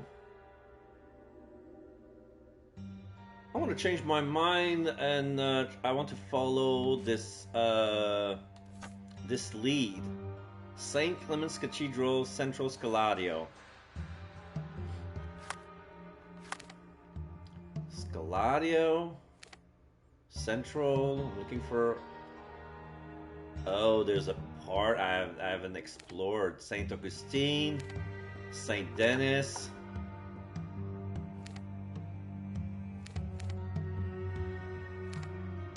The market.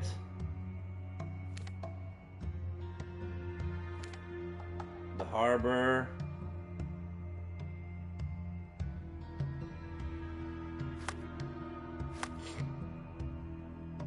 Yeah, I haven't found St. Clement's Cathedral yet. If I want to find it, I have to walk around Scaladio. Okay. Can I leave? How did I enter the room? There was a cutscene. That must be it. Ah, yeah, this is where I came from. Yeah, I remember now. Okay.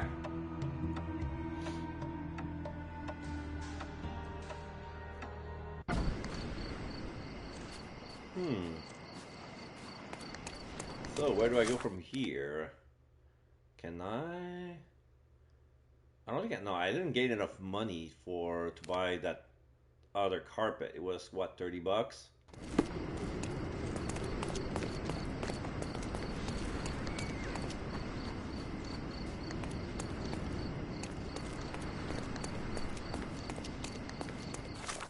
Yeah, I'm going the right way.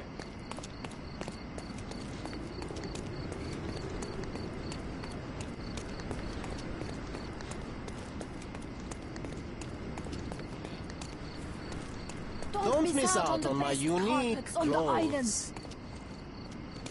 Marhaba. It's a good day for a purchase. Marhaba indeed. Oh, 25. I'm only 4 short. Don't hurry, we can bargain. I didn't want any money. Okay, yeah, there's the coin nearby. I don't want a coin.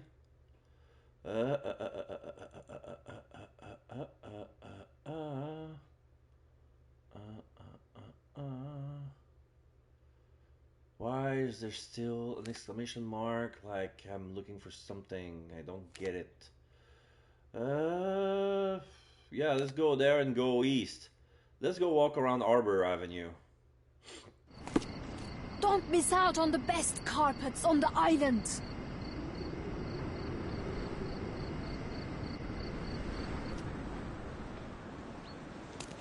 Okay, east.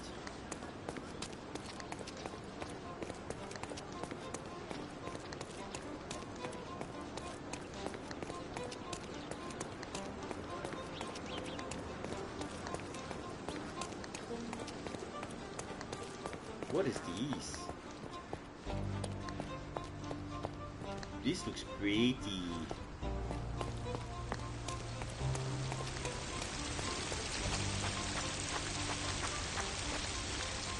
Not what I'm looking for. Let's focus on the street. Nice private gardens, but there's probably something to do with it later, but not now.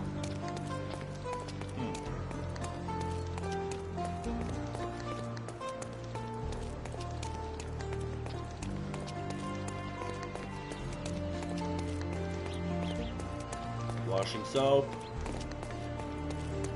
Is there any other kind? Eastern Scaladio. So now I'm in Eastern. So if this is Eastern, this must be Central. So next one, I'm gonna go to Adler Street,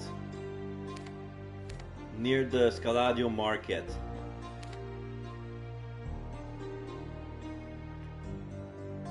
Okay, I'm gonna turn right when I can.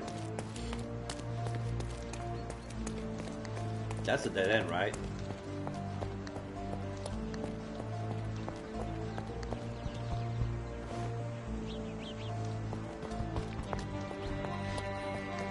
Hopscotch. Somebody's drawing a puppy. Hello. Blue door painted on the wall.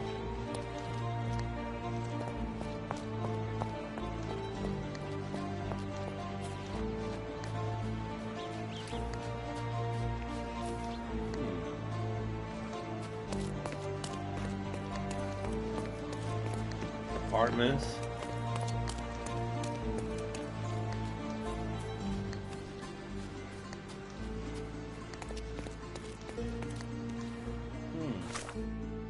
That led me here.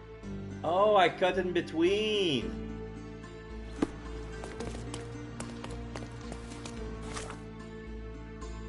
Okay, let me go back that way. If there's a central Scaladio, it's gotta be this way. Barbiere. Barbershop. This is the market. Take a look. Try it on. It'll be a nice purchase. Clothes. Carpets. Ah, I found St. Clements. Near the market. What do you know? Luxury furniture trader. Can you satisfy my curiosity? I've never heard of it. I'm sorry. He has nothing for sale. Refresh your interior. Pick what you like. Oh. You have shit that belongs to me. My goods will brighten up your house. Oh, it's everything above 25. Sturdy bed, cold and wooden, just like your father. This is my father's bed. A globe, great talking point for your next Flat Earth convention. Yeah.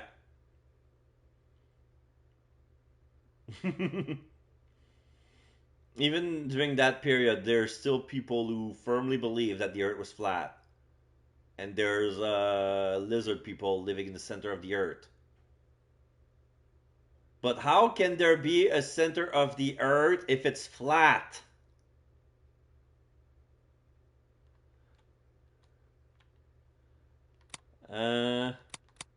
Dressing table, witness firsthand existential horror of aging. Wah! Witness firsthand. You always know where to find me. Yeah, I know. I sure do. I sure do. So, I'm looking for poster around St. Clements. So, I should look at the walls. Ah, have you seen my violin? Like this one. Stolen violin. My old violin has been taken. If you have any information that may aid in my return, please visit me on Professor Road, north of Adler Street in Scaladio. All help appreciated. Signed, Anthony Jones. It looked like a Stradivarius. So, do we have to keep... Can we keep it afterwards? Yeah, now we have to ask...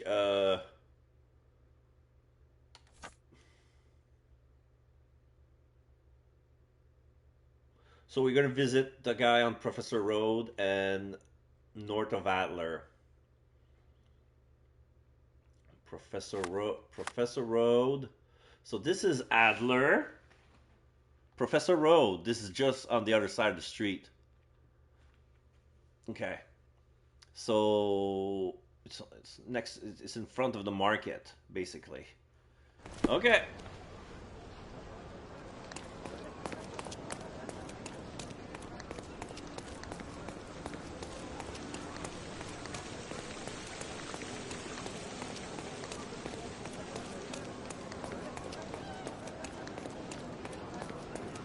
Is this... No.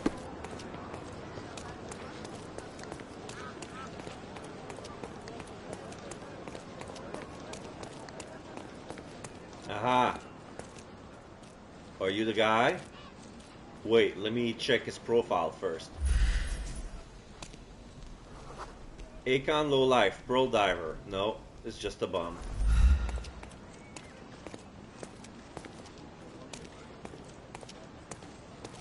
That cannot be our guy, he's too young.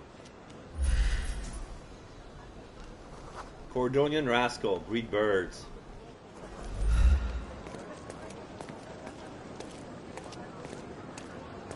We're looking for a professor. That guy's just a passerby. I don't think it's our guy. Looks like an officer. British captain, pyromaniac. Yeah.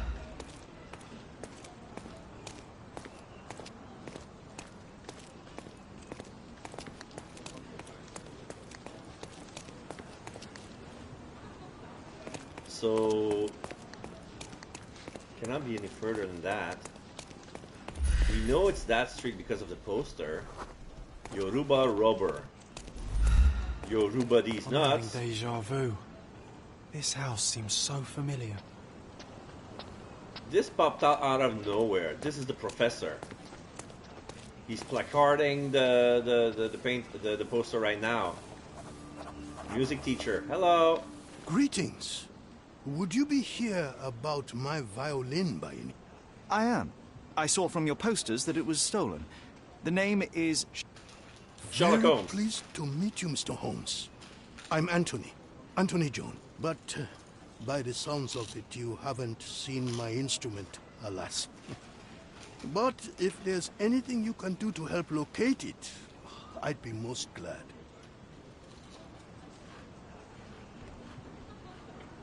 It would be another crime if I let some petty thief get away with your beloved violin. Let me help you find it. Oh, thank you very much. I cannot tell you how grateful I am. Come inside, I'll show you everything. Okay. I wanted to talk about, I wanted the details about the violin, but apparently, Anthony Jones, music teacher. Feel free to look around. Okay. Can we talk to him more? Because there was some dialogue. Feel free to look around. Oh, apparently it was basic bullshit. Because now it's no longer available. Alright. So let's check the knob. Broken lock. The door was kicked in. Okay. John, what are you doing? We could bake apples here. Or smoke a duck. Ooh, or make pizza. Do you like pineapple?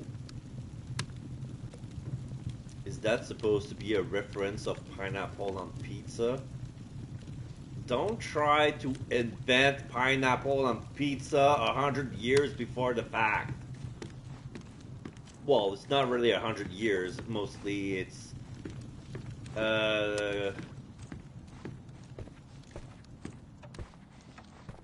75 years?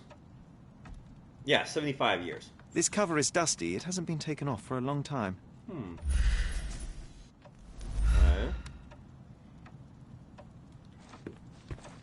So yeah, he's a music teacher, but he hasn't taught the piano in ages. Cordonia Chronicle. He's smoking the cigar. It's still smoking.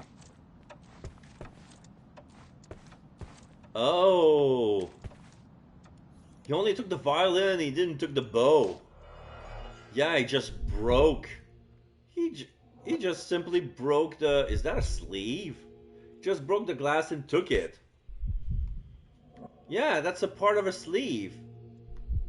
What's this pattern? The scrap of fabric is covered in white stains. Huh. There's some liquid. Clumsy of a thief to cut himself on the glass he just broke. Yeah. He broke it with his bare hand. The jagged bottle reeks of cheap whiskey. There's a bottle of whiskey. This is the bow.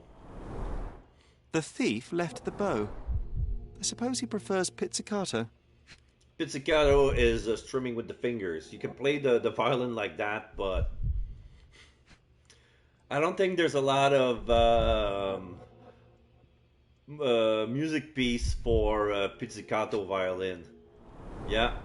An utterly useless theft deterrent for a glass display case. Nothing was taken except for the violin. How odd. So yeah, the guy locked the guy locked the violin inside of a glass pane. So yeah, it's kept with a lock. You know, well, why need a lock if I can just, if the window is weak enough so I can break it with my hand? Boom. So like, it's kind of funny. John, leave the piano alone. You're not a musician. I can't hear anything. Has it got strings? You're not really pushing the keys. You're a ghost. Oh, what's that? There was a rat. I saw it.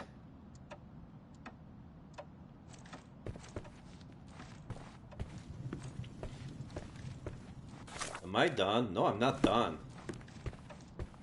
Anything else you'd like to know? Yeah, where were you? You weren't here when the burglary happened, correct? I was tending to my wife's grave at the cemetery. Hmm. I was only gone a few hours and locked the door before leaving. You live here alone? Does anyone else live here? No. My dear Emily died long ago. And God never blessed us with children. I used to give music lessons, but nobody visits me anymore. Hmm.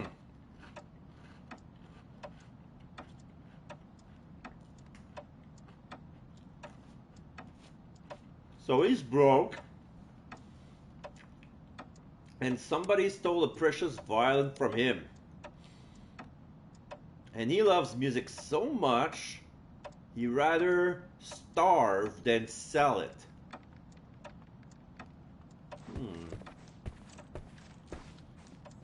These are intricate pieces of music. Quite beautiful if my sight reading holds true. Sight reading. This is a skill I haven't learned. Like, I know, I pretty much know how to read music, but I cannot sing the tune in my mind with the note.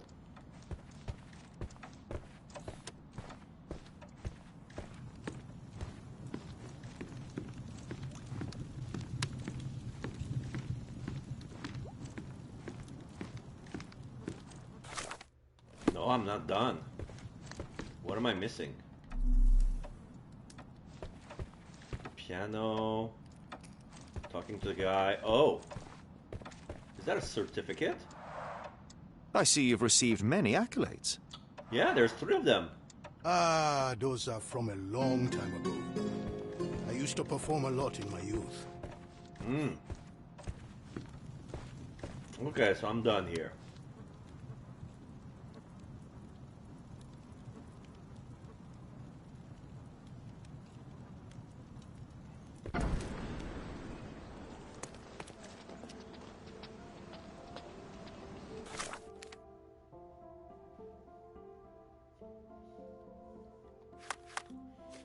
Okay, so what do we have? Yeah, the fabric we can analyze, and the bloody trail.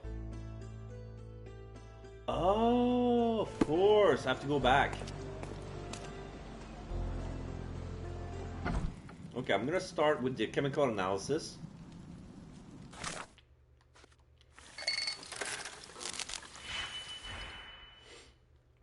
-4, -6. Okay. I can always polarize the 4, I can turn it into -4. And I'm gonna boost -5 downwards to become -6. And then fuse them. Quite easy. Oh, wait! I have to delete everything. I got the wrong thing. It's this one I need to boost upward. No, not even.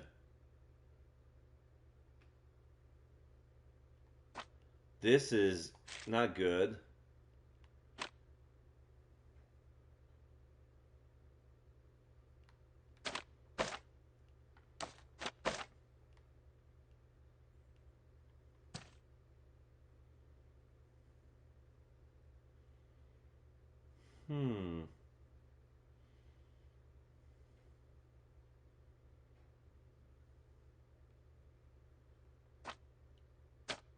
So here's gonna have the same thing. Polarize. And then another minus.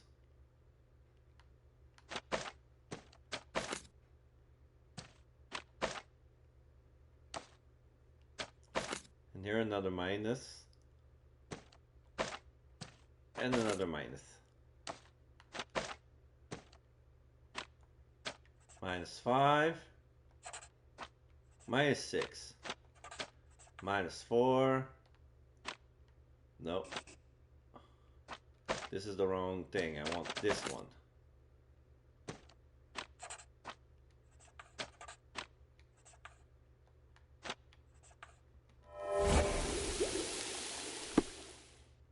Traces of salt and gunpowder. That's odd. I'm gonna pin this. So, blood. The violin was there. Oh, I can see the trail of blood. It goes there. I see footprints. I didn't notice the blood on the floor.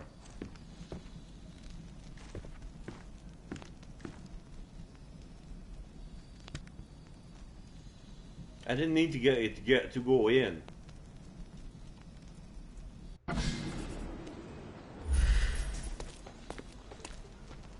That way.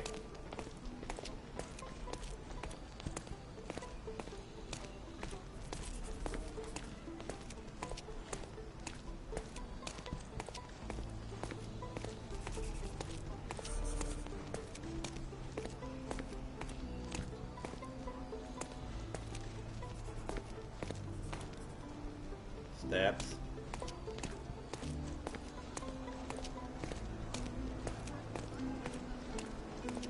There must have been an accident. Turkish trader.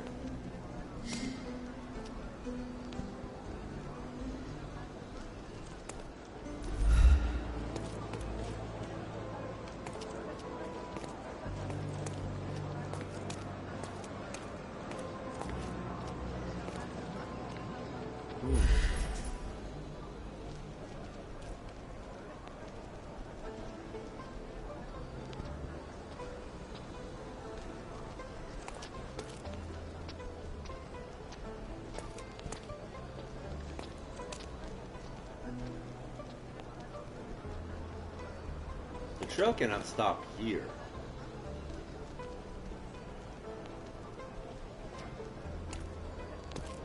Oh, the blood is there. The trail stops here among the waste.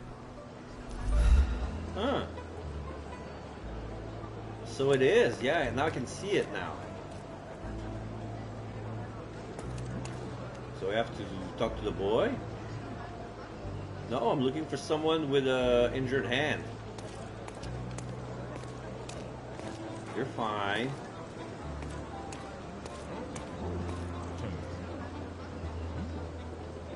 He's fine. He looks fine.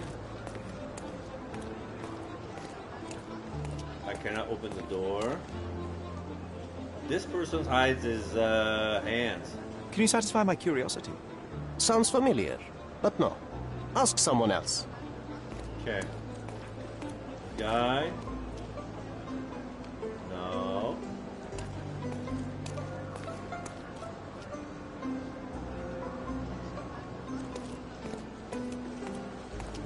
That guy smokes.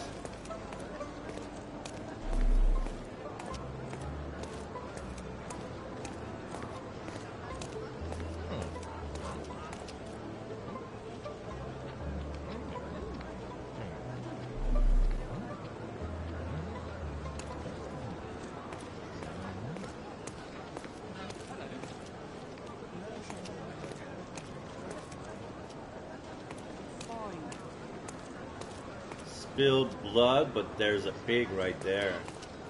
This guy's gonna roast it. It's got darkened hand, but it's smoke stained, not cold. What's this? Oh, he sells dry fish. Sun-dried.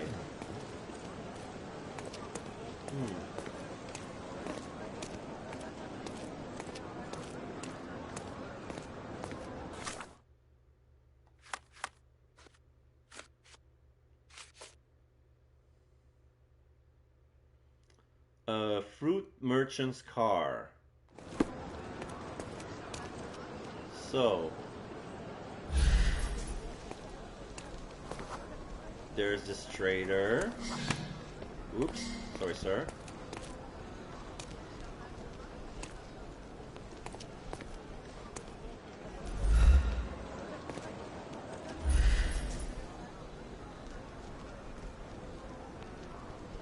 Come on.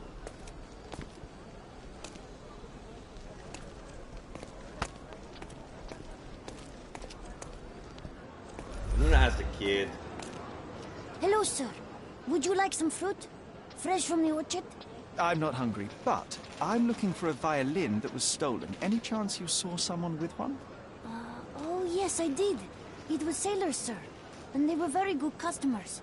They ate lots of fruit and said that my donkey looks like their friend. Lieutenant Sean. A lieutenant. Did you see where they went? No, sorry, sir. I was helping other buyers. Oh, and sir, the sailors also took my donkey. So I guess they weren't very good customers. They promised to return him, but they didn't come back. My father will kill me if he finds out. So I'm still waiting here for them. Do you know Anthony Jones, the musician? He lives nearby. Of course. Mr. Jones is very kind. He never barters. Funny you ask. I'm yet to crack a smile, so pray tell. Well, the first time they came by, the sailors mentioned something about music, so I told them Mr. Jones can teach them how to play. Wait, so what is his violin? Oh. It's not your fault. You couldn't have known they would steal from the old man. Fortunately, you made up for it with your testimony. I'll find them and your donkey soon enough. Stay put. Alright, they stole a donkey. So yeah, there's a trace here. Donkey footprints. Someone must have seen where they took it. It's a donkey, for heaven's sake. Donkey! We've gone off to donkey. I can see your hoof prints, donkey.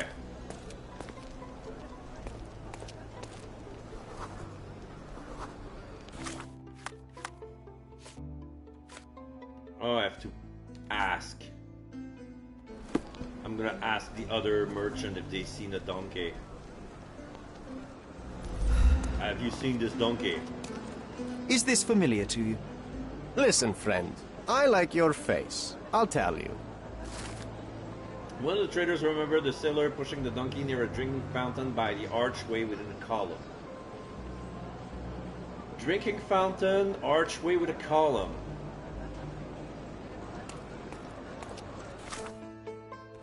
This is a dead end. So that has to be...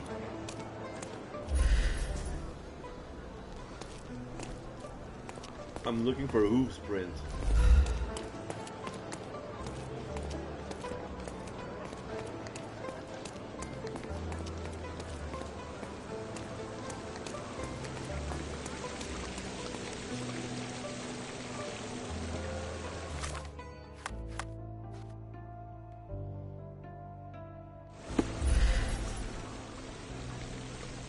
I have to find Take a look.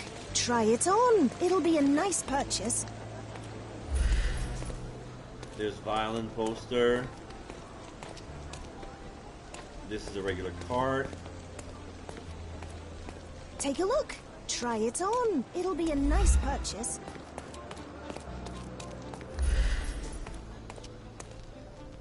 The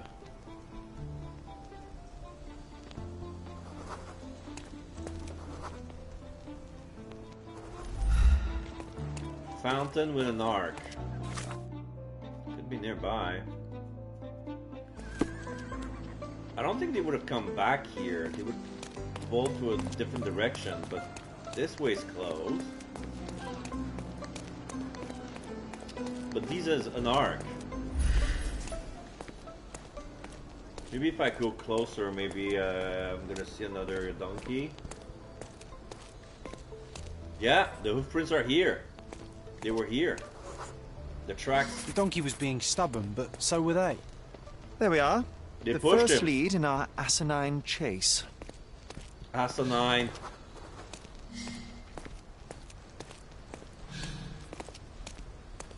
I don't think the ass part from asinine stands from the word ass, which is donkey. Okay, so... Oh. Somebody dropped their hat. One of them lost his cap. It went that way. Oh yeah, they pushed the donkey because he was too stubborn. Yeah, the donkey was forced. The steps are uneven. They went there. Is this soil? Pile of dung. An act of defiance. I hope it got on their shoe. An act of defiance. Yeah, the donkey was so pissed he decided to poop on purpose. The wet whiskers. Huh? He broke something? Another bottle of whiskey. These guys were drunk as shit. It was like, hey, let's steal the donkey. This must be Lieutenant Sean. The sailors couldn't get him inside the tavern. Don't forget to point the boy to his donkey on our way back. Oh, they found the donkey. Yeah, they even put the... They put a hat on the donkey. So this is the tavern? Yeah. Good grief. Those drunks are wreaking havoc in there. Find out who's causing a ruckus in the tavern. Yeah, I can hear them from here. But I want to eavesdrop on those guys. Playing cards? No. Unsafe place. Patron frightened. Police are useless. Wrecking the tavern. Arbor. Bunch of sailors.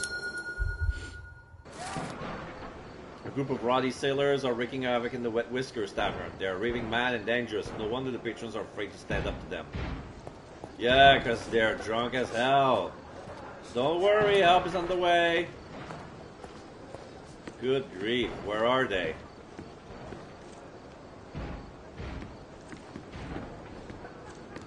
They spelled food here. They spilled food here. Can I talk to this guy? Sir? Sir?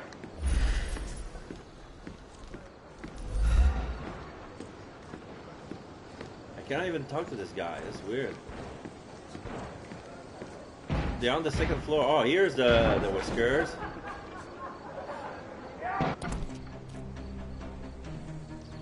They have guns? Oh no, they have knives. Gonna kick his out. Like hell.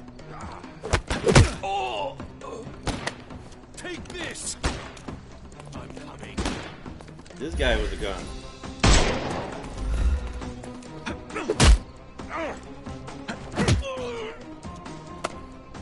Don't bother moving. You've lost.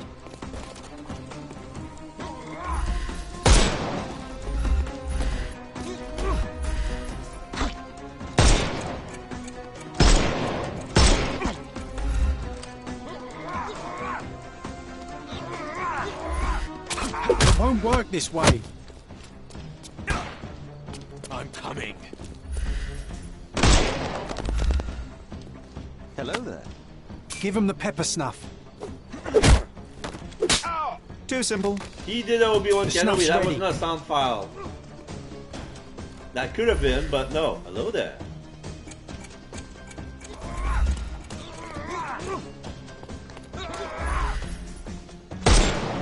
No. Okay, they're close enough. Overcome him. Don't rush. I don't want him. I want the other guy. I'm coming for you. Just weaken him first. I'm coming.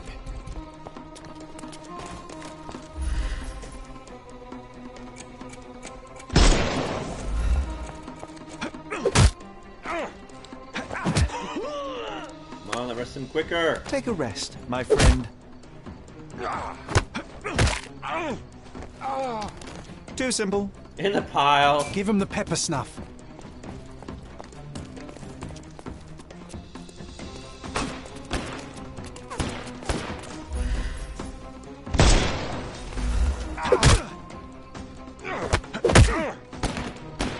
Don't bother moving. The snuff's ready.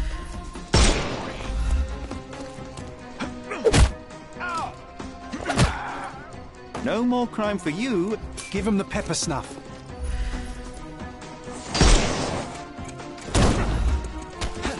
Overcome him. I'm coming for you.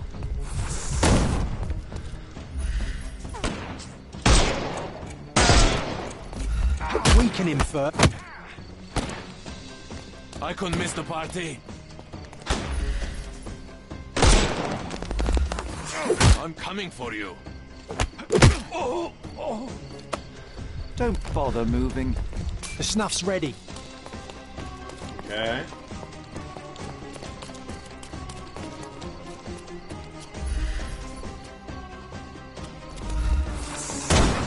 Shit.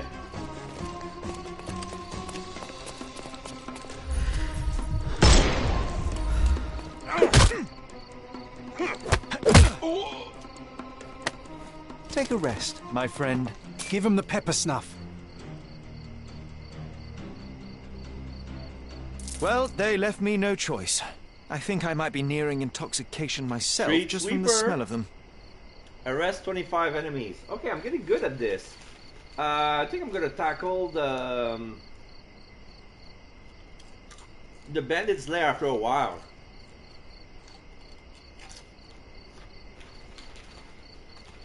I feel confident. Okay. So let's investigate the place.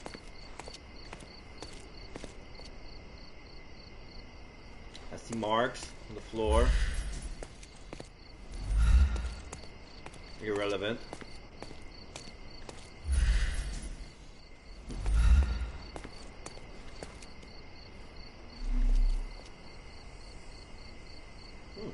Nothing of interest somehow. Interesting. Broken bottles.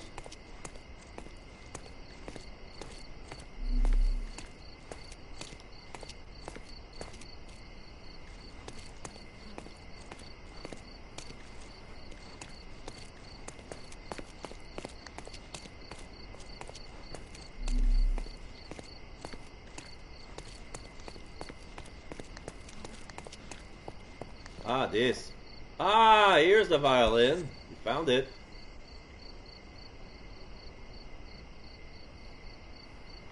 The maker's stamp suggests it was made by a student of Pressender. Quite a lovely instrument. And somehow, after all the mayhem, it's still in one piece. Hmm. Yeah.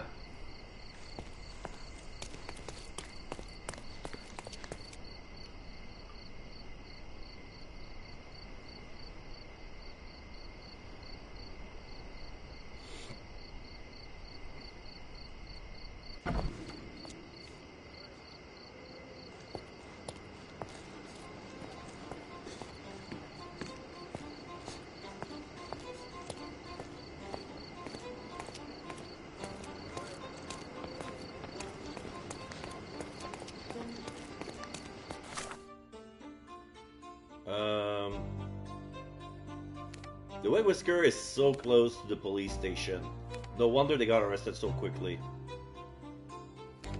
They were on the other corner of the square. Can I cut in between? No, I'm going west. Yeah, I'm going the wrong way.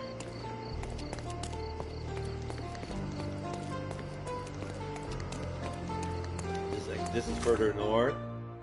That's okay.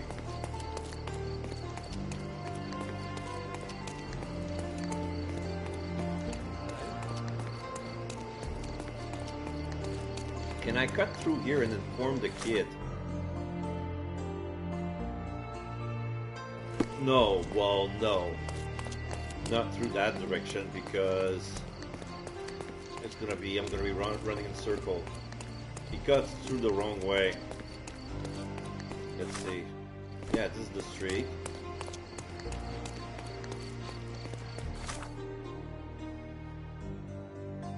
But the merchant was on Adler. They were on the other side of the street, right? This is our last chance, Sherlock. The boy will lose his donkey. Yeah, I know, I know.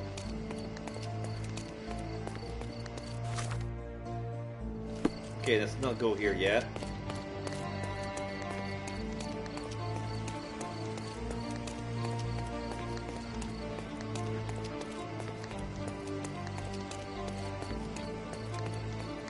I found your donkey. It's not far from here, outside the Wet Whiskers Tavern. You'd better go after it before someone decides to borrow it again. Thank you, sir. I'll be quick as a flash. Hey, Yusuf, please look after my cart, okay? And don't eat anything. Well, you can have a couple of grapes, but only the small ones. Only the small ones. Yeah, I look we forward saved to Sean. the beautiful reunion. Oh, Lieutenant Sean was the...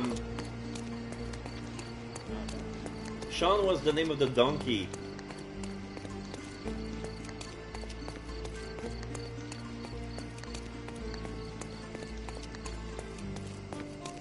This is the music guy.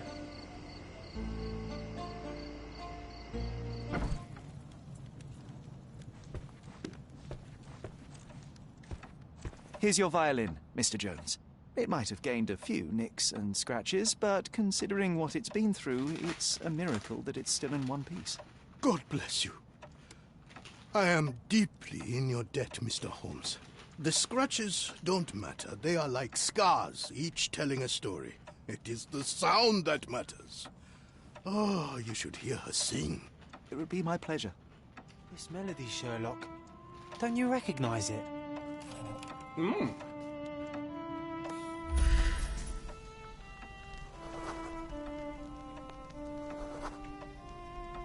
He's relieved and affable, of course. He's from Cordonia. Let me see. This partition. Look up, Sherry. There used to be an attic up there. We used to sneak in from the roof and listen to Mr. Jones play when we were children. Oh, we were? You should tell the old man the truth. I think it will mean a lot to him. Yeah. Bravo. I'd forgotten how beautiful a violin sounds in the skilled hands of a virtuoso. That melody, it brought back some memories. I have a confession to make, Mr. Jones. As a child, I used to sneak into the attic above this very room and listen to you play. Spellbound by the music. Oh, so that was you. Ah! After my wife's death, it was difficult to pick up the violin again. But knowing someone was listening helped me persevere. In fact, a young man like yourself could breathe a second life into this instrument. It's a remarkable outlet for one's emotion. You should have it. I can't accept that. And, well, I don't play. It's never too late to learn, Mr. Holmes. The way I see it, the violin chose you. Take good care of her.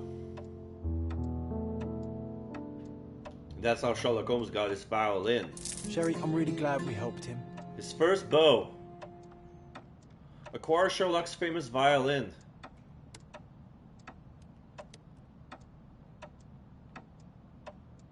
This is nice. They say it was a student of... I'm going to look up something. Just want to make sure. I don't need the Cadaver Senat page anymore. I don't need this page anymore. Well, maybe later. Oh,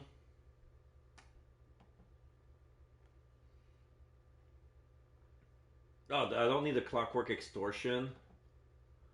Okay.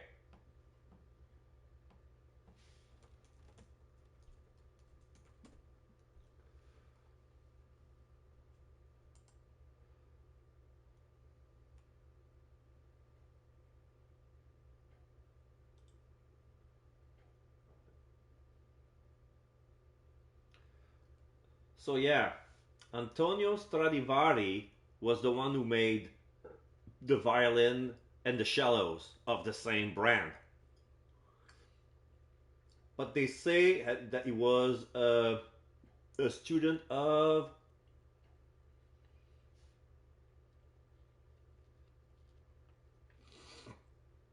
What was his teacher?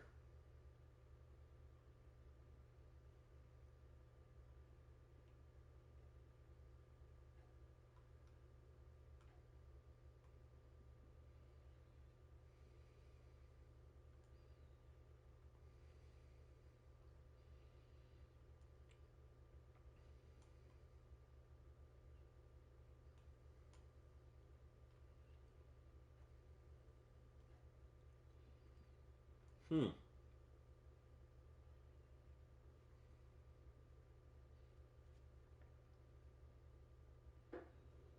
Huh.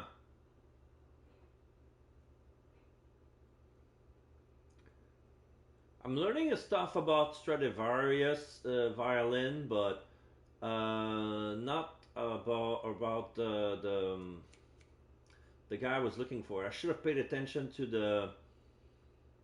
Probably gonna have to look it up as to what was the stamp, because this violin has a stamp on it. Do I have it in me since it's with me now? Let's see, where is it? The Muse from Abroad? No, it's not the Muse from Abroad. Yeah, String Theory.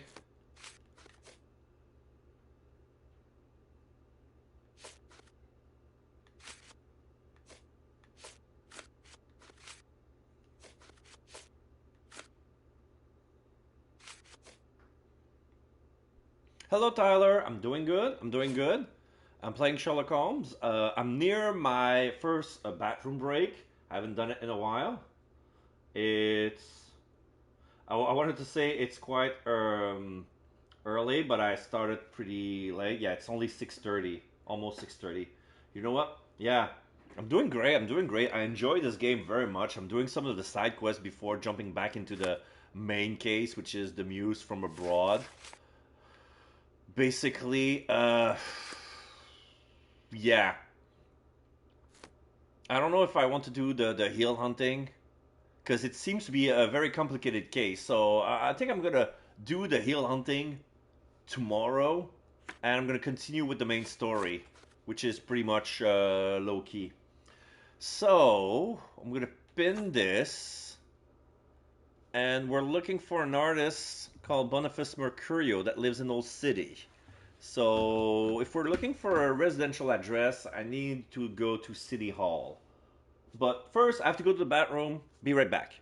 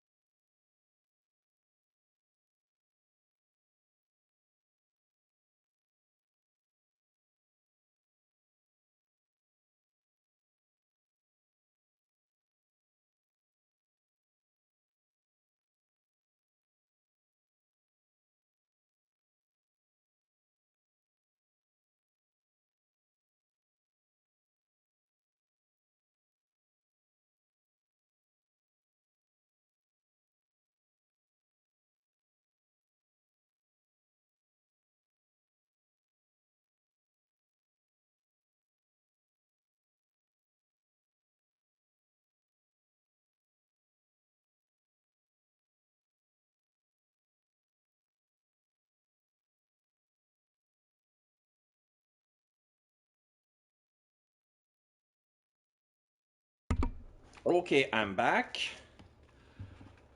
What a relief.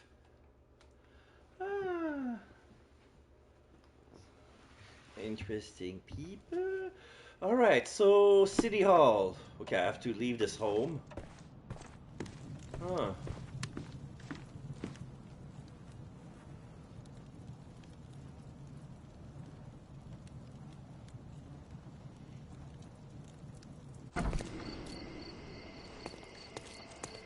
Now fast travel to...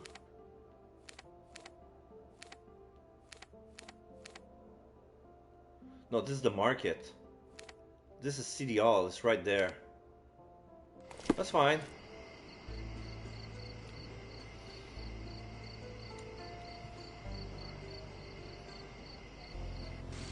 So yeah, we're looking for an art thief who disguises his theft with vandalism. Like, he went into an art exhibition when the lower gallery was using a technique known as accelerated decay to make the paint look cracked, and that would give a feeling to the painting. So he took everything, all the paintings that would hook in the basement, and burned them. And the painting that he wanted to keep for himself, he removed the frame and then burned it amongst the everything else. It was easy to overlook, since all the canvas were destroyed and the frame were remaining. Some of them had leftover trace of canvas, and only one of them did not. It was just an empty frame. Like, I noticed the frame, but I thought that all of them were empty. So, the painting that was stolen belonged to this Boniface Mercurio. So let's see, we're looking for a citizen.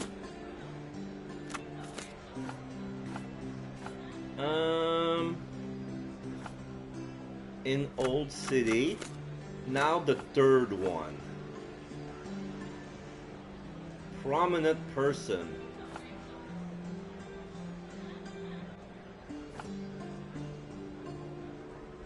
Occupation? No.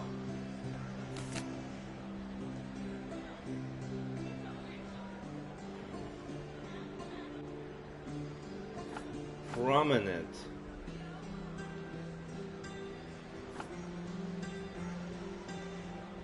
So he's not a citizen, that's what they mean.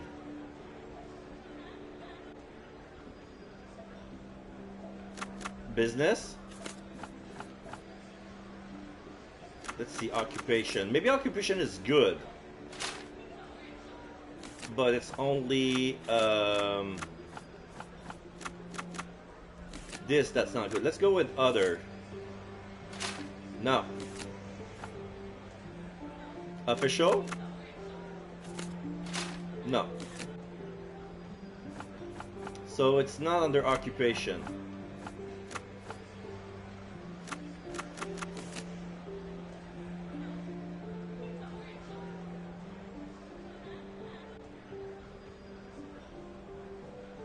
If he were prominent, probably I'm looking at the wrong place. Let me confirm before I waste John's influence. Like, if I make too many mistakes, if I search blindly, John is gonna hate me, and I do not want that. Even though he's just a figment of my imagination. Okay.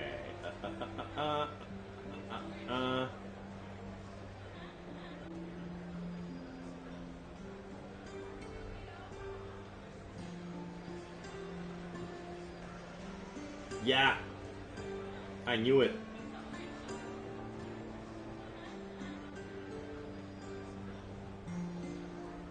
So if he's prominent, that means he was in the newspaper. I'm looking at the wrong place.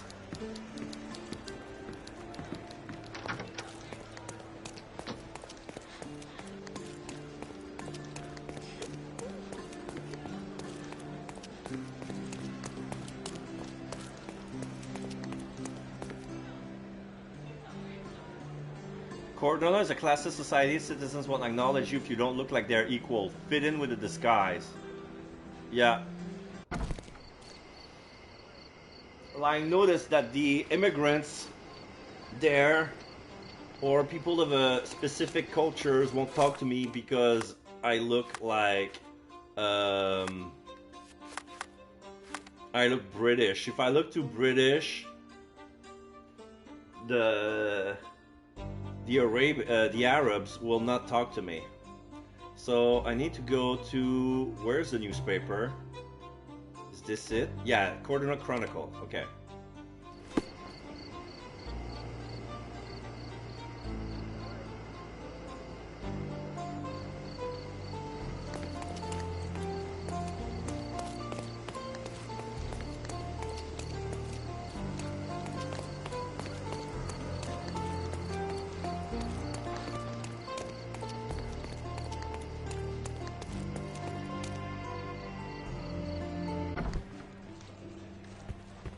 Okay. So I'm looking for. Am I in the right place? Yes, I am. Okay. I'm looking for a celebrity. Current events. Old City. Yes! The brawl at Artists Sellout. The past week was brought us a new scandal regarding the local so-called Artists Higher Society. It all began at the painting sellout named by local artists as the Dance of Decadence.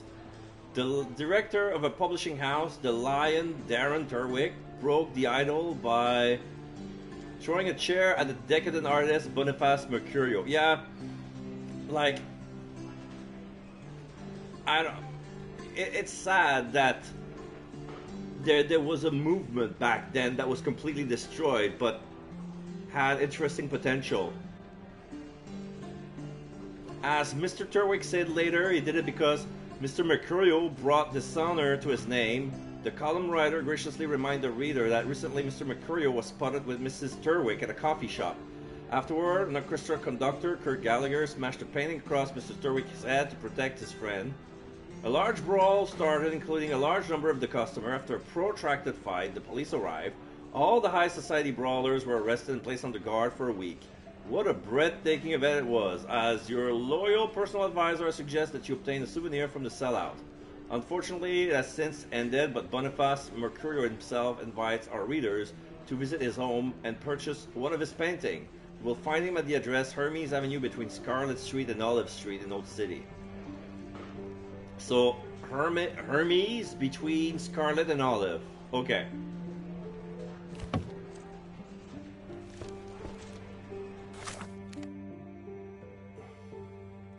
Old City. Hermes. Between Scarlet. Okay, this is Olive, this is Scarlet. Okay, so he lives here. Mercurio's address.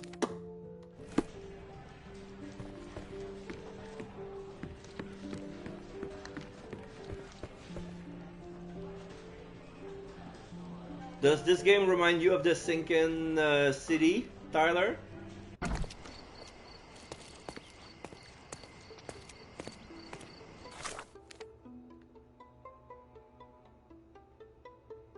Does this game remind you of the Sinking City, the Lovecraft game, where I have to go around town and have to look for address by looking at the streets? Yeah. It's from the same publisher. Like, this game was released last year, and it's the same. It's the same developers. They use the same mechanics, and I find it very refreshing, but it's hard. Yeah, because this is like what I would like to call the full Sherlock Holmes experience, like having to look around. Something that was implemented that's not in the Sinking City, since because it's Sherlock Holmes, we can scan all the passerbys. Like, here we have a Cordonia local, Carpet Mansion, the pub regular, it's sympathetic. And this is randomly generated.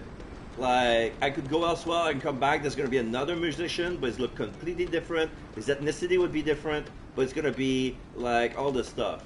And if you have an evidence that's related to a specific character you're looking for, like if you talk to him, he's gonna respond and he's gonna give you a clue. Otherwise, he's gonna say no. So right now, it's pointless to talk to him, but it's a level of details that I like very much. Like those are the rickshaw driver. This is basically those are my fast traveling points. So it's useless to talk to them. This is why like there's not a dot on this picture. It's on this rickshaw because it's a fast traveling point. If I press it, it's like I'm back on the map.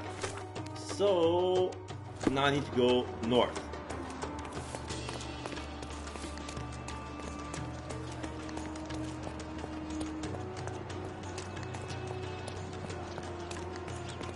It's pretty interesting. Like you go into one part of the island, and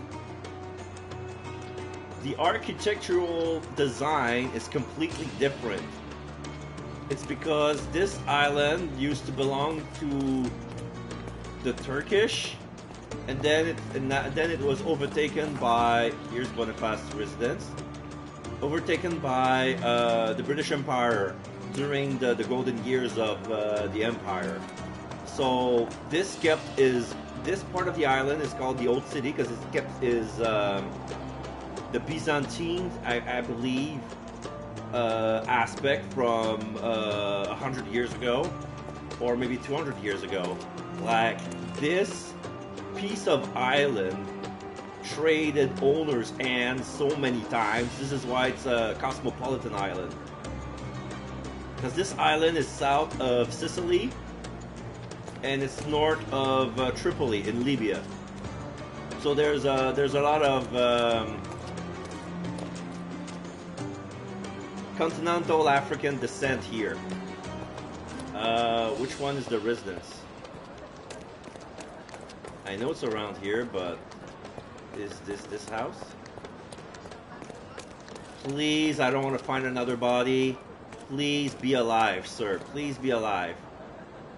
Excuse me, young man. Where do you think you're going? I'm here to buy a Greetings, painting. ma'am. I'm looking for the... I don't care who you're looking for. You shall not pass. No visitors allowed. What did you say? I wish to buy a painting from Mr. Boniface Mercurio. Gandalf? Dearie.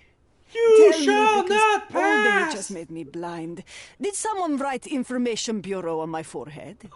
Because I'm not here to answer your questions. Entry is for residents only. This woman. If you aren't a resident, please leave, or I shall report you to the police.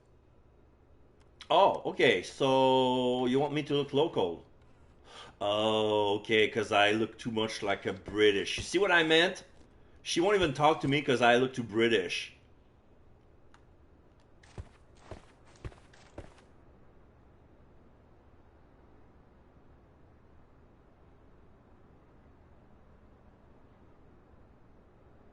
So I'm gonna need a quiet place so I can change. Oddly, this is quiet enough, I think. So let's see, what do I have? Oh, this is the help button. I want Ottoman, right? No. Yeah, this is a vampire outfit. If I want to dress like Dracula, I could, but I look British somehow. I look like a worker, British. A plague doctor, British. A cassock. British. All my outfits are British.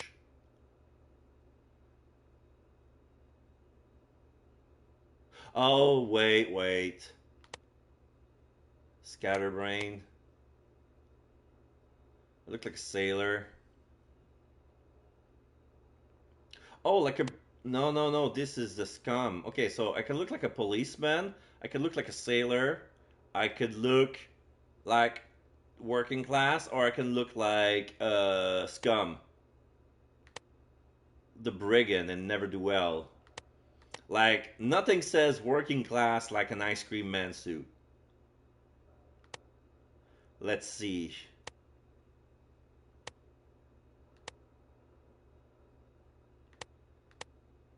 I got no good outfit. I'm gonna have to rent some shit. So let's see.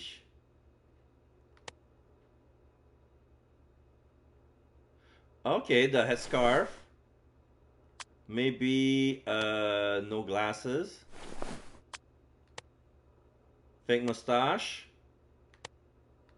The beard. Okay. Makeup.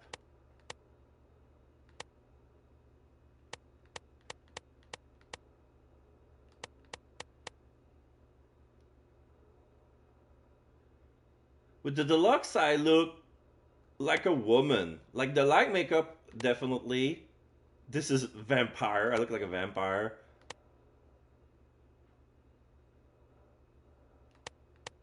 So here it doesn't matter really. But the fact of the matter is I don't have any whoops. I don't have any clothes that says Ottoman.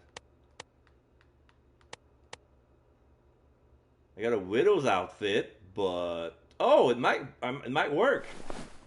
It might work. Wait, I need. Do I have lady? Oops, sorry, wrong button. Can I have lady makeup?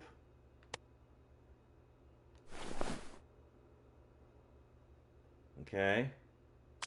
This is for Watson, but not Watson. This is for John. I look like... Wait. I want to look like a woman. Why do I have a beard? So let's see.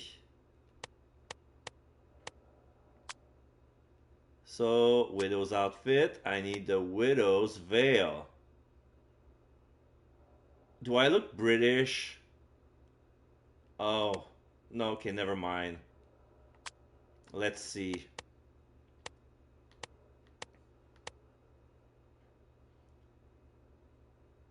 Clergyman. Yeah, I might as well go with clergyman. Headscarf. Beard. And deluxe makeup. Look tan. I guess better that way. It's a little bit, it's better, but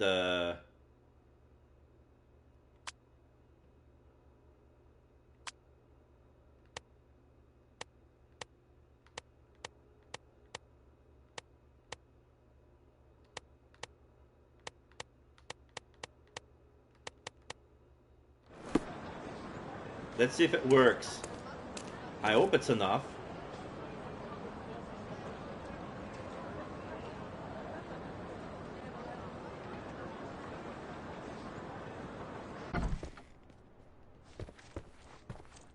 No visitors allowed. I'm gonna have to rent something.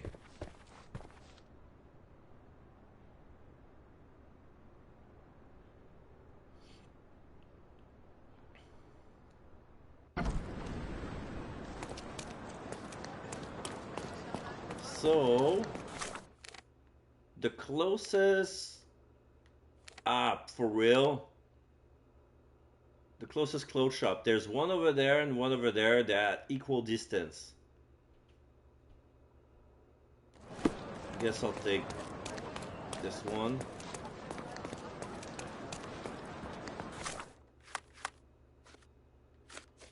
Yeah, it says that I need a disguise. They even said it. Like, there's a little icon, it says that I need a disguise.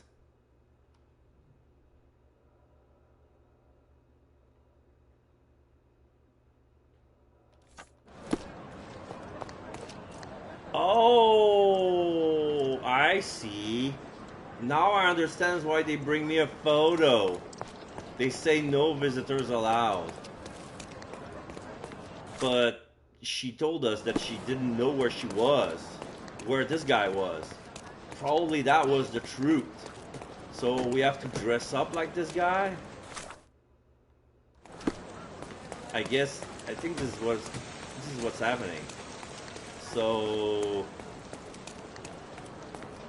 I need to rent some stuff. I need to buy some, because I cannot rent makeup. I can rent clothes, but I cannot rent the makeup. Nice affordable clothes. Decorate your house in Oriental style. Okay, so this is the clothes shop. Let's pick something that suits you. Something that looks like the guy I want. And clothes that have a little circle on the sides is clothes I can rent. So, yeah, the Bohemian. I need this. Okay.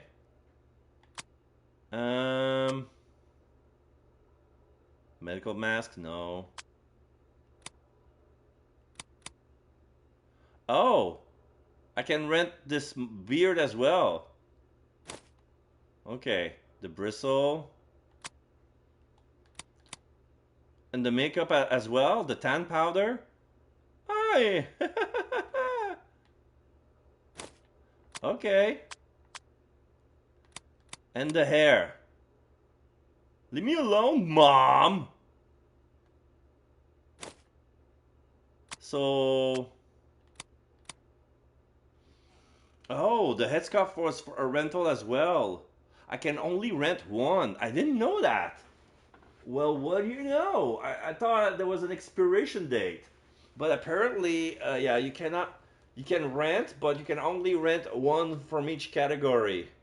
So let's see. Be careful with what you've taken. Don't pass by. Welcome, welcome. Look at me. Do I look like the guy? Do I look like the guy? The old lady is not gonna tell the difference. Okay, so now I have to go back to, yeah. Interesting.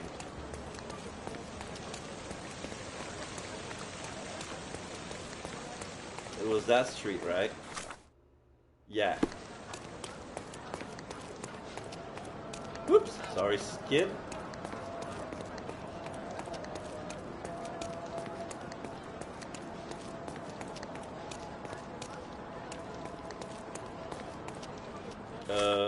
Oops. It's the same street, but wrong house. Further. That's the place. That's the place. There you go.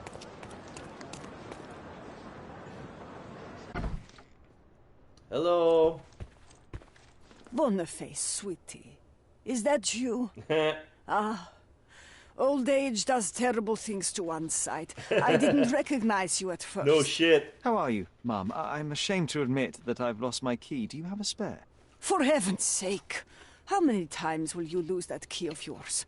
Of course I have a spare. You artists all live in your own little world. Please, accept my thanks. I would rather accept your rent. You promised to pay me several weeks ago, and I'm still waiting. I will pay you, I promise, very soon. You'd better do, my dear. Or else I'll just change the lock. And I won't fall for those cow eyes. Okay. So I got the key to his apartment.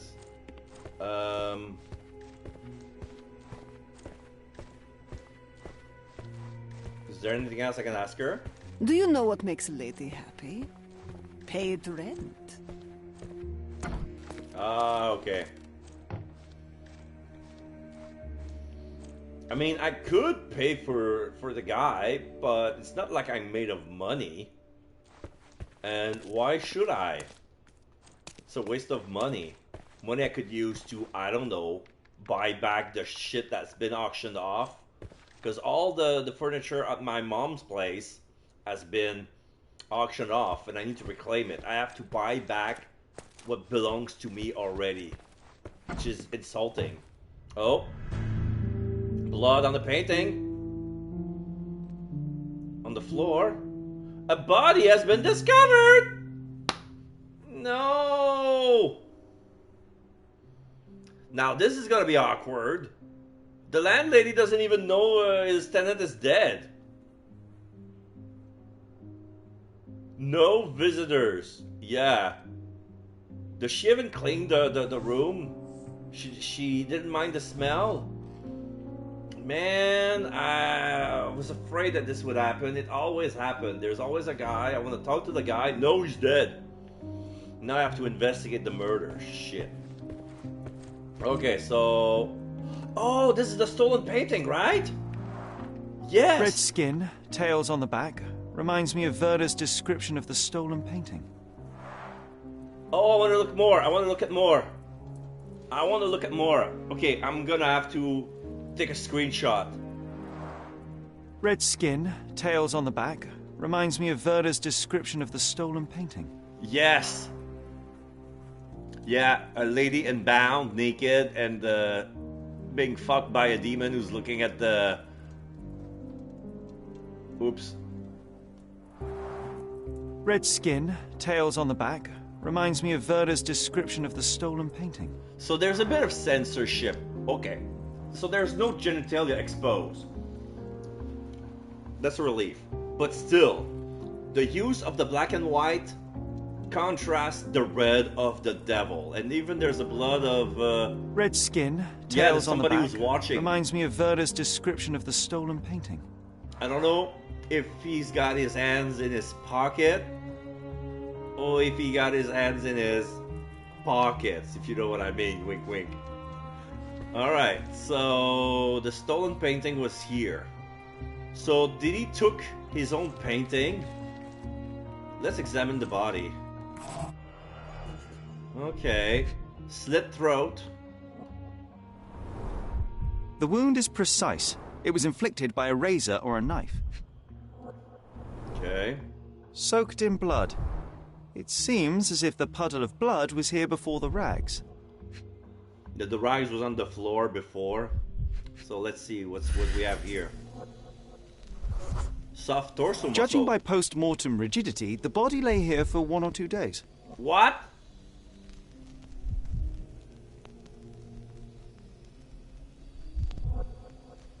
So the rigor mortis already ended. Bruises on the knuckle. He got into a fight. Knife. That can't be the murder weapon, would it? A normal kitchen knife. Belongs to the victim, I believe. Could be the murder weapon. Could be. That's it?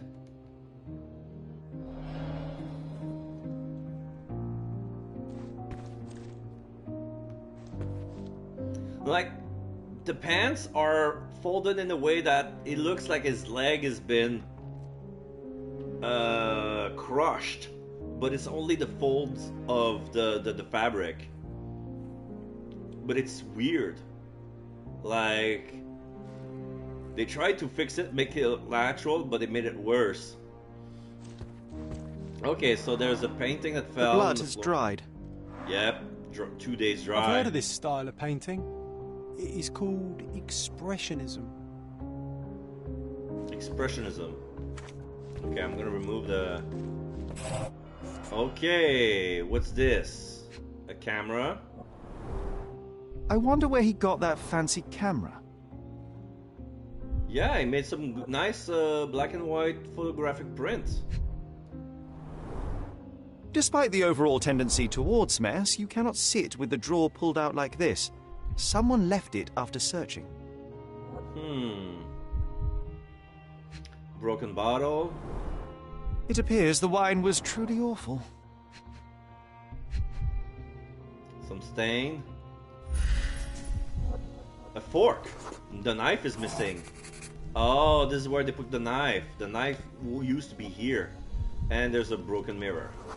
Blue cloth fibers. Oh.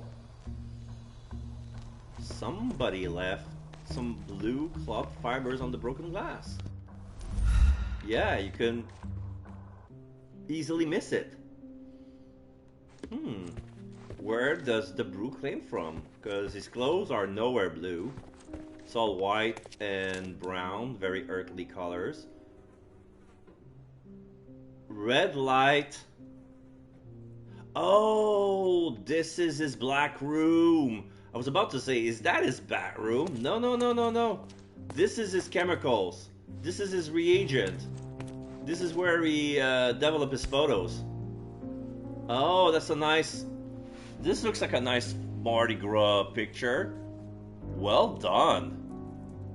Look at this, John. Isn't it our stolen demon? Yeah.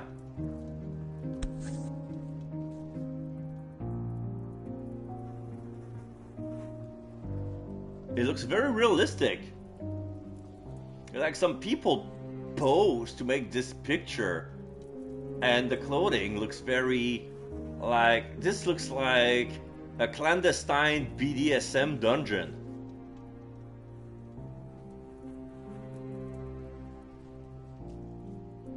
Feels like not an Eyes Wide Shut party. It's not that psycho, but no.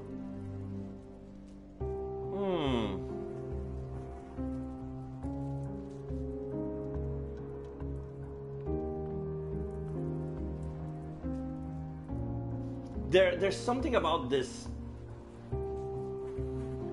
clothing that moves me.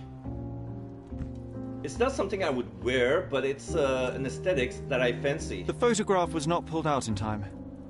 Such a waste of material. Oh. Well, yeah, he was left into the reagent too long. But usually, if it was... The photograph was not pulled out in time. Such a waste of material. But I can see the picture. It's two lady with parasol standing what looks like a key, but the details are blurry. Like, yeah, the picture is not great because it's been left in the stabilizer for too long. But usually the first reagent, if you lift it there, it will turn black and you'll lose the picture. Here it's like the opposite. Like, it was left in the stabilizer and it was the last step. John! Don't look at me like that, Sherry. I will not touch that dirty floor.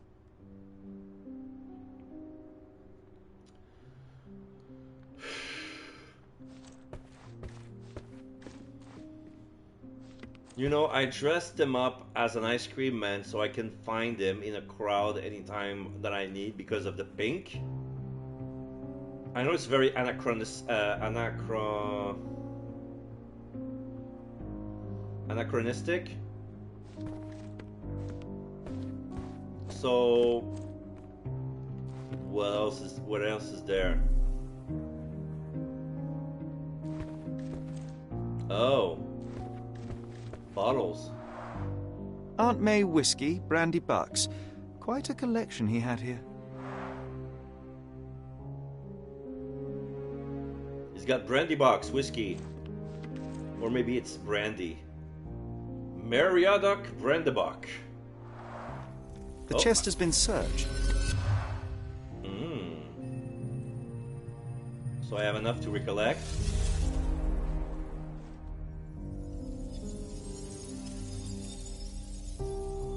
So...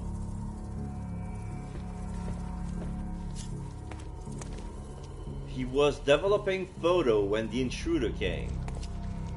That will not change. So, what triggered him to wonder what was going on?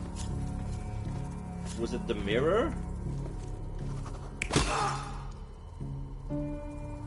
Or was it where the... yeah, no, maybe, I don't know. No. It's gotta be the other way around. The fabric belonged to the culprit.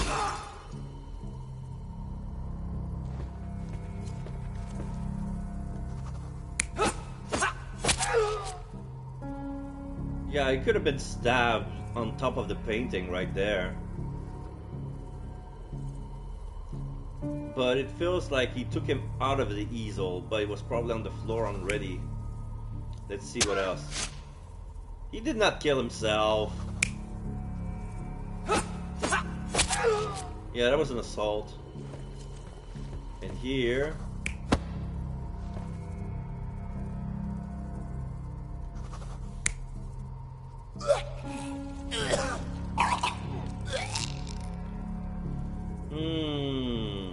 no. He stabbed, he slit the guy's throat here, and the blood was the proof. He did not finish the job while wrestling on the floor.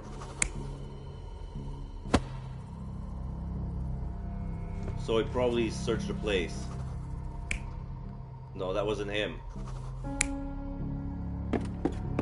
There you go. Ah, okay, so that was the trigger. He entered the room, he opened the chest looking for specific painting. And he was in the next room, so it was like, yo, what's up, what's going on? You're not even trying, Sherry. Concentrate. Something is off, right? So what contradicts the evidence? Oh, wait, what's this? Is there something else? No.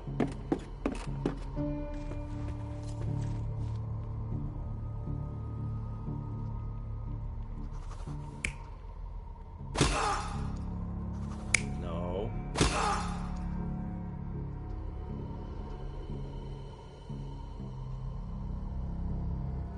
Something is off. Like, if he assaulted the culprit first and broke the bottle on his head, there would have been a blood trace that would lead him out. And we don't see that. Something is off. So, what's here? What can we change? No.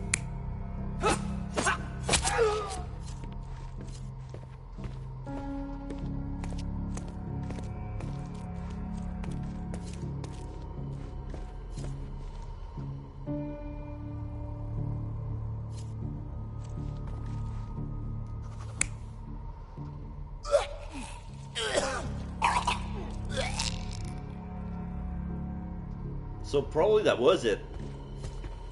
Oh, wait. No.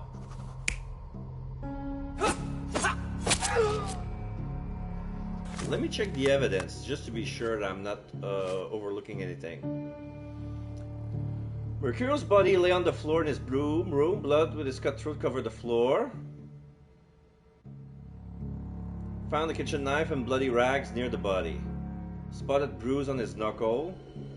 Judging from his postmortem rigidity, he was laying there for 1 or 2 days. So, next we have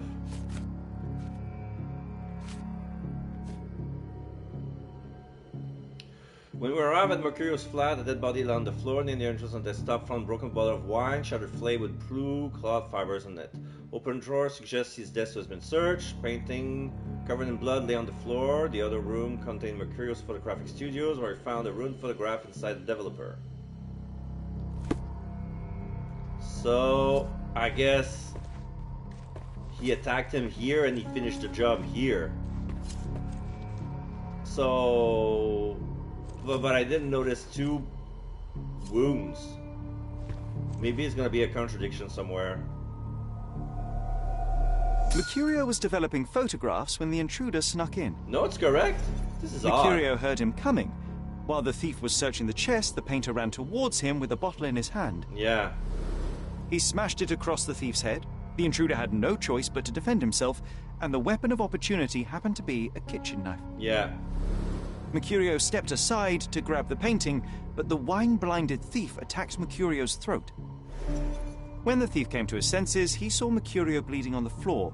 He grabbed the rags and tried to bandage him, but it was too late. Oh. Why did Mercurio attempt to snatch the painting in the middle of a fight?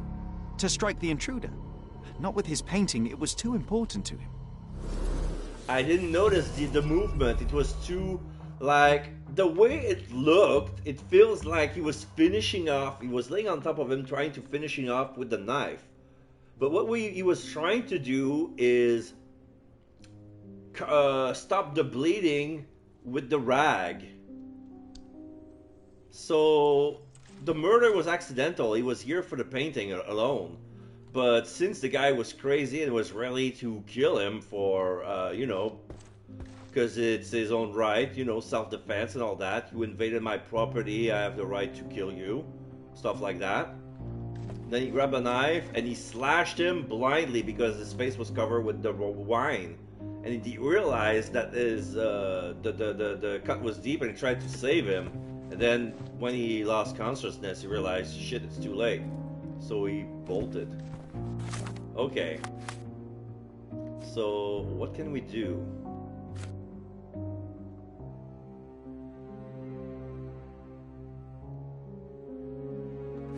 Yeah, Mind Palace.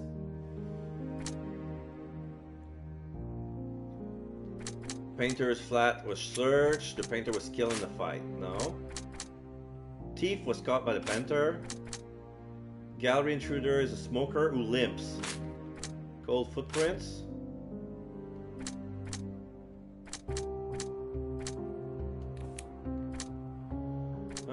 Painter was killed in the fight. Thief was caught by the painter. Mercurio's murder wasn't the thief's goal. Yeah, that's what I just said. I deduced it before. I have to put it in physically.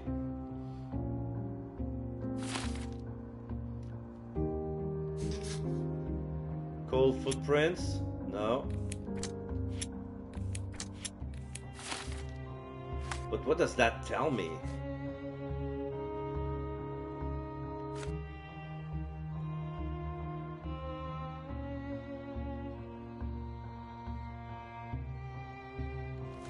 Yeah, he grabbed the painting. I need to look at it again. It's time for some chemical magic, John. Okay. Let's do some chemical analysis. Mini game. Let's do some math. Careful, folks. Math.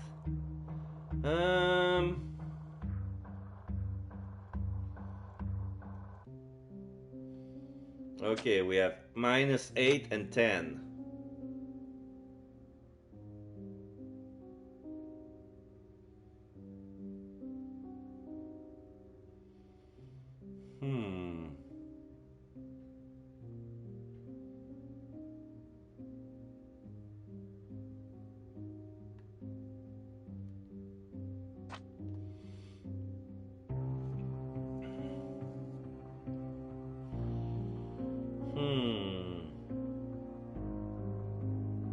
Oh, I think I got something.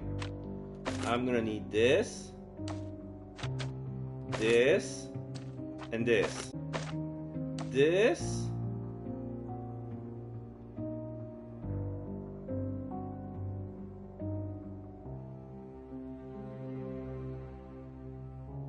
Okay, this I will double ×2. This I will fuse.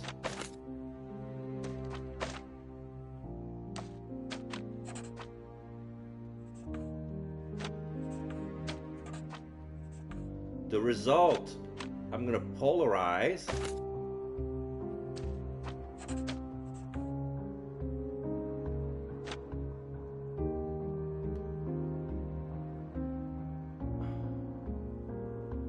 Shit.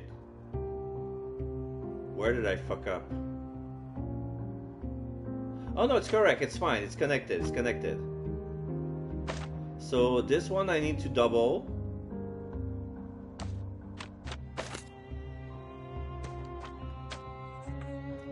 And then I will fuse these two.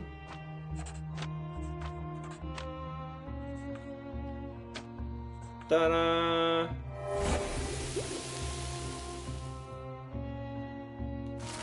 I managed to erase the blood by using chemicals. It's still a life painting of Mercurio's room. A still life. Expressionism.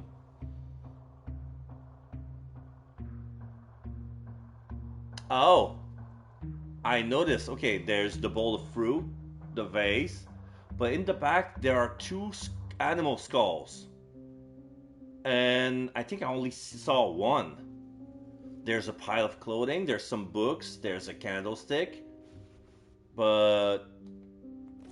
That doesn't look like the painting we need, Sherry. As expected, but that doesn't mean it won't tell us anything. Let's put it on the easel where it belongs. See? There's only, it's a dinosaur skull. I'm gonna put it on the easel, like he asked us. I guess this is his most ordinary painting. Spot the two differences, John? Yes.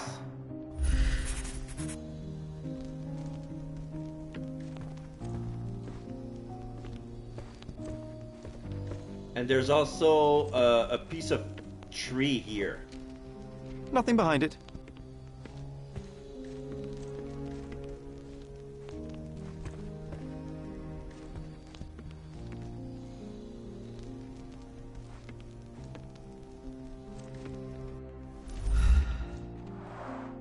I guess this is his most ordinary painting.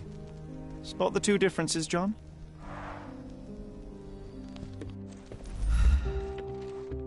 If the intruder didn't take it, the skull should be somewhere here. Okay. Nothing behind it. So let's look elsewhere. Where would the skull be? Why would you think that the killer didn't took the skull? The chest has been searched.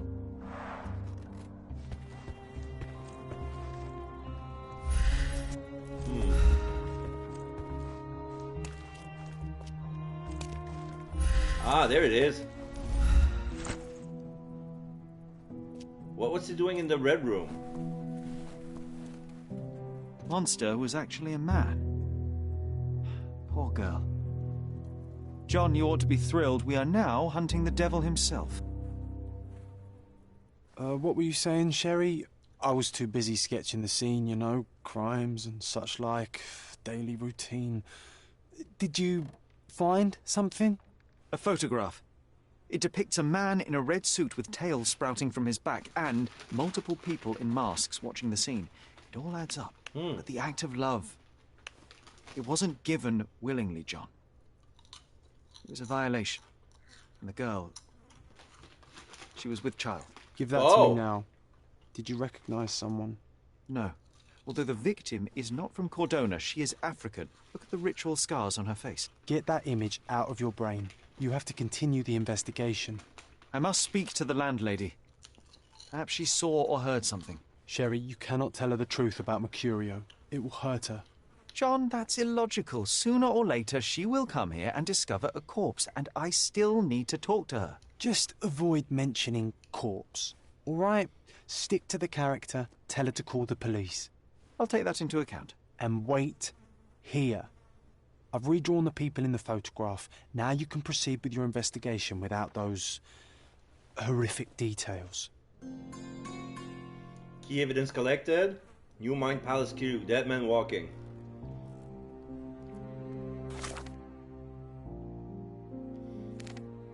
Those are not all the clues. What's he talking about? Okay. I'm gonna... The pregnant girl. Okay, so they took a pic... Okay, so they found a picture of a raping scene? Is that what they're saying? And she had tribal scars on her face. Okay, I can pin that. We're gonna stay in character. We're not gonna mention the corpse. I don't mind. But yeah, we're gonna ask. We have to go downstairs and ask the landlady.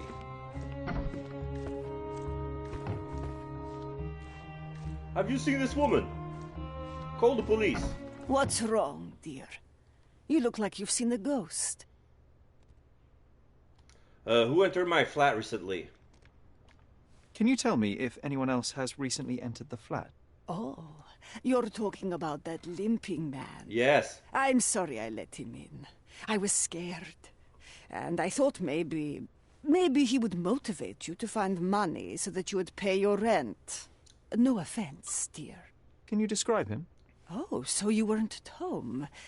I was so certain you didn't leave your flat that day. He was of average height, had a limp and a tattoo on his neck, and he was smoking Malpal cigarettes. Okay. My husband used to smoke those. They have a horrible smell I can recognize from a mile away. Okay. So call the police. Can I ask a favor? Of course, dearie. Please call the police and ask them to enter the flat. And don't look inside until they come up. What? What trouble have you stepped in this time? It really doesn't matter. Thank you, Mum.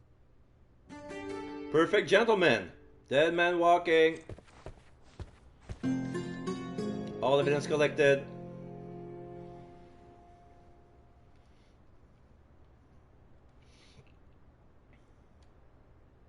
Phew, Sherry, that was close. But you did everything correctly. Now, take off your outfit. I can't let you walk around in a dead man's clothes. You got a point. So, no dead man, eh? Alright. The vampire it is. Do, do, do, do, do, do. Do, do, do, do, do. Yeah, regular hair. Do, do, do, do, do. No, no, no, no, no. No, no, no, no, no. That's it?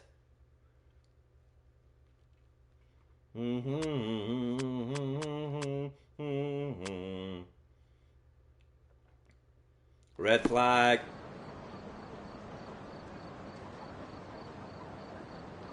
They don't want me to pick it.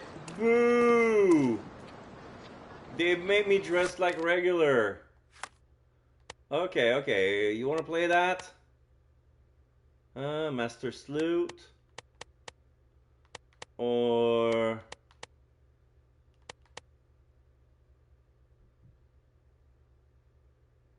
no.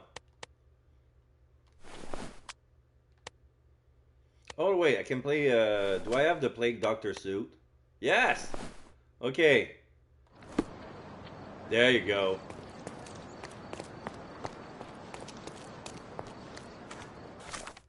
So. Oh, I have to still look for that girl. Sketch of the abuser. At Mercurio's place, we found a photograph of a vile act perpetrated on a young woman by a debauched man. John has sketched the abuser for our reference, depicting him in a red suit with a tail. Okay. So this was at the party. We found a picture.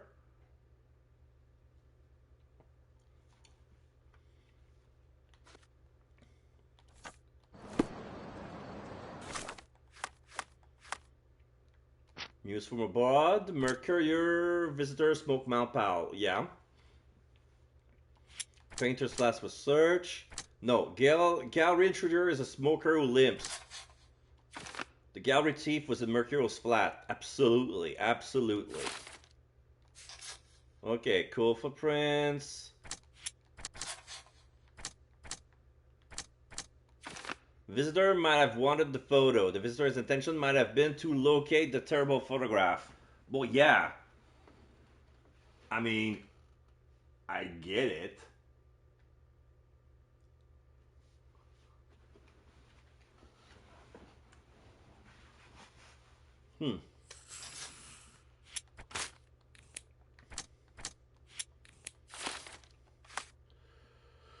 So, where should I look? That's the point. That's the big question.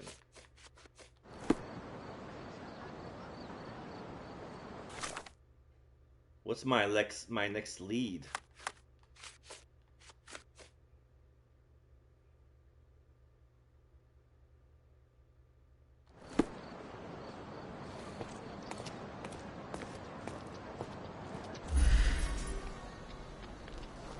Crimean.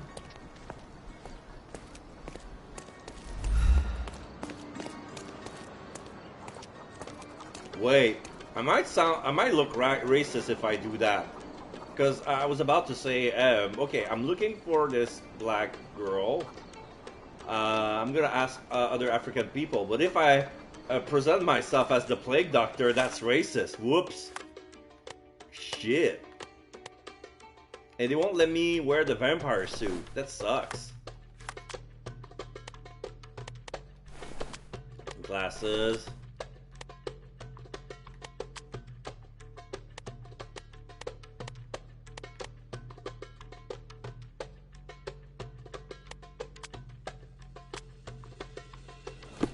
Okay. Better.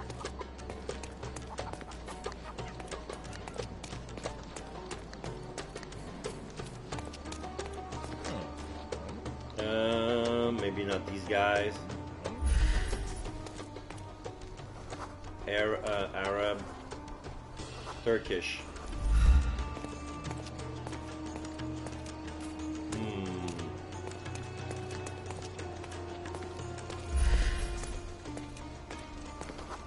Cordonian.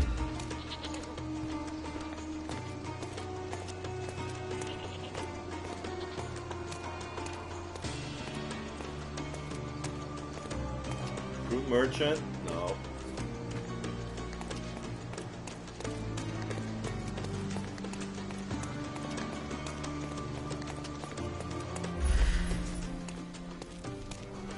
Albanian?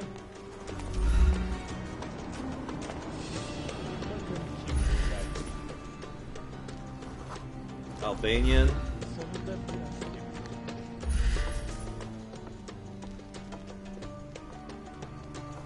Kurd.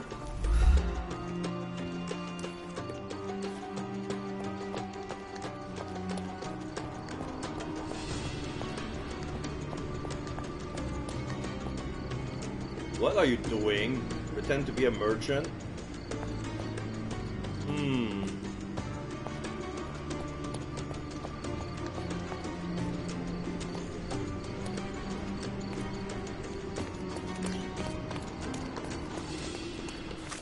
Where to look?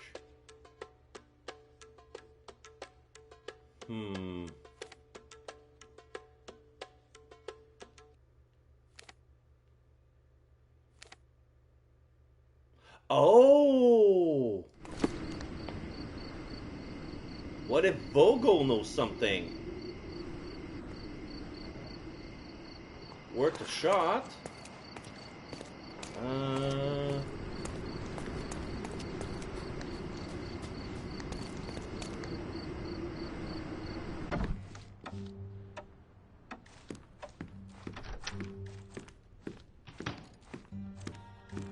I think I'll leave the exhibition in its current state for a while. I'll call it The Art of Vandalism. Okay, he's useless.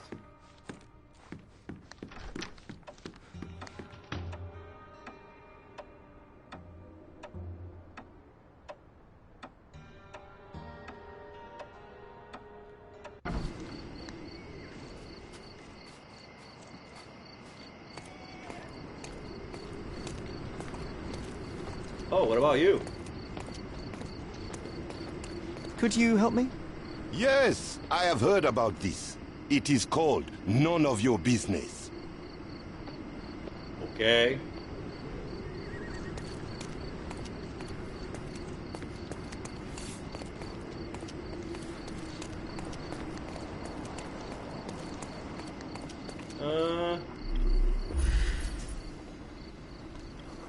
Shona. Worth a shot. Could you help me? Huh? Of course I know. To cut a long story short. Oh, he knew. John redrawing of a pregnant girl. Okay. So the scars on the girl's face seems to be from Yue ethnic group tribe. The only place where you can find Yue's people in Cordona is a refugee camp. Located under Victoria Bridge between Scaladio and Silverton. The bridge between Scaladio and Silverton. Okay.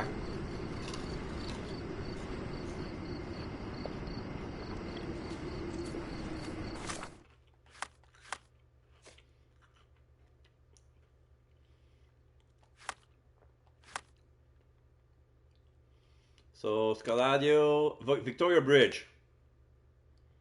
Okay, so I can go there. And north.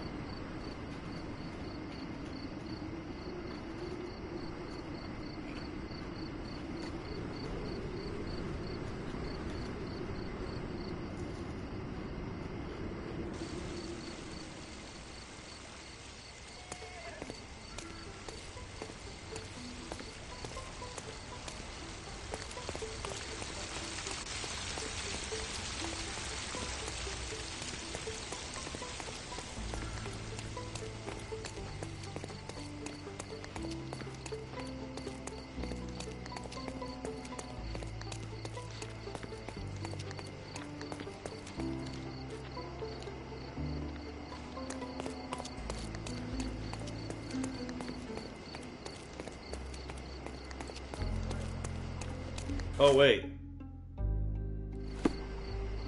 This is the top of Victoria Bridge. I need to go below. Teeth and gum sets. What?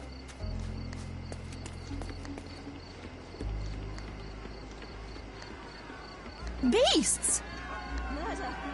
What? Do you know anything about this? I don't think I know. Okay. Maybe I don't need the proof anymore. What's going on? There's a riot. There's a lot of British gentlemen. The police is blocking the way.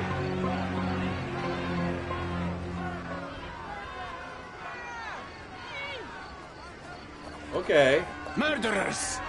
They're completely livid. First they come to our land, then they murder our people. Oh, they're talking about the British. Into the sea. They're talking about the British. Oh no, wait. They're British. Wait, are the British locals giving hate to the refugees, or is it the other way around? Let me talk to the cop. Sir, this place is off limits to the public. Please state your business or leave, or I shall request that the police escort you out. I'm from City Hall. I'm a private investigator. Which should I... My name is Sherlock Holmes. I'm from City Hall. They sent me to oversee the situation. No, you're not. I'm the supervisor of the camp, and I'm the one who's handling the current situation on behalf of City Hall. Ronald Harlow at your service. Okay. Now, sir, tell me who you really are, or you'll have to explain yourself to the police. I have full authority to request they detain you. All right, Very well, private Mr. eye. Harlow. I am a private investigator. I'm looking for a witness on my case. Sherlock Holmes is my real name, though. A private investigator? Really? Even so, you're not authorized. I can't let you in, so please, step back. Observe. Okay. Pale bag under the eyes, work indoors, poor lighting. Okay, so he's a pencil pusher.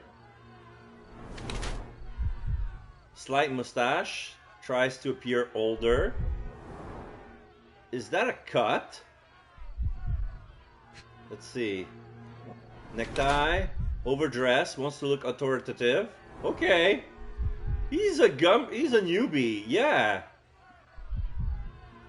He's a 20-year-old, tries to look like a 30-year-old.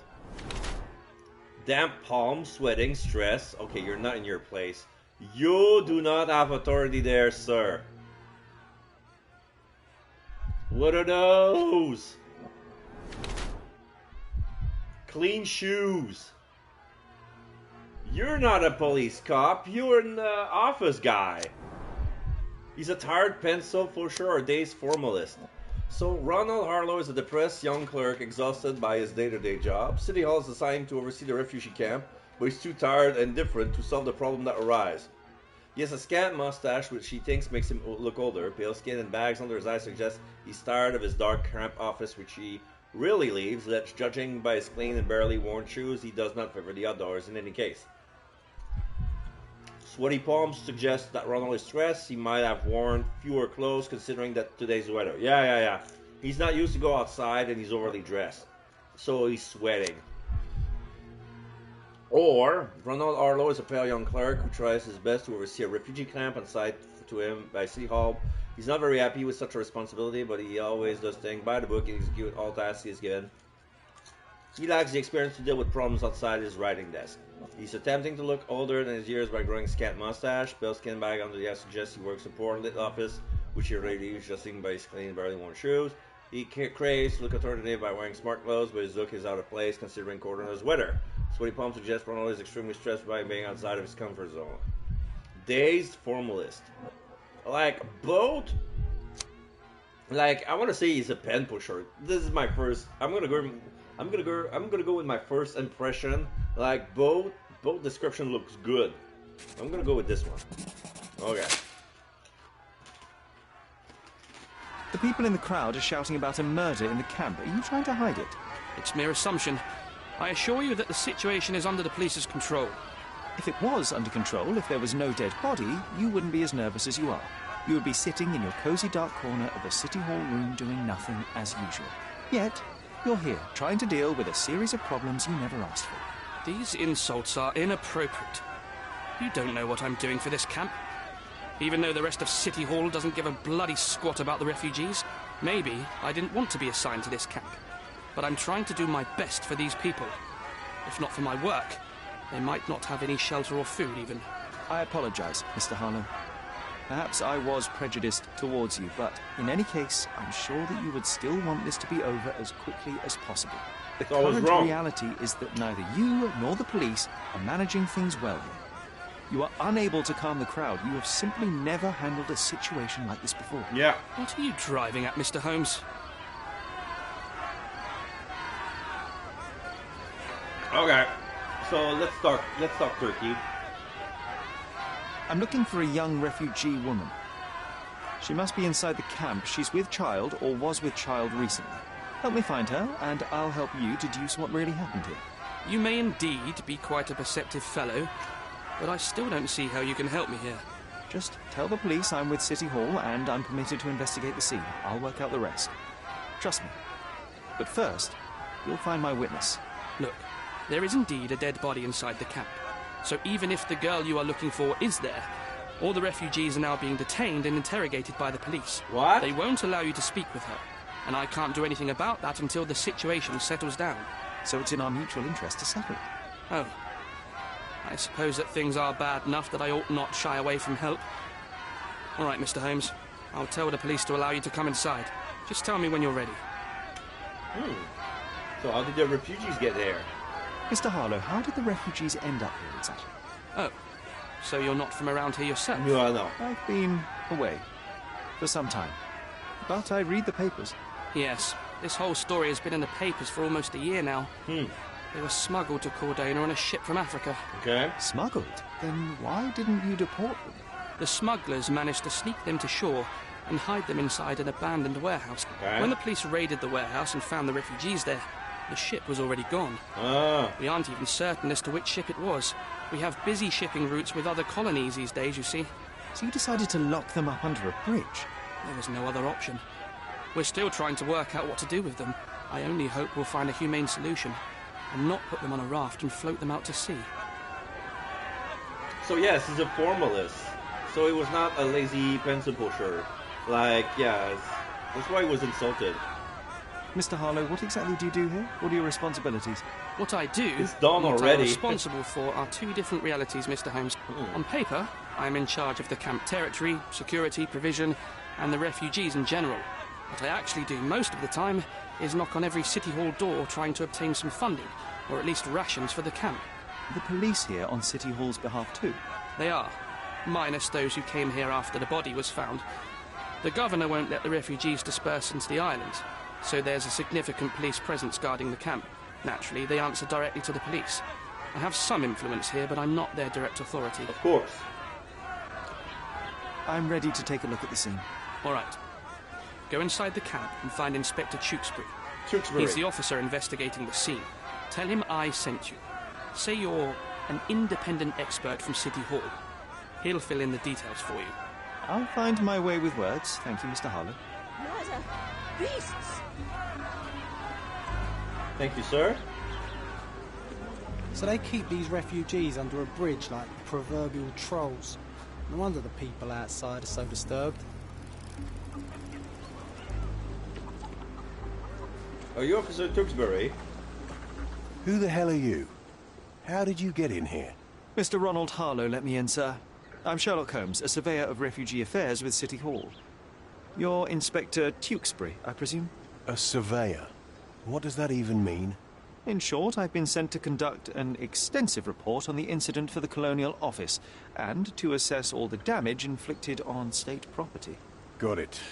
Another paperworm sent to count money and get food for archive mold. Go on, look around, but don't make yourself too at home.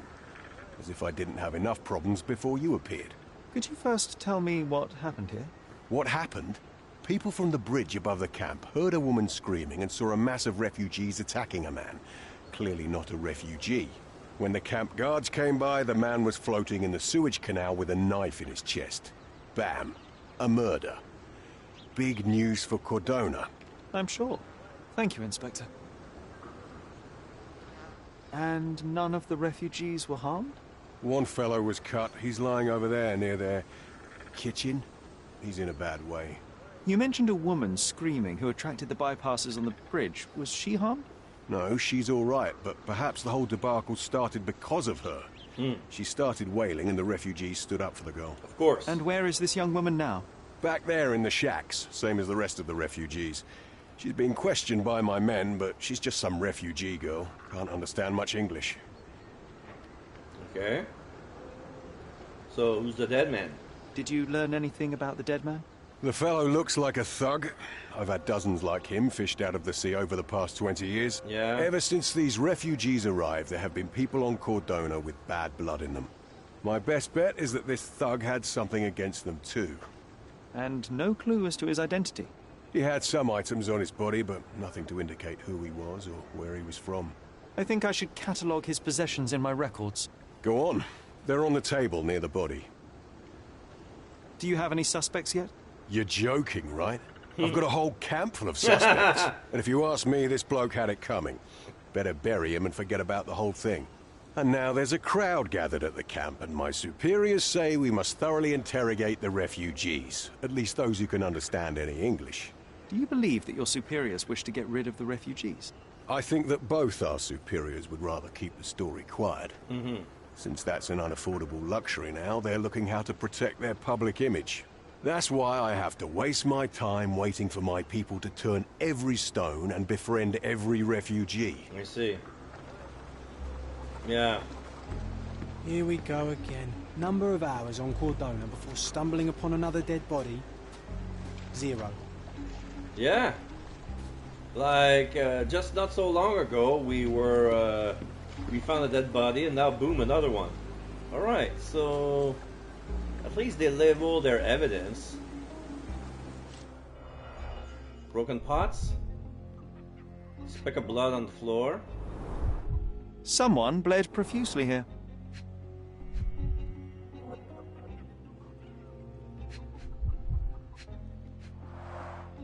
A fresh crack, as if the crate was hit recently. Yeah. That's it?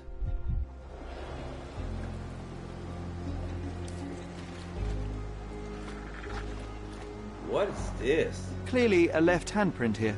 Ah. A small handprint. Looks like it was made by a child.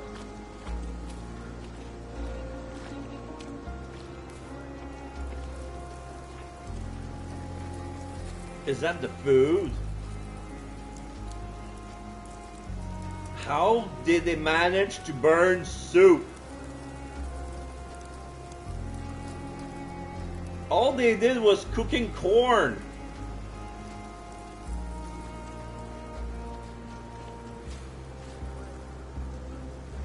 How?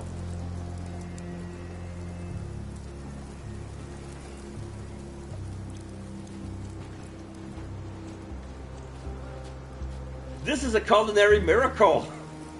This is like the same as Homer Simpson pouring himself a bowl of cereal, adding the milk, and then it sets on fire.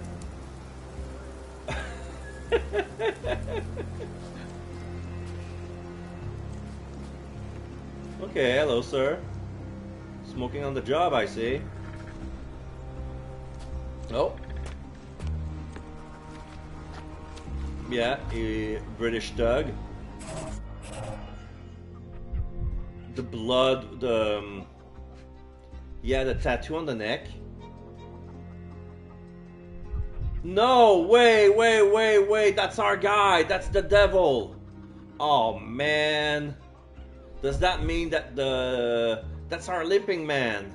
Does that mean that the pregnant lady is the culprit? An interesting tattoo. Does it mean something? A dot over an equal sign. Bruise. Let me check the fingers. Yeah, I see some black. His fingers are cold. Debris under fingernails, coal dust. Coal dust under the nails.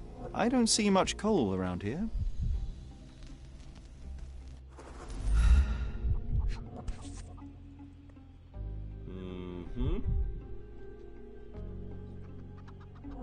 A steel dirk, sharp. A common accessory among sailors and soldiers. I'd say the blade penetrated upward, however the wound is too messy to be certain.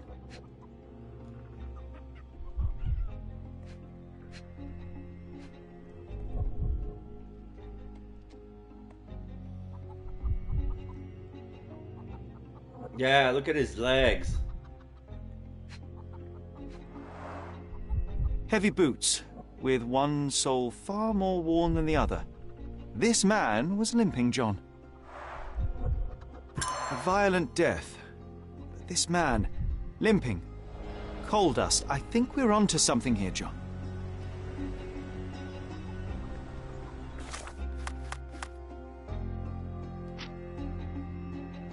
Cold footprints, cold dust under the dead man's nail.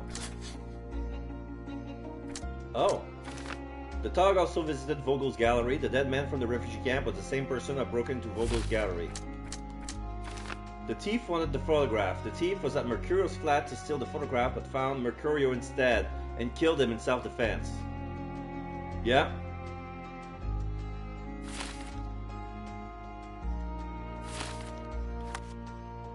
So, there's more to look at the crime scene.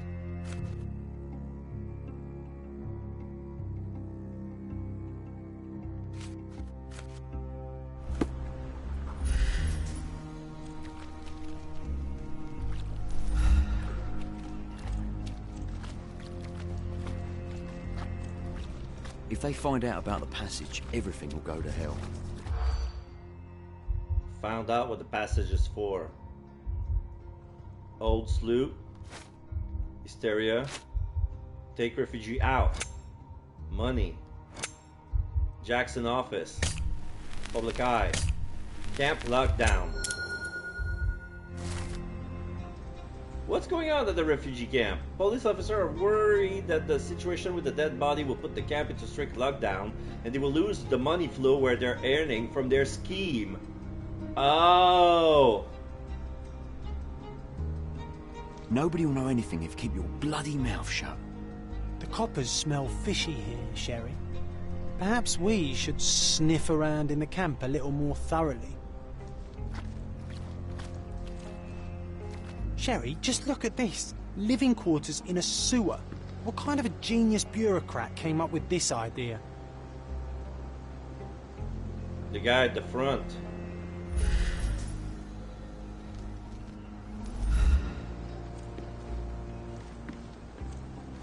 So this is the clandestine tunnel.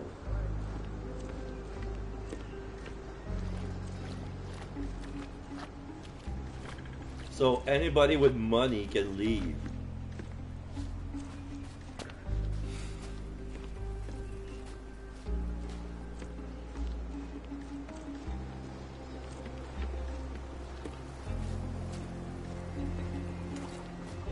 Oh. Oh, carnelian agate beads, a traditional African adornment. Broken necklace. Stick. Some blood trail.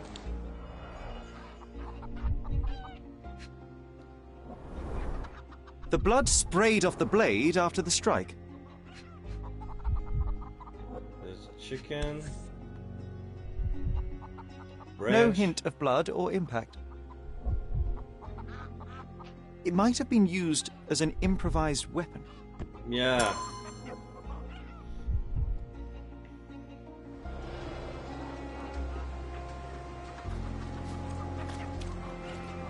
Number 7.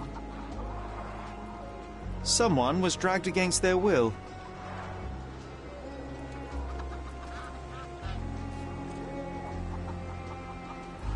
These are the chickens. The refugees have been detained and will not leave until all the circumstances are clarified.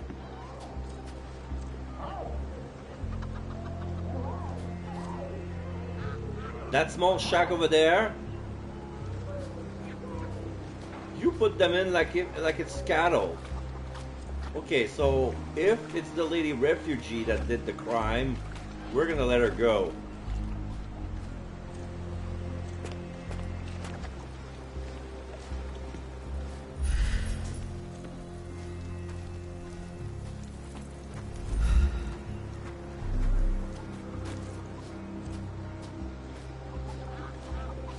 No one deserves to end up in a place like this. Oh, another dead body. No, this person is dying. What's this? He is in shock, feverish and dehydrated. You left him to die. The cut is deep, potentially serious if not treated immediately. Sherry, you know first aid. Surely you have a duty to help this man. You can't leave him to certain death. Wounded refugee, what can I do?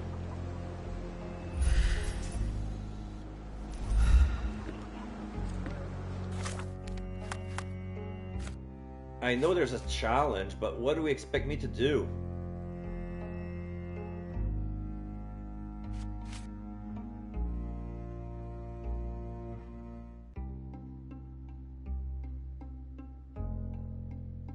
Okay. Alright.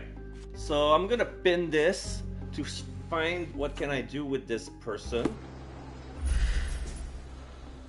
Okay. South African refugee, hostile, bruised hands. Okay.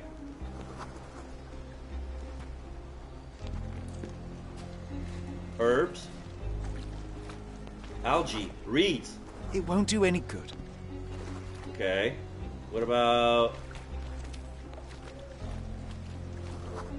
aquifolium? That will kill, not save him.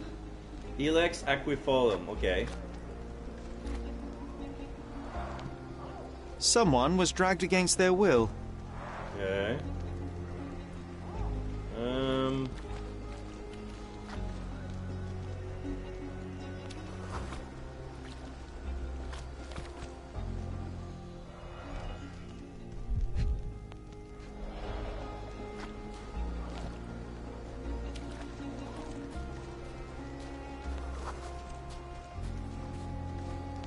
Water?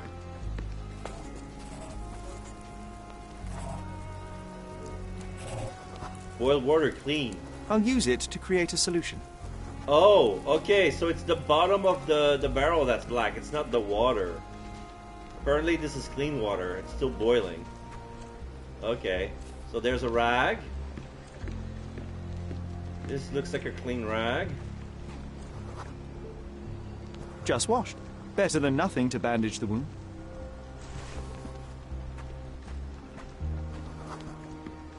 So let's see.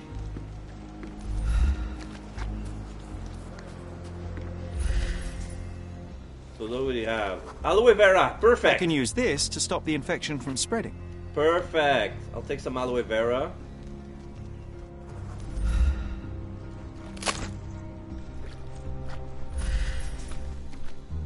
Do I have everything?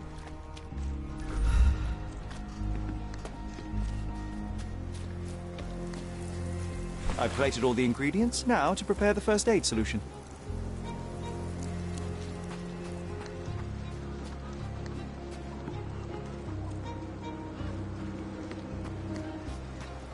What next?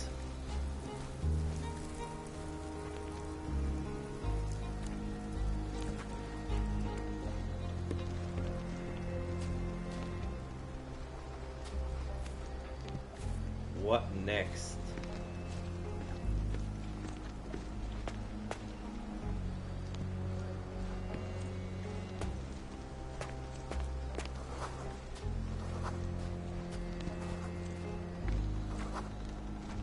No.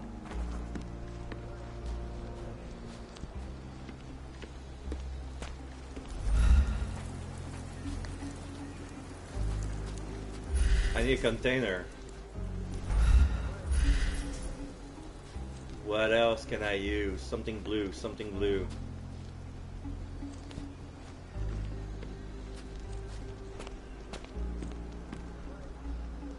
Okay.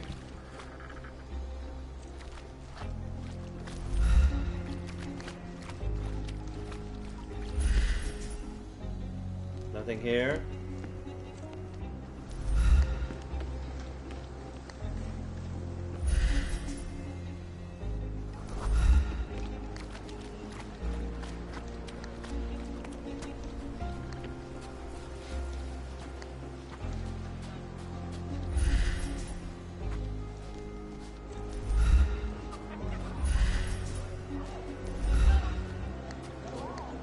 Back off. No one deserves to end up in a place like this. Help me, please. The law can't help you with that. What? The law cannot help you with the... What am I missing?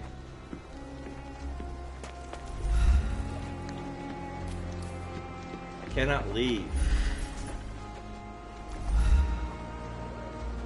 You still here? Provide evidence. Wooden refugee. Go and bother someone else with this, son. What? Go and bother someone else with this, son. The guards at the sewers were speaking about taking refugees out of the camp. Do you know anything about this, Inspector? Less than you do, obviously. And this doesn't bother you as an officer of the law? I can neither punish them nor put them on the right track, if that's what you're asking. Maybe your friends at City Hall could do something about it, but I seriously doubt that. To be honest, I'm sick and tired of being frowned on for my uniform. If those fine gentlemen you've eavesdropped on are in some shady business, that's on their heads. Okay.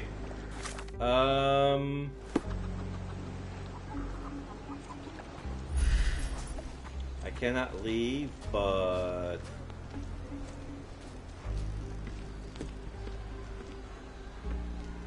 It feels like I'm missing something.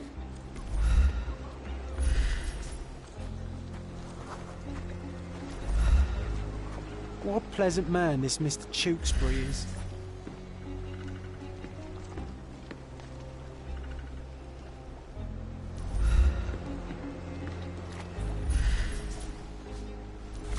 What do I have?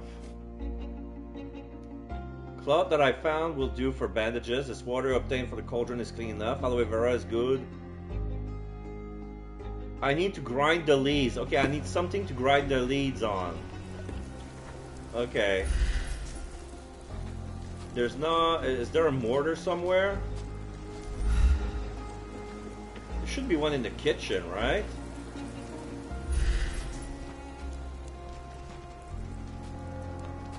So that's what I'm looking for. A mortar, mortar, mortar.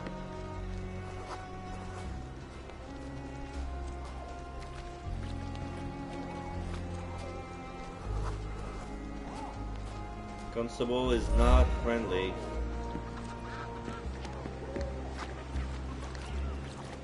They're yelling, I can hear them yelling from here.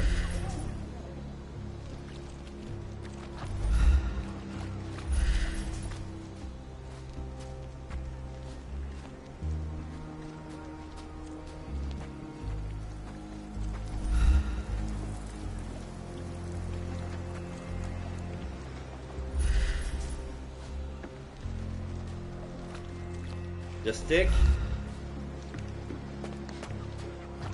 Oh no, it's probably evidence.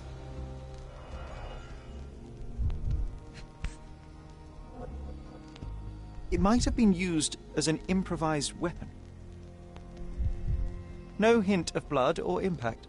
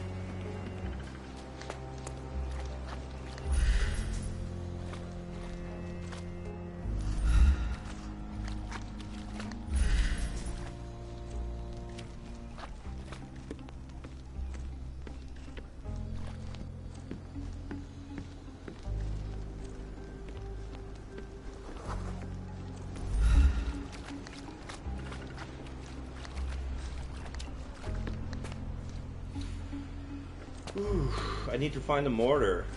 And these cops will not help me. Unless... Are you able to help me? Don't think I can help you, lads.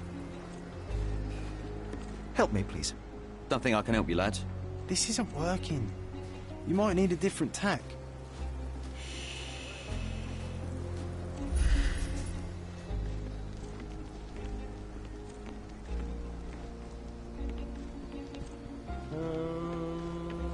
I need to find a mortar.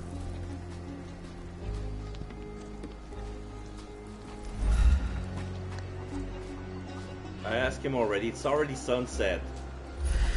Can't believe this guy's still alive.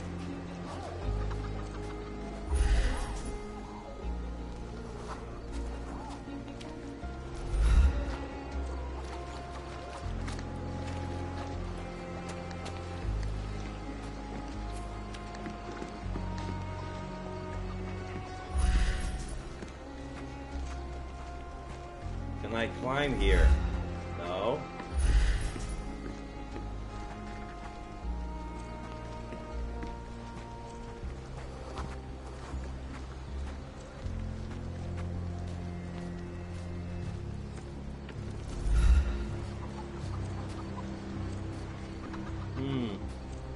Have I been there? No.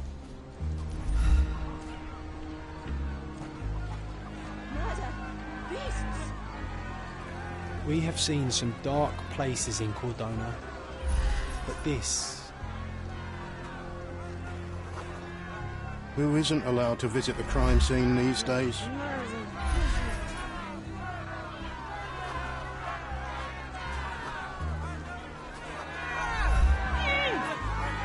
Excuse me, just one question. I uphold the law, so I'm not answering your questions. Murder! Beasts!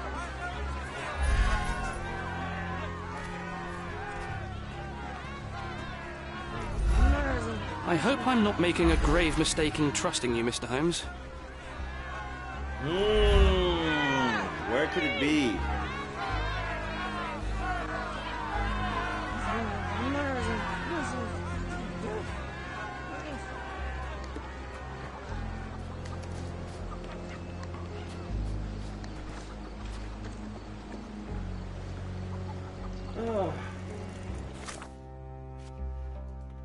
Let me think about it.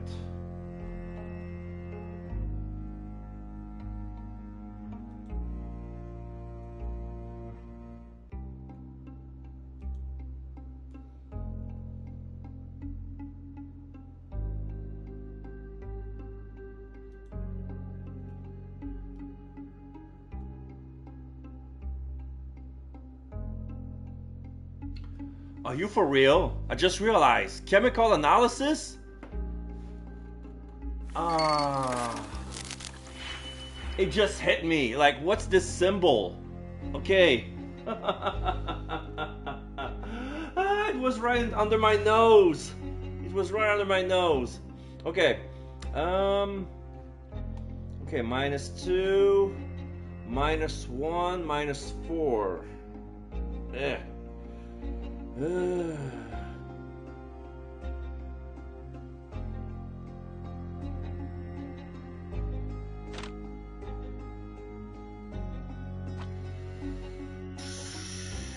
Boost and okay, this I can polarize and divide.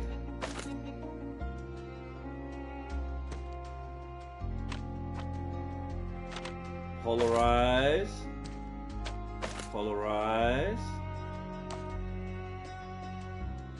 and divide. And this one I'm gonna boost +1. And then fuse. So it's gonna be -3. Oh wait, it's a minus.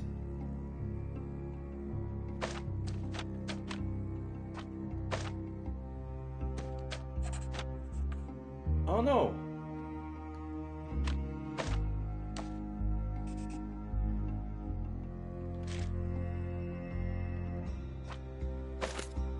So it's this one.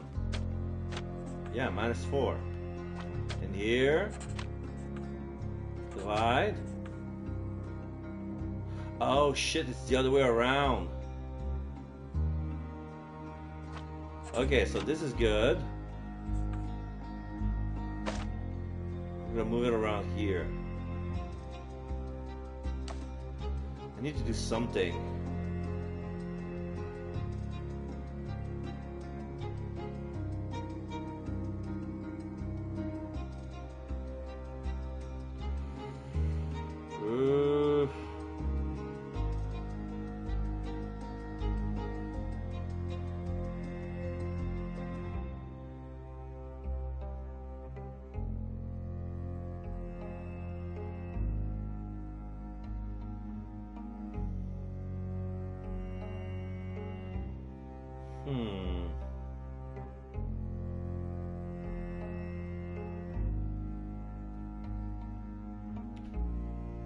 So if I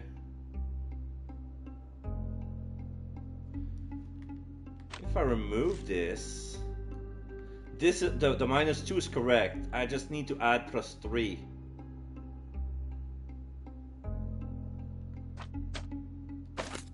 I need to boost this.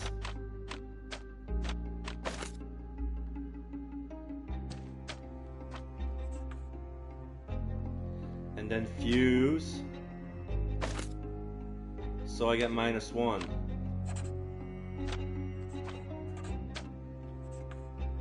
Yeah. And then fuse again.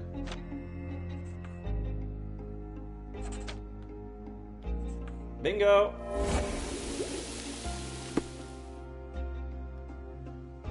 I made a solution to clean out the wound and stop the bleeding. Alright, hurry, hurry, hurry.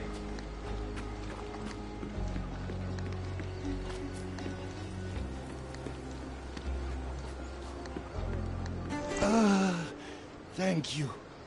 This should make you feel better, my friend. Now remain lying down and drink as much water as you can. Well done, Sherry. At least he won't die from the infection.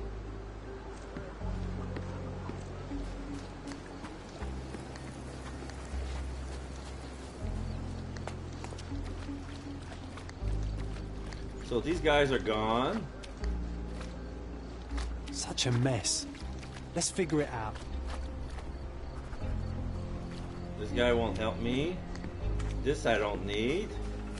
Can continue talking to this guy. What can we do? I'm busy. Don't you have papers to fill? City Hall lubberheads. Okay.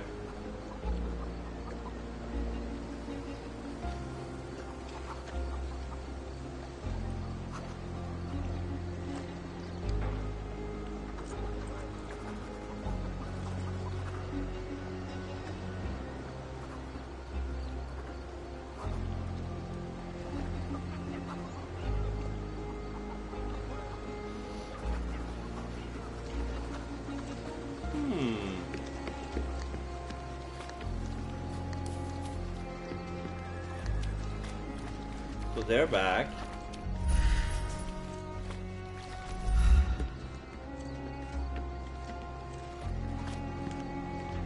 We have seen some dark places in Cordona, but this...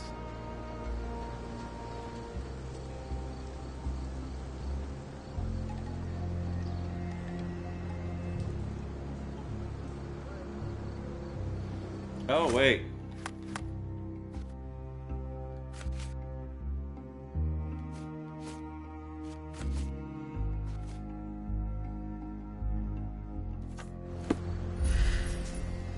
So we have to figure out how did they manage to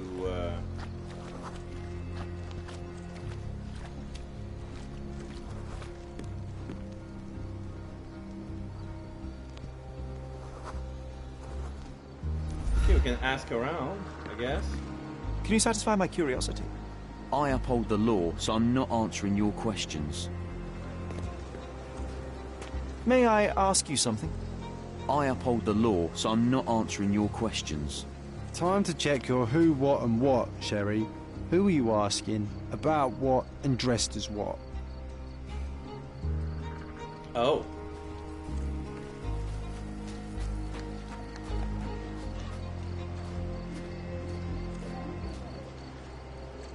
I see.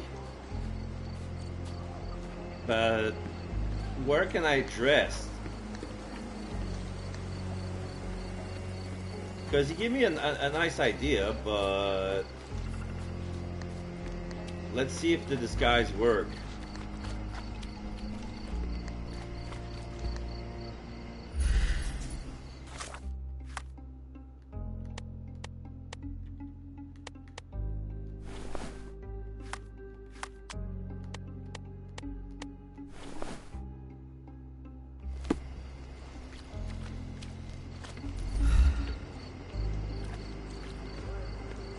May I ask for your assistance? Oh, I don't know about that. Ask one of the others. Excuse me, just one question. Oh, I don't know about that. Ask one of the others. Everyone's looking at us, Sherry. You sure you know what you're doing? May I ask for your assistance? Unfortunately, my casebook is empty on this. Okay. May I ask for your assistance? Unfortunately, my casebook is empty on this. Time to check your who, what and what, Sherry. Who are you asking? About what and dressed as what? Yeah? Could you help me? Oh, I don't know about that. Ask one of the others.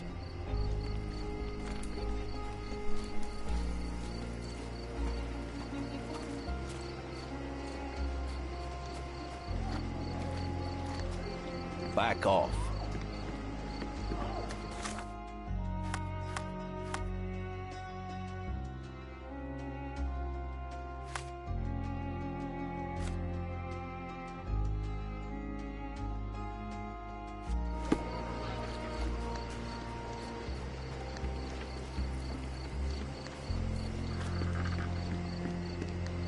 I'm busy. Don't you have papers to fill? City Hall lubberheads. Who isn't allowed to visit the crime scene these days? May I ask for your assistance? Unfortunately, my casebook is empty on this. May I ask for your assistance? Unfortunately, my casebook is empty on this. Time to check your who, what and what. I know. I hope I'm not making a grave mistake in trusting you, Mr. Holmes. Who isn't allowed to visit the crime scene these days?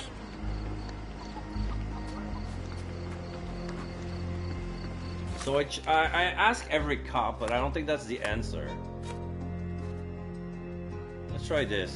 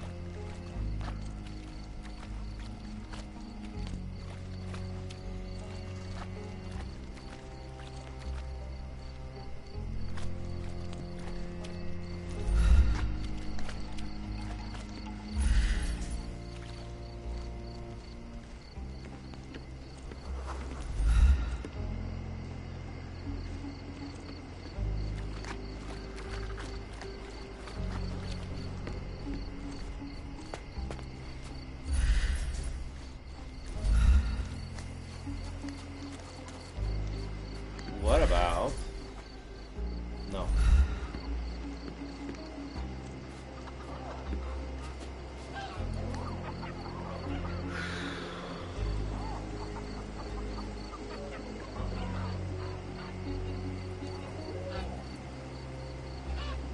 Oh. I think I was correct, but...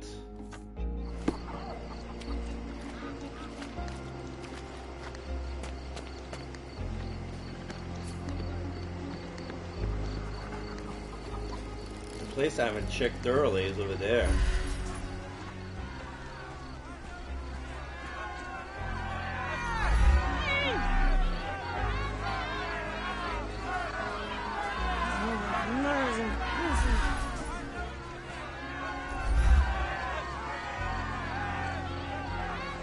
Murder!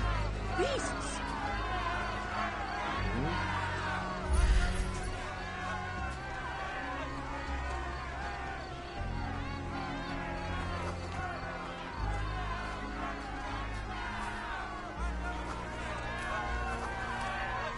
Can I leave the place?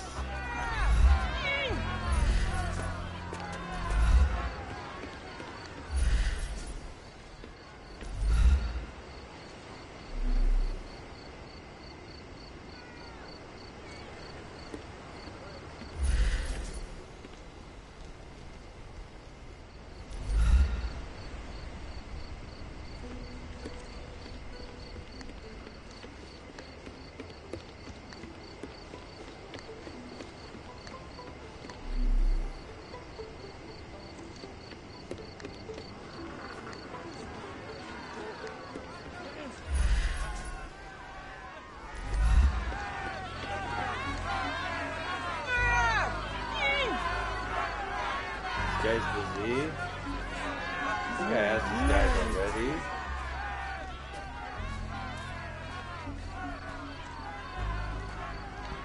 Wait. Beasts.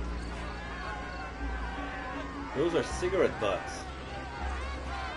Not the brand I'm looking for. This must be the brand that the cops were smoking.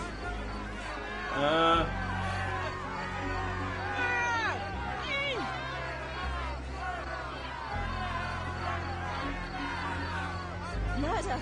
Beasts.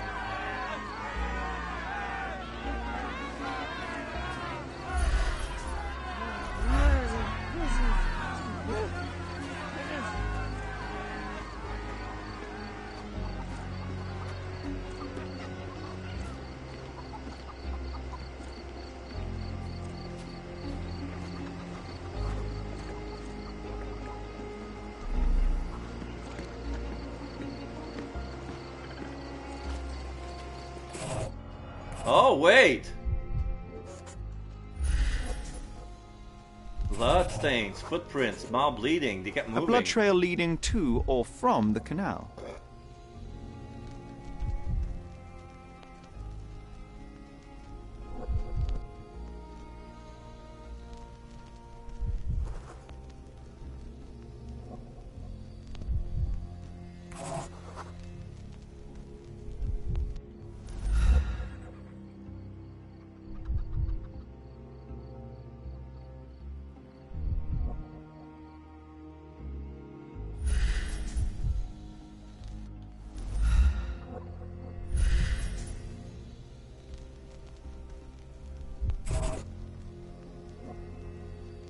What?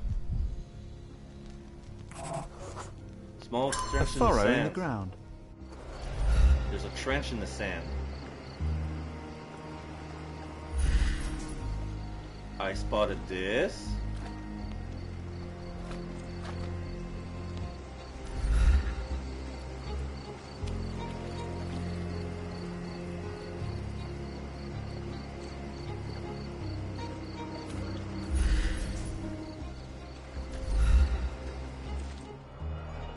Okay, so let me check out the numbers.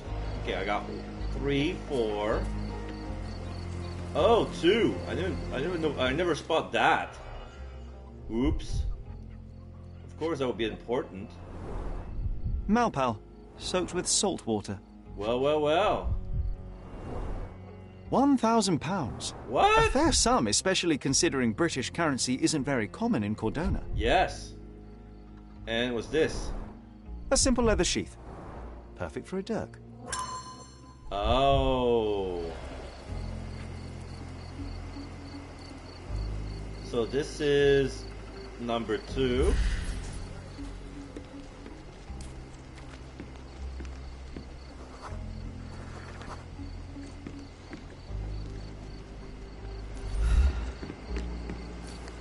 So number 3, then number 4. What's number 5? Number 5. This is number 8. Oh, I overlooked those. Yeah, those are footprints. A lady footprint, size 9, police boots. Police boots. Always happy to trample evidence. Size 10, barefoot. A man's footprint. Yeah. And size 9.5, damaged sole. A heavy boot with a worn-out sole. So this is you our... know what? I'd like to understand. What? How did our dead man end up inside the camp in the first place?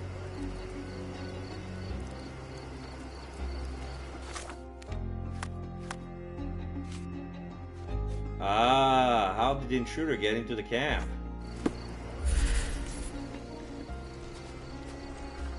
The ladder? The grill? There will be a boat.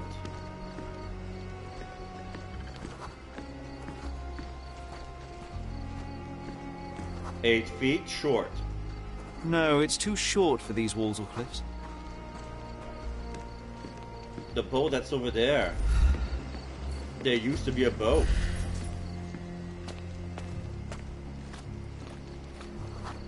Unlikely. It's unlikely anyone could get in or out of the camp by water without alerting the police guards.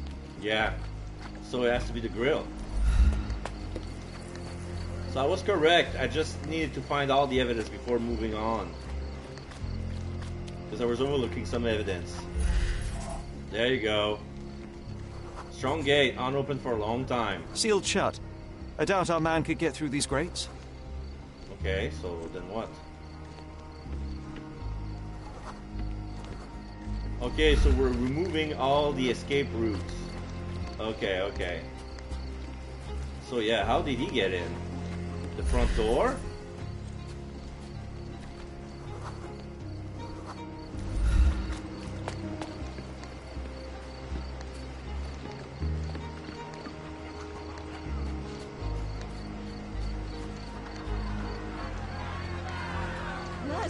Now, okay, now I can see. Now I can identify the.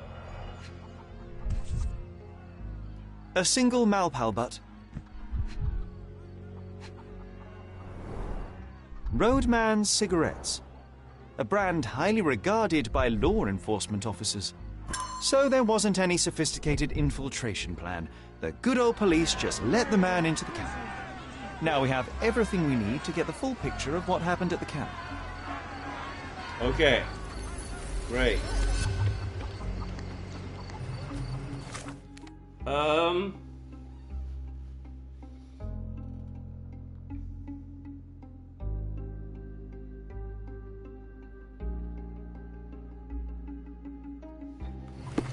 Wait.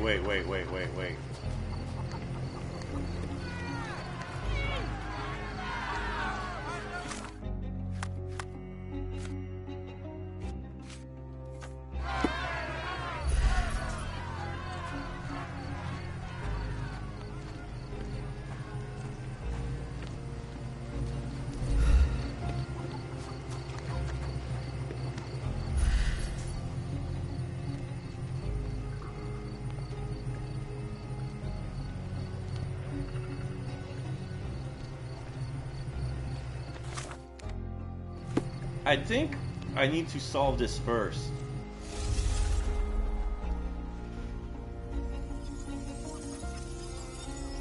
Okay, so a lot of shit happened. People are running away from the evidence. This is what we found.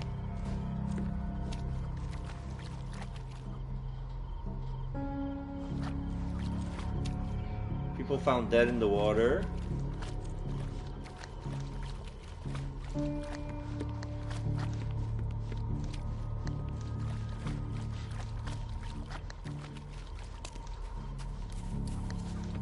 Here, what happened here? Was the guy pushed into the water?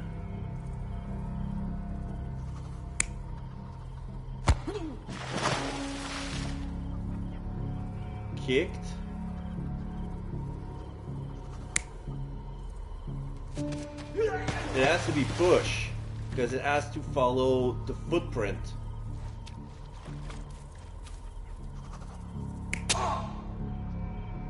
No. There was a fight. So yeah, the crates were tumbled.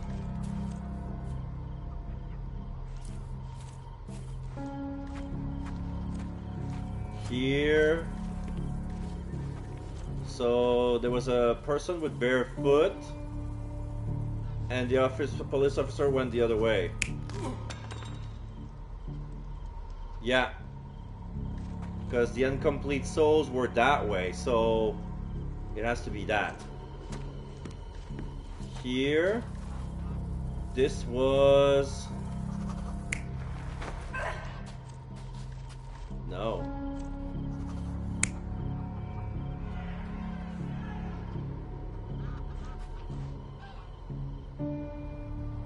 The guy came to defend the refugees? No.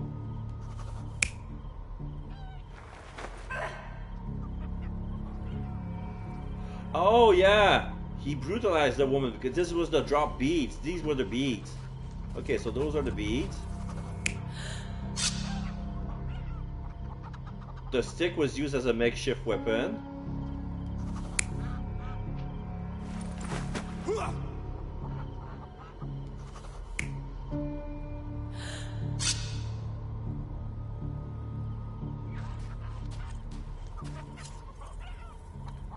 So there was a small cut on the on here, so there was probably a fight. So he had the stick.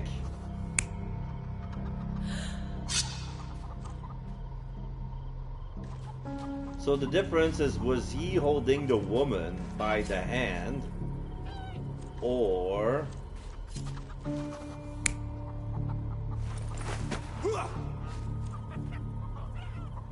was he protecting the woman? No, it doesn't make sense. So he wanted to... The guy was there for the woman. Okay. And here... Dragged away. So yeah, he came in... Oh, okay. He came in to take the woman away from the refugee camp. Like this? No. She was taken by force from the refugee camp. Then the other tried to defend her. He sliced one. Then there were more people coming in. And she managed to break free, but she broke her necklace. And then there was a fight.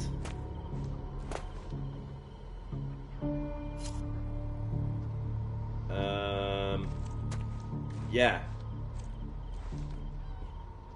Let's see, what else? No. He was facing them, he was struggling, and then he was thrown into the thing, and then he was pushed into the water. Do I got everything? Yeah, the body was found in the water. You're not even trying, Sherry. Concentrate. What did I do wrong?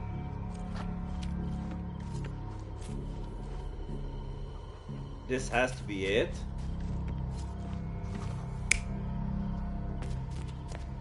He was running away. Oh wait, the incomplete soul's going that way. No, it makes perfect sense. He ran away, then he tripped. Yeah, that was it. So we have a thug who came to take a refugee woman with him. Yeah. She resisted, but he dragged her by force. Yeah. One of the refugees stood in his way, armed with a stick, yet he could do nothing against a cutthroat with a blade. Yeah. The man didn't anticipate that the other refugees would intervene and stand against him. In the confusion, the woman managed to break free. Yes. The thug took fright and fled. He was stopped by the falling crates. He stumbled and fell, piercing his chest with his own blade. However, the wound didn't cause instant death. He managed to stand, but still bleeding, he lost his balance on the bridge and fell. Before all of this, the man had freely entered the camp through the main entrance. The police admitted him after they had a short smoke together. You live by the sword, you die by the sword. In our man's case, it's the same sword. Okay.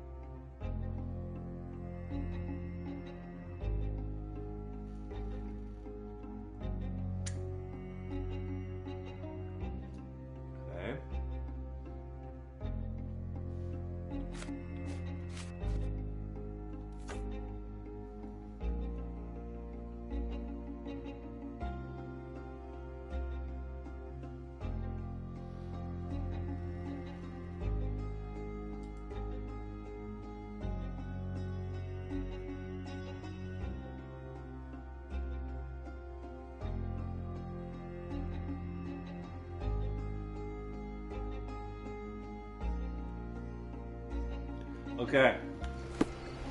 I think I was correct, but I have to. I need to talk to the two officers.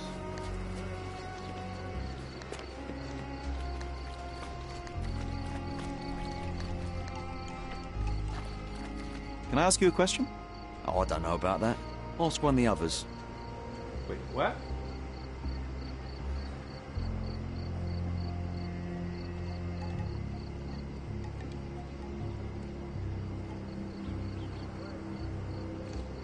Okay.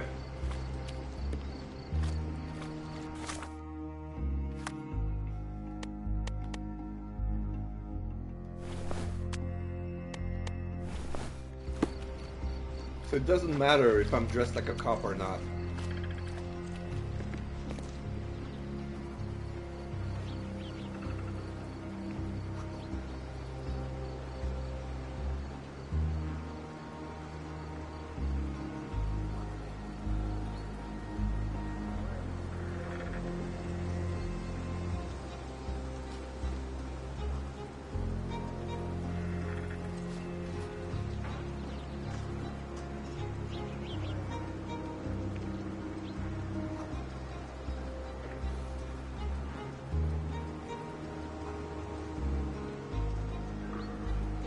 Oh.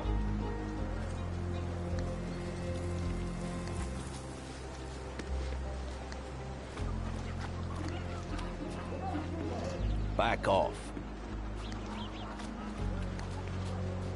So when they say talk to the two inspector, they're talking the one in the front, these two? Mr. Harlow, your refugees didn't murder anyone. What? Pray tell me what you've learned. All right, listen carefully. This might solve one problem for you, but will create a few more. Oh, well, that's a great start. The man came to the camp intending to kidnap one of your refugees, a woman. What he didn't expect was that the refugees would stand up to protect the woman. A brawl had broken out. In the chaos of it, the man stumbled over those crates and fell on his own blade. How do you know he fell on his own blade? The wound in his chest was inflicted from an unusual angle. It was not an offensive stab, shall we say. The refugees didn't touch him. And judging by the blood at the scene, the intruder managed to raise himself but was unable to walk very far. He ultimately fell into the canal. But how did he sneak into the camp? Why didn't the police see him? And this is where your new problems emerge, Mr. Harlow. What do you mean? You're not a dull-witted man. You know what I mean. There is no feasible way to get into the camp without the police guards knowing of it. The pile of mess I had to sort out has just become bigger, but somehow that doesn't surprise me. Anyway, I thank you for your help, Mr. Holmes. I'll take it from here. Meanwhile, I'll make sure the police aren't detaining the refugees any longer. You can go back in and look for your witness. You think one small clock can make any difference in this place? Who knows, John? Just one ill-fitting cog could make the whole machine crumble.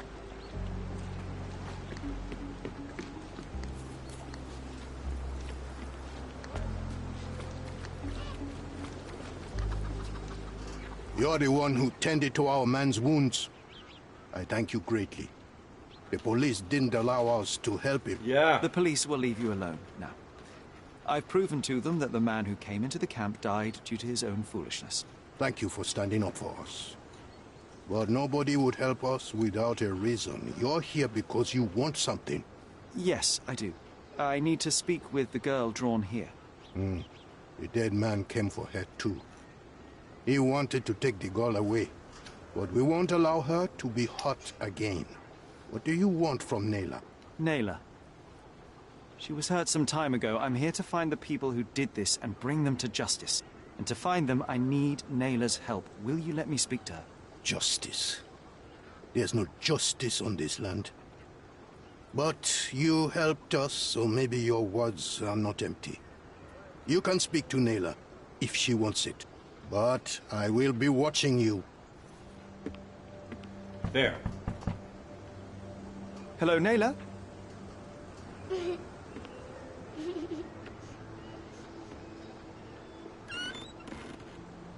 My name is Sherlock. I know someone hurt you. I am here to help. I'm trying to find the people involved and bring them to justice. Please, there is a photograph, and I'm sorry, it is terrible, but I simply must ask. Where did this happen? What can you tell me about these people? She took the photo and closed the door. Christ, Sherlock. Naylor, I'm sorry. I'm not very good at this. You come here for me, but you are rude and cruel and condescending. She gave the picture back. A cross. The man had this cross. Now go away. Leave us be. I do not need another white man's help. Baby was crying. Oh, glad that wasn't me. Shut up. Not my best work, John. By a long shot. Naylor doesn't want us meddling. I'm starting to wonder what this all achieves. But she helped you anyway. Now we know that maniac's face and the cross he wore, we can still catch him. So, let's see. Camp intruders tattoo. The man found dead inside a refugee.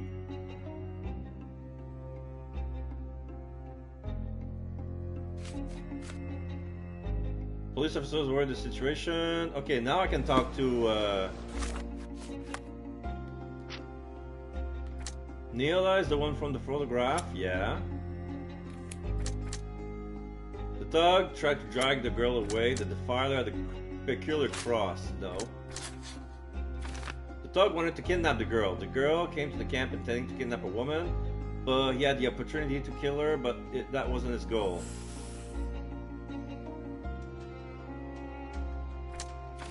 An henchman, not merely a thief. He is not merely a thief, but also a henchman. The henchman who takes on various roles. Okay.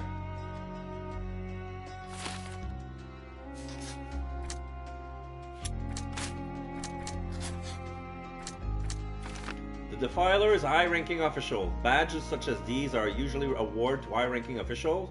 The defiler from the photograph might be one. Yeah.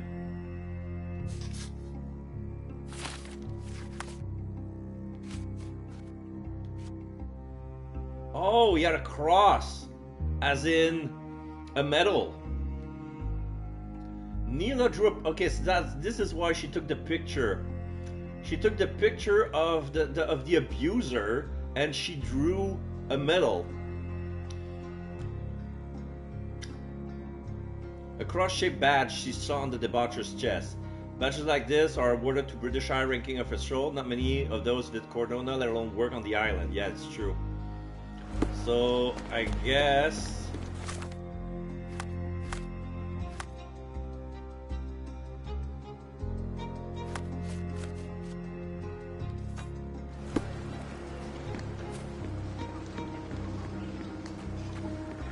Whoops. Oh, we can go here. Okay. These guys are there once out of two. Careful. Boom. There you go. Now they're here. May I ask you something? The law can't help you with that.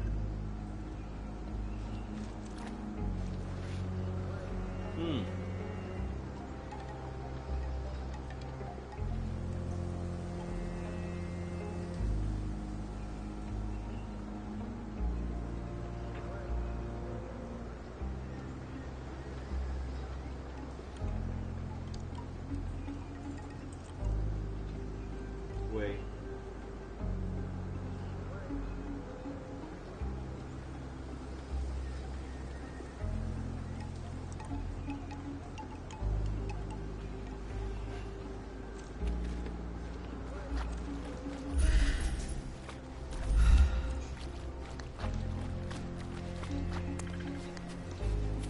The refugees are coming back.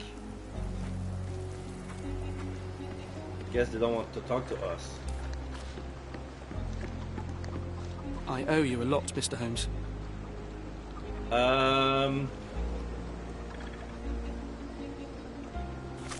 How can I finish?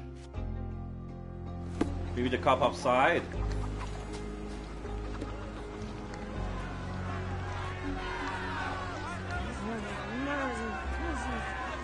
Who isn't allowed to visit the crime scene these days? Is this familiar to you?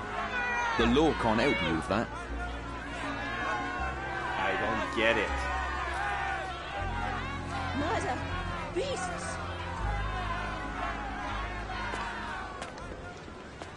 Guys there.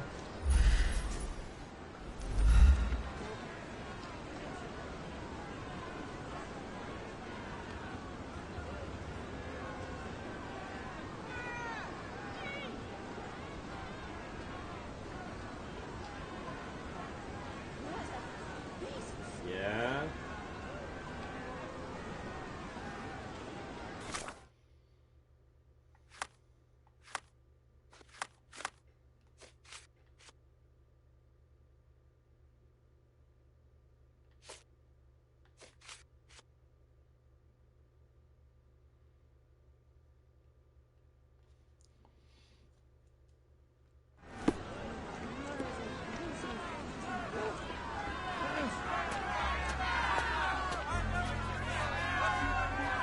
Unless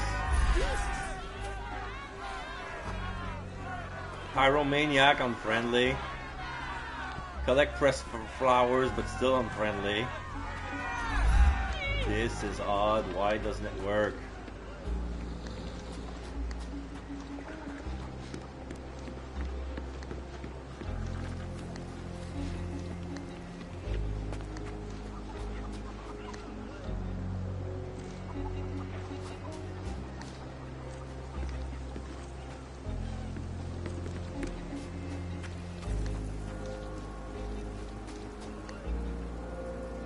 Are you able to help me? They often take us from the camps to work. Ah. Most don't mind, though. It's the only way we get a glimpse of freedom. According to the refugees, some shady people regularly visit the camp and take refugees away with them to perform various work. Okay, so I was trying to get help from the guide, but the guy never told us to talk to the refugees to get that challenge. The work is usually hard, but the refugee received money and food. The girl was abused after she was supposedly taken to such work. Since then, the refugees decided not to allow their women to be taken. Ah, okay. So it's connected to the main story. So there's a smuggling ring in the camp. This wasn't the first time that someone freely entered the camp to take a refugee out. At least it was certainly his last time. My gut tells me that we'll learn more about this ring when we find out where the thug came from.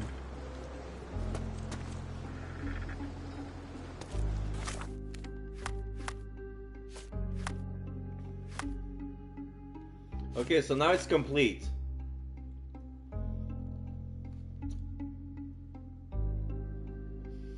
So now I have to ask about the tattoo.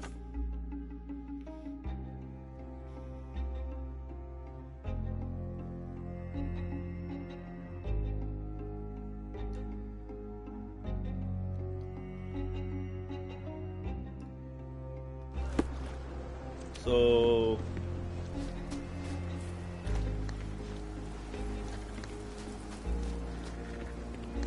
excuse me, just one question. Sorry, we don't see much here. okay, so you cannot help me about the tattoo. What about this guy? I owe you a lot, Mr. Holmes. Okay. Who can I talk about the tattoo?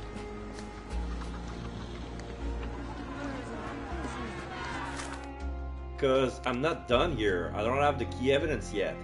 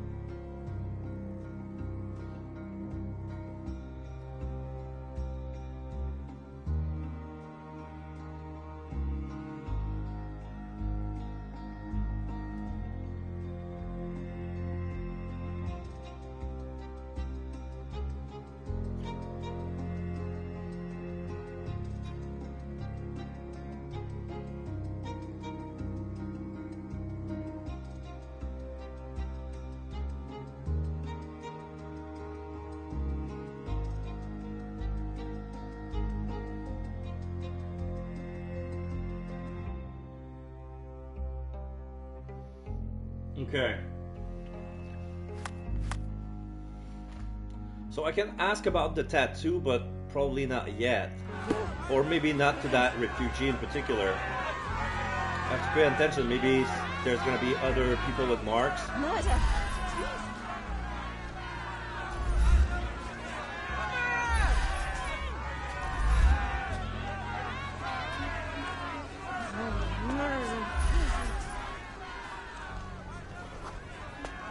Suicide attempts.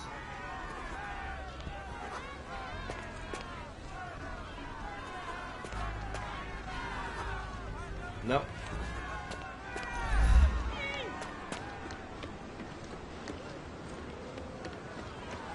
Murder! Beasts!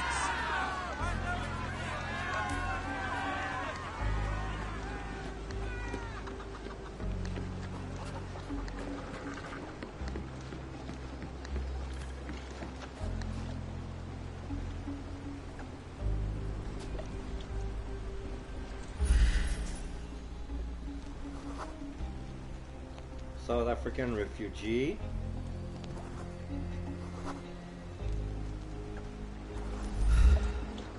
Is this familiar to you? Sorry, we don't see much here. Okay.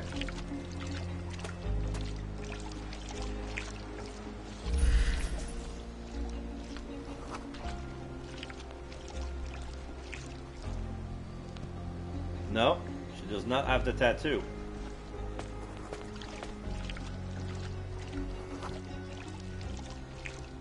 Her face is dirty, but that's not ink.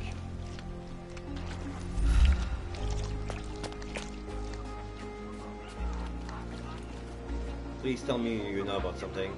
At least some of your kind have a hat. Thank you again. Okay. Cannot enter there. Terrible events are behind that canvas, Sherry.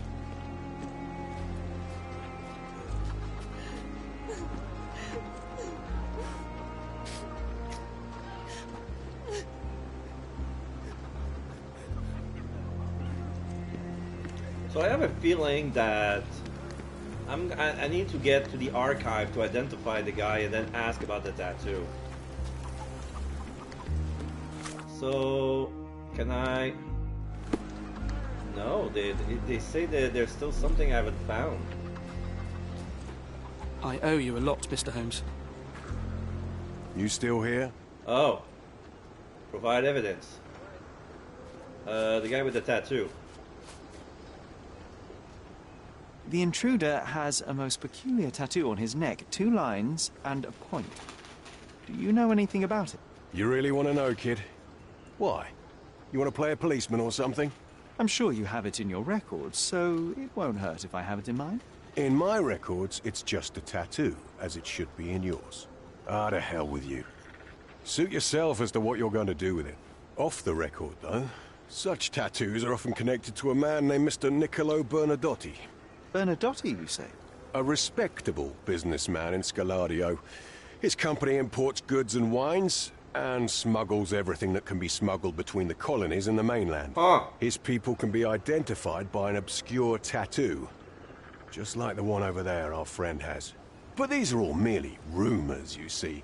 If Mr. Bernadotti was a criminal, he'd be in prison now. Or hanged, right? Key evidence collected, so that was the only thing that was missing. Okay. Okay, I got everything.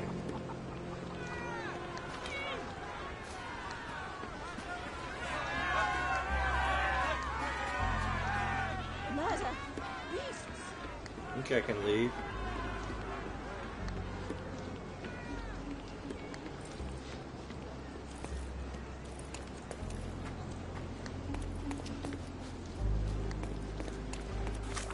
Can I fast travel now? Yes.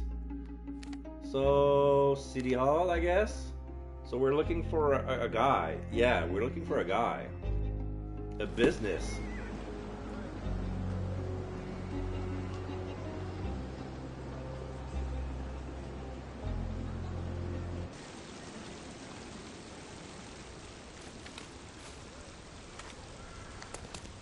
A contest for the guest. Yeah.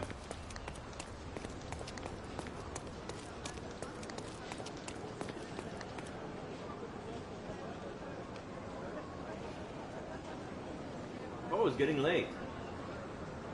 Yeah, I'm getting tired as well, so let's see.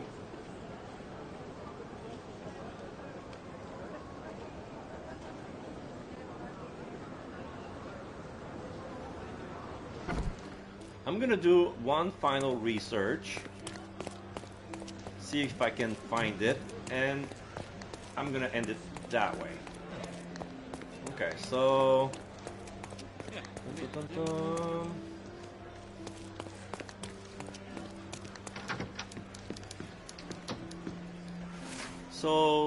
wait.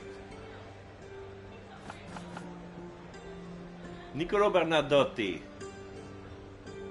businessman from Scaladio. Oops.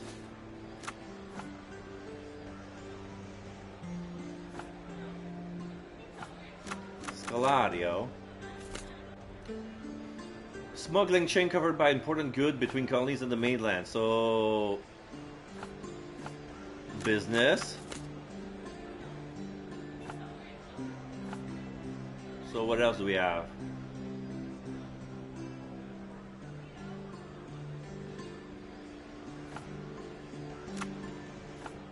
Occupation? Oh, Bernadotti Company Limited Summary. Established 1873 by Niccolo Bernadotti. Main office, Southeastern Scaladio, Bazaar Road, near the crossing with Roman Road. Okay, so we have an address. Bernadotti Company Limited shipped goods between African British colonies and the rest of the United Kingdom, including Cordona. Imported products include food, wine, coffee, everyday goods, and more.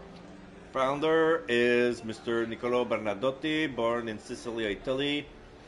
Mr. Bernadotti moved to London as a 39-year-old businessman. Later the same year, he moved his base of operation to Cordona, in his words, to be closer to the colonies he was business in.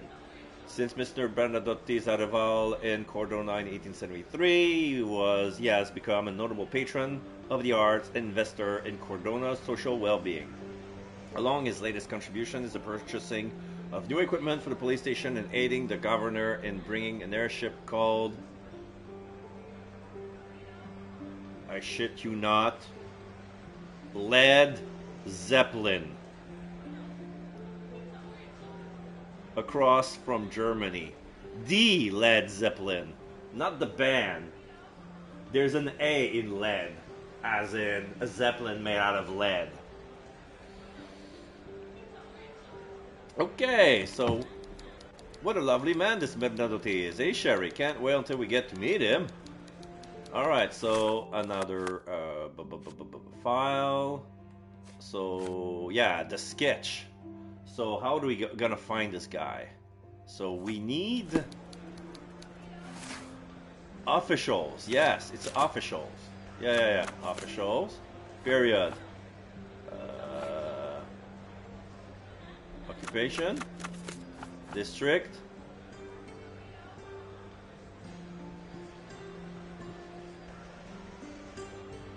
Oh, it must be out of town, so it must be period British. Ah, yes!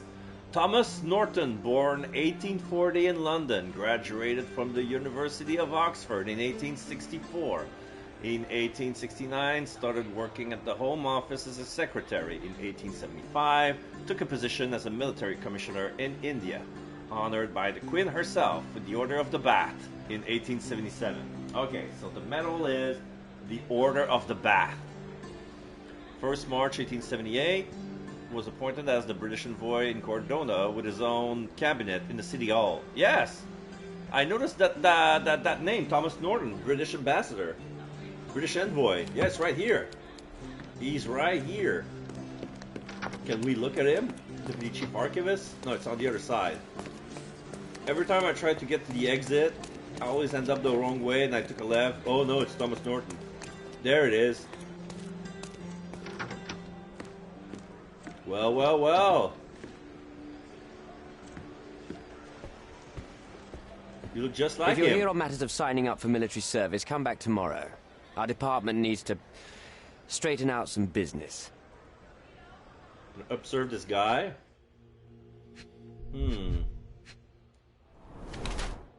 Red eyes, didn't sleep last night.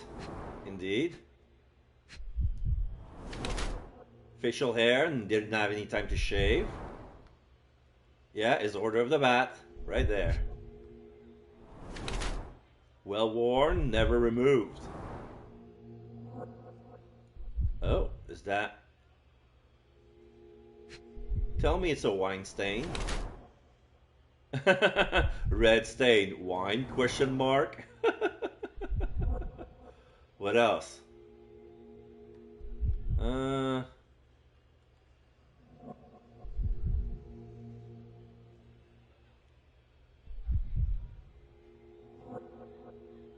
It's clothing. Rumpled clothes. Stay at work late. Oh, I don't notice these details because my my clothes are always like this, but because I never iron them. But yeah, rumpled clothes. Hello, Jesse123. How you doing? I'm playing Sherlock Holmes Chapter 1. I'm in the middle of investigating somebody. So I'm doing a little psychological profile, and now I have to look at see if it's a party goer or enjoying remorse. Oh no! He's a party goer. He goes up late, dressed as a devil in BDSM parties. I shit you not. This is this guy, and we're talking Victorian era level of debauchery. So, a red wine stain on the wrist and his unshaven face indicate a lazy attitude towards his duty. The Order of the Bat looked quite worn. The man is proud of it, never takes it off.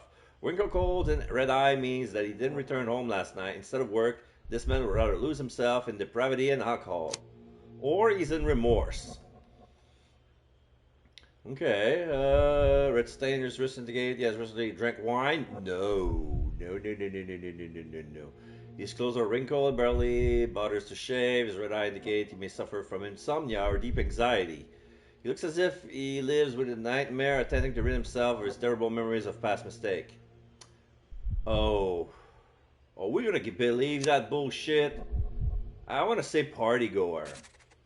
Let's go with party goer.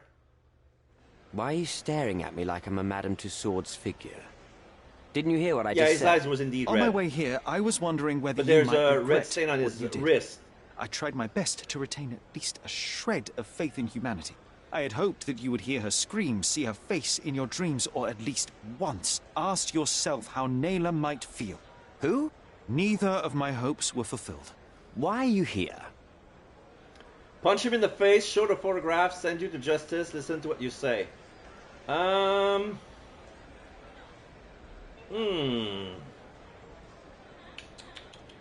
not gonna punch him in the face, but I'm gonna show him the photograph. Do you recognize this man? We definitely look alike. But you have the wrong person. Really? Then you won't mind if I pass this along to the newspaper? All right. All right. Is this about money, as you said in the letter? What kind of sum are we talking about? Oh, letter? I've never written a single word to you. Bribery, not my style. So, that letter, it wasn't from you? Well, it appears that more and more people in the city are finding out about your despicable hobby, doesn't it? You're in the clutches of justice, and very soon they will squeeze you. It's in your best interest to cooperate. Fine. I suppose now we have a nice long talk. Do you drink, Mr... Sherlock Holmes.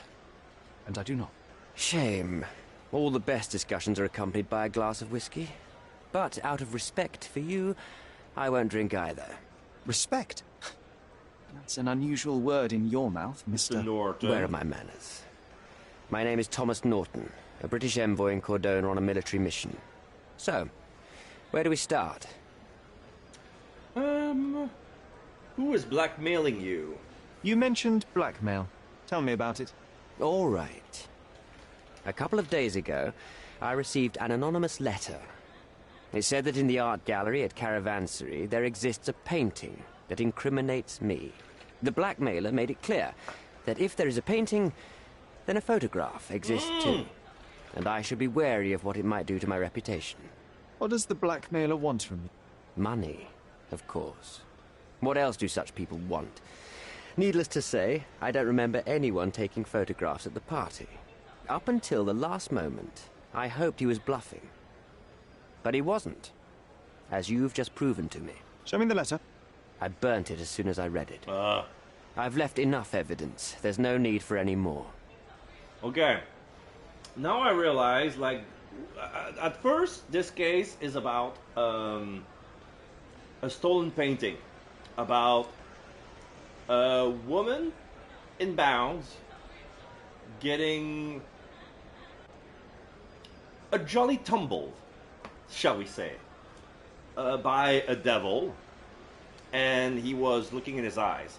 But it's expressionism. Like, it was basically because there was this costume party, like there was a debauchery party, like some sort of orgy, where this guy was there and he was dressed as a devil, but he looked nothing like the devil in the painting. So that's not even proof of blackmail.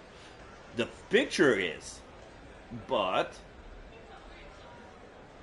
yeah, I mean, it would be stupid to think that, okay, there's a painting that was inspired by real events, but there's no way to connect the two events together, you know? Because the painting was surrealistic. Like, there were some people in the picture, of course, in the background. The woman who got our word didn't look like the victim. First of all, wrong skin color.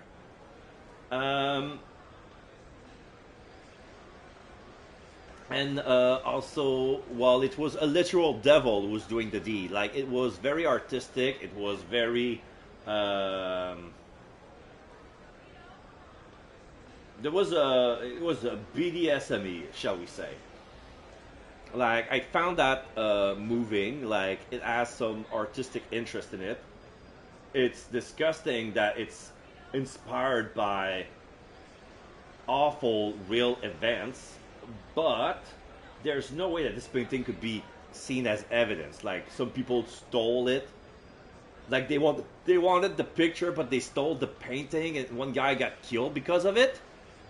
Because when we wanted to, because our client was basically a curator, like a museum owner or something, and he had a collection of painting illustrating decay, death, and love. And that painting was part of the lot. And the guy burned a lot of painting. Like, he hid his theft with vandalism. Like, basically just took the painting and burned the frame, you know? So, what happened at the party? So, let's return to the beginning. What happened at the party? I vaguely remember that night.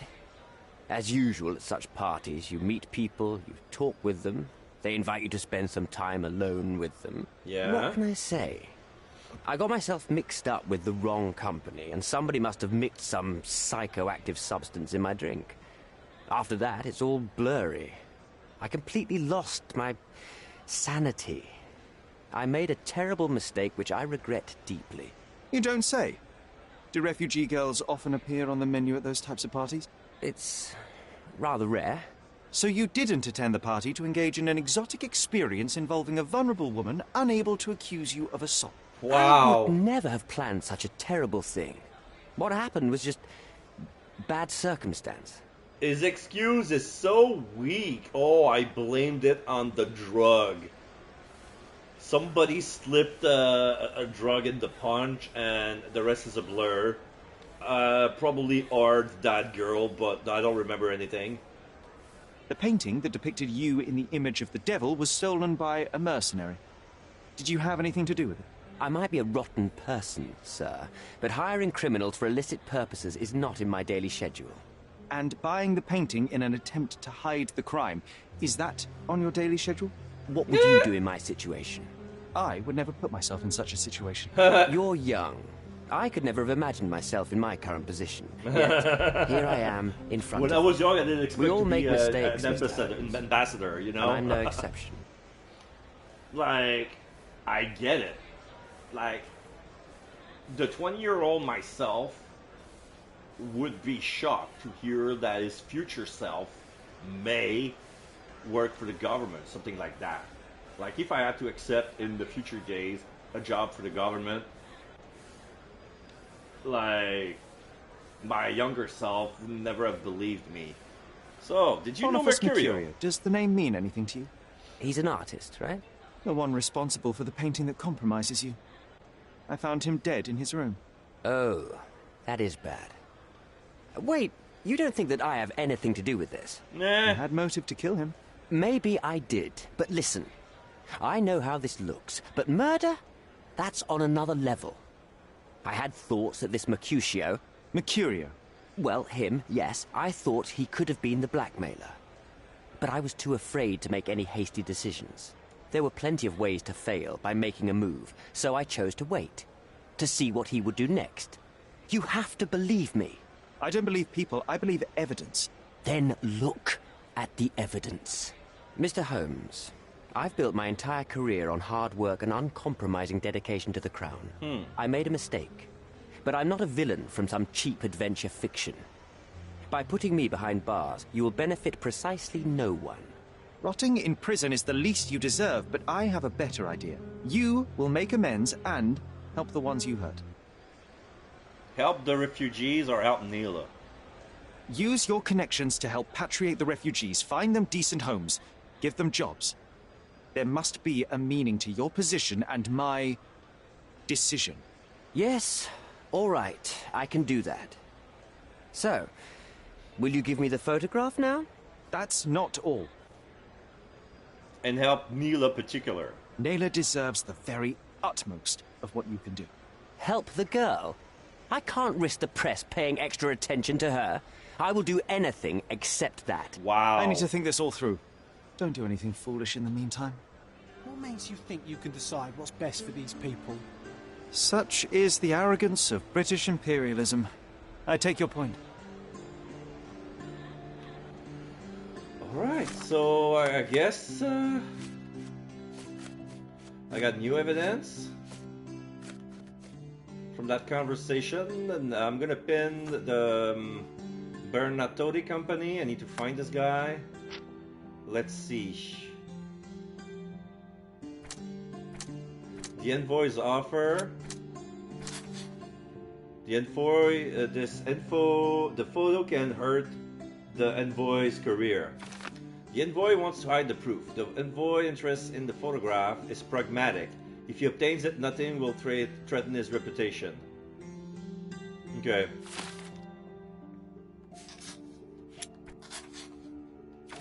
System sufferers. All refugees are victims of the system. The situation they are in must and can be mended.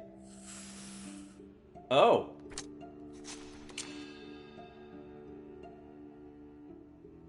The way the evidence are being shown right now, I can pin this on the envoy. The British envoy violated Neela, the refugee, during the party. Were the photograph of the crime to be released, it would ruin his career, or perhaps I could use that leverage to help the refugee camp. Merciless justice, or smaller evil for the greater good. So the envoy can be neither trusted nor forgiven for what he did. Humiliation and decision can be outrage. From an outraged Cordona, the least he deserved. Give the photograph to Vogel. He can make everything public. Or Thomas Norton is a debaucher who has committed a terrible act. Even though he deserved to be brought to justice, I cannot overlook the opportunity to do a greater good. Give the envoy the photograph in exchange for the refugees' legalization.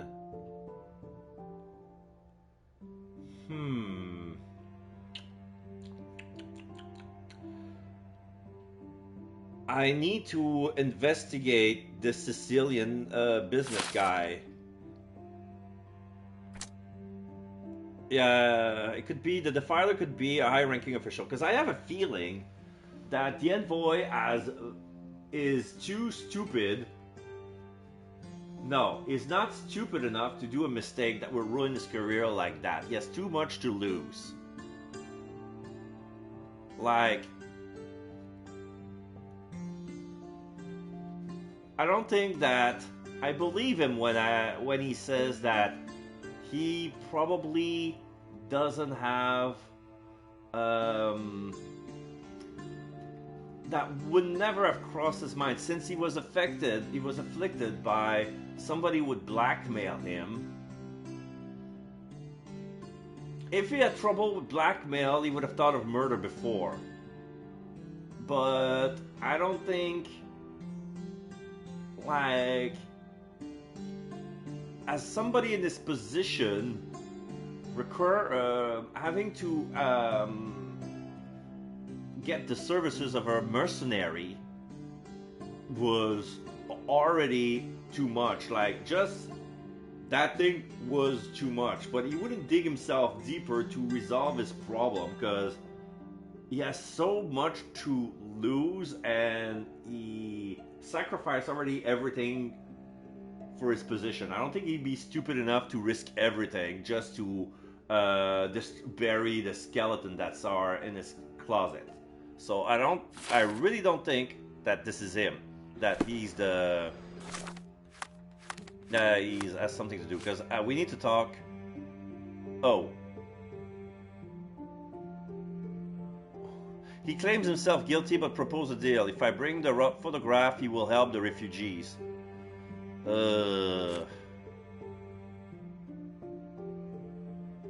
I need to find Bernadotte. I have a feeling that this is Bernadotte. John? Come on, it's not like we've got anything better to do.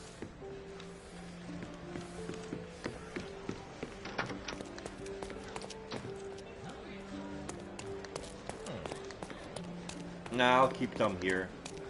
So I'm gonna go outside. That will save, right? Oops. Oh. Oh, I'm such an idiot.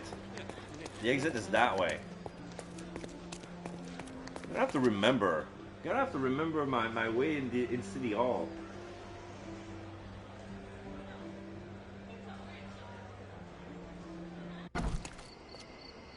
Okay.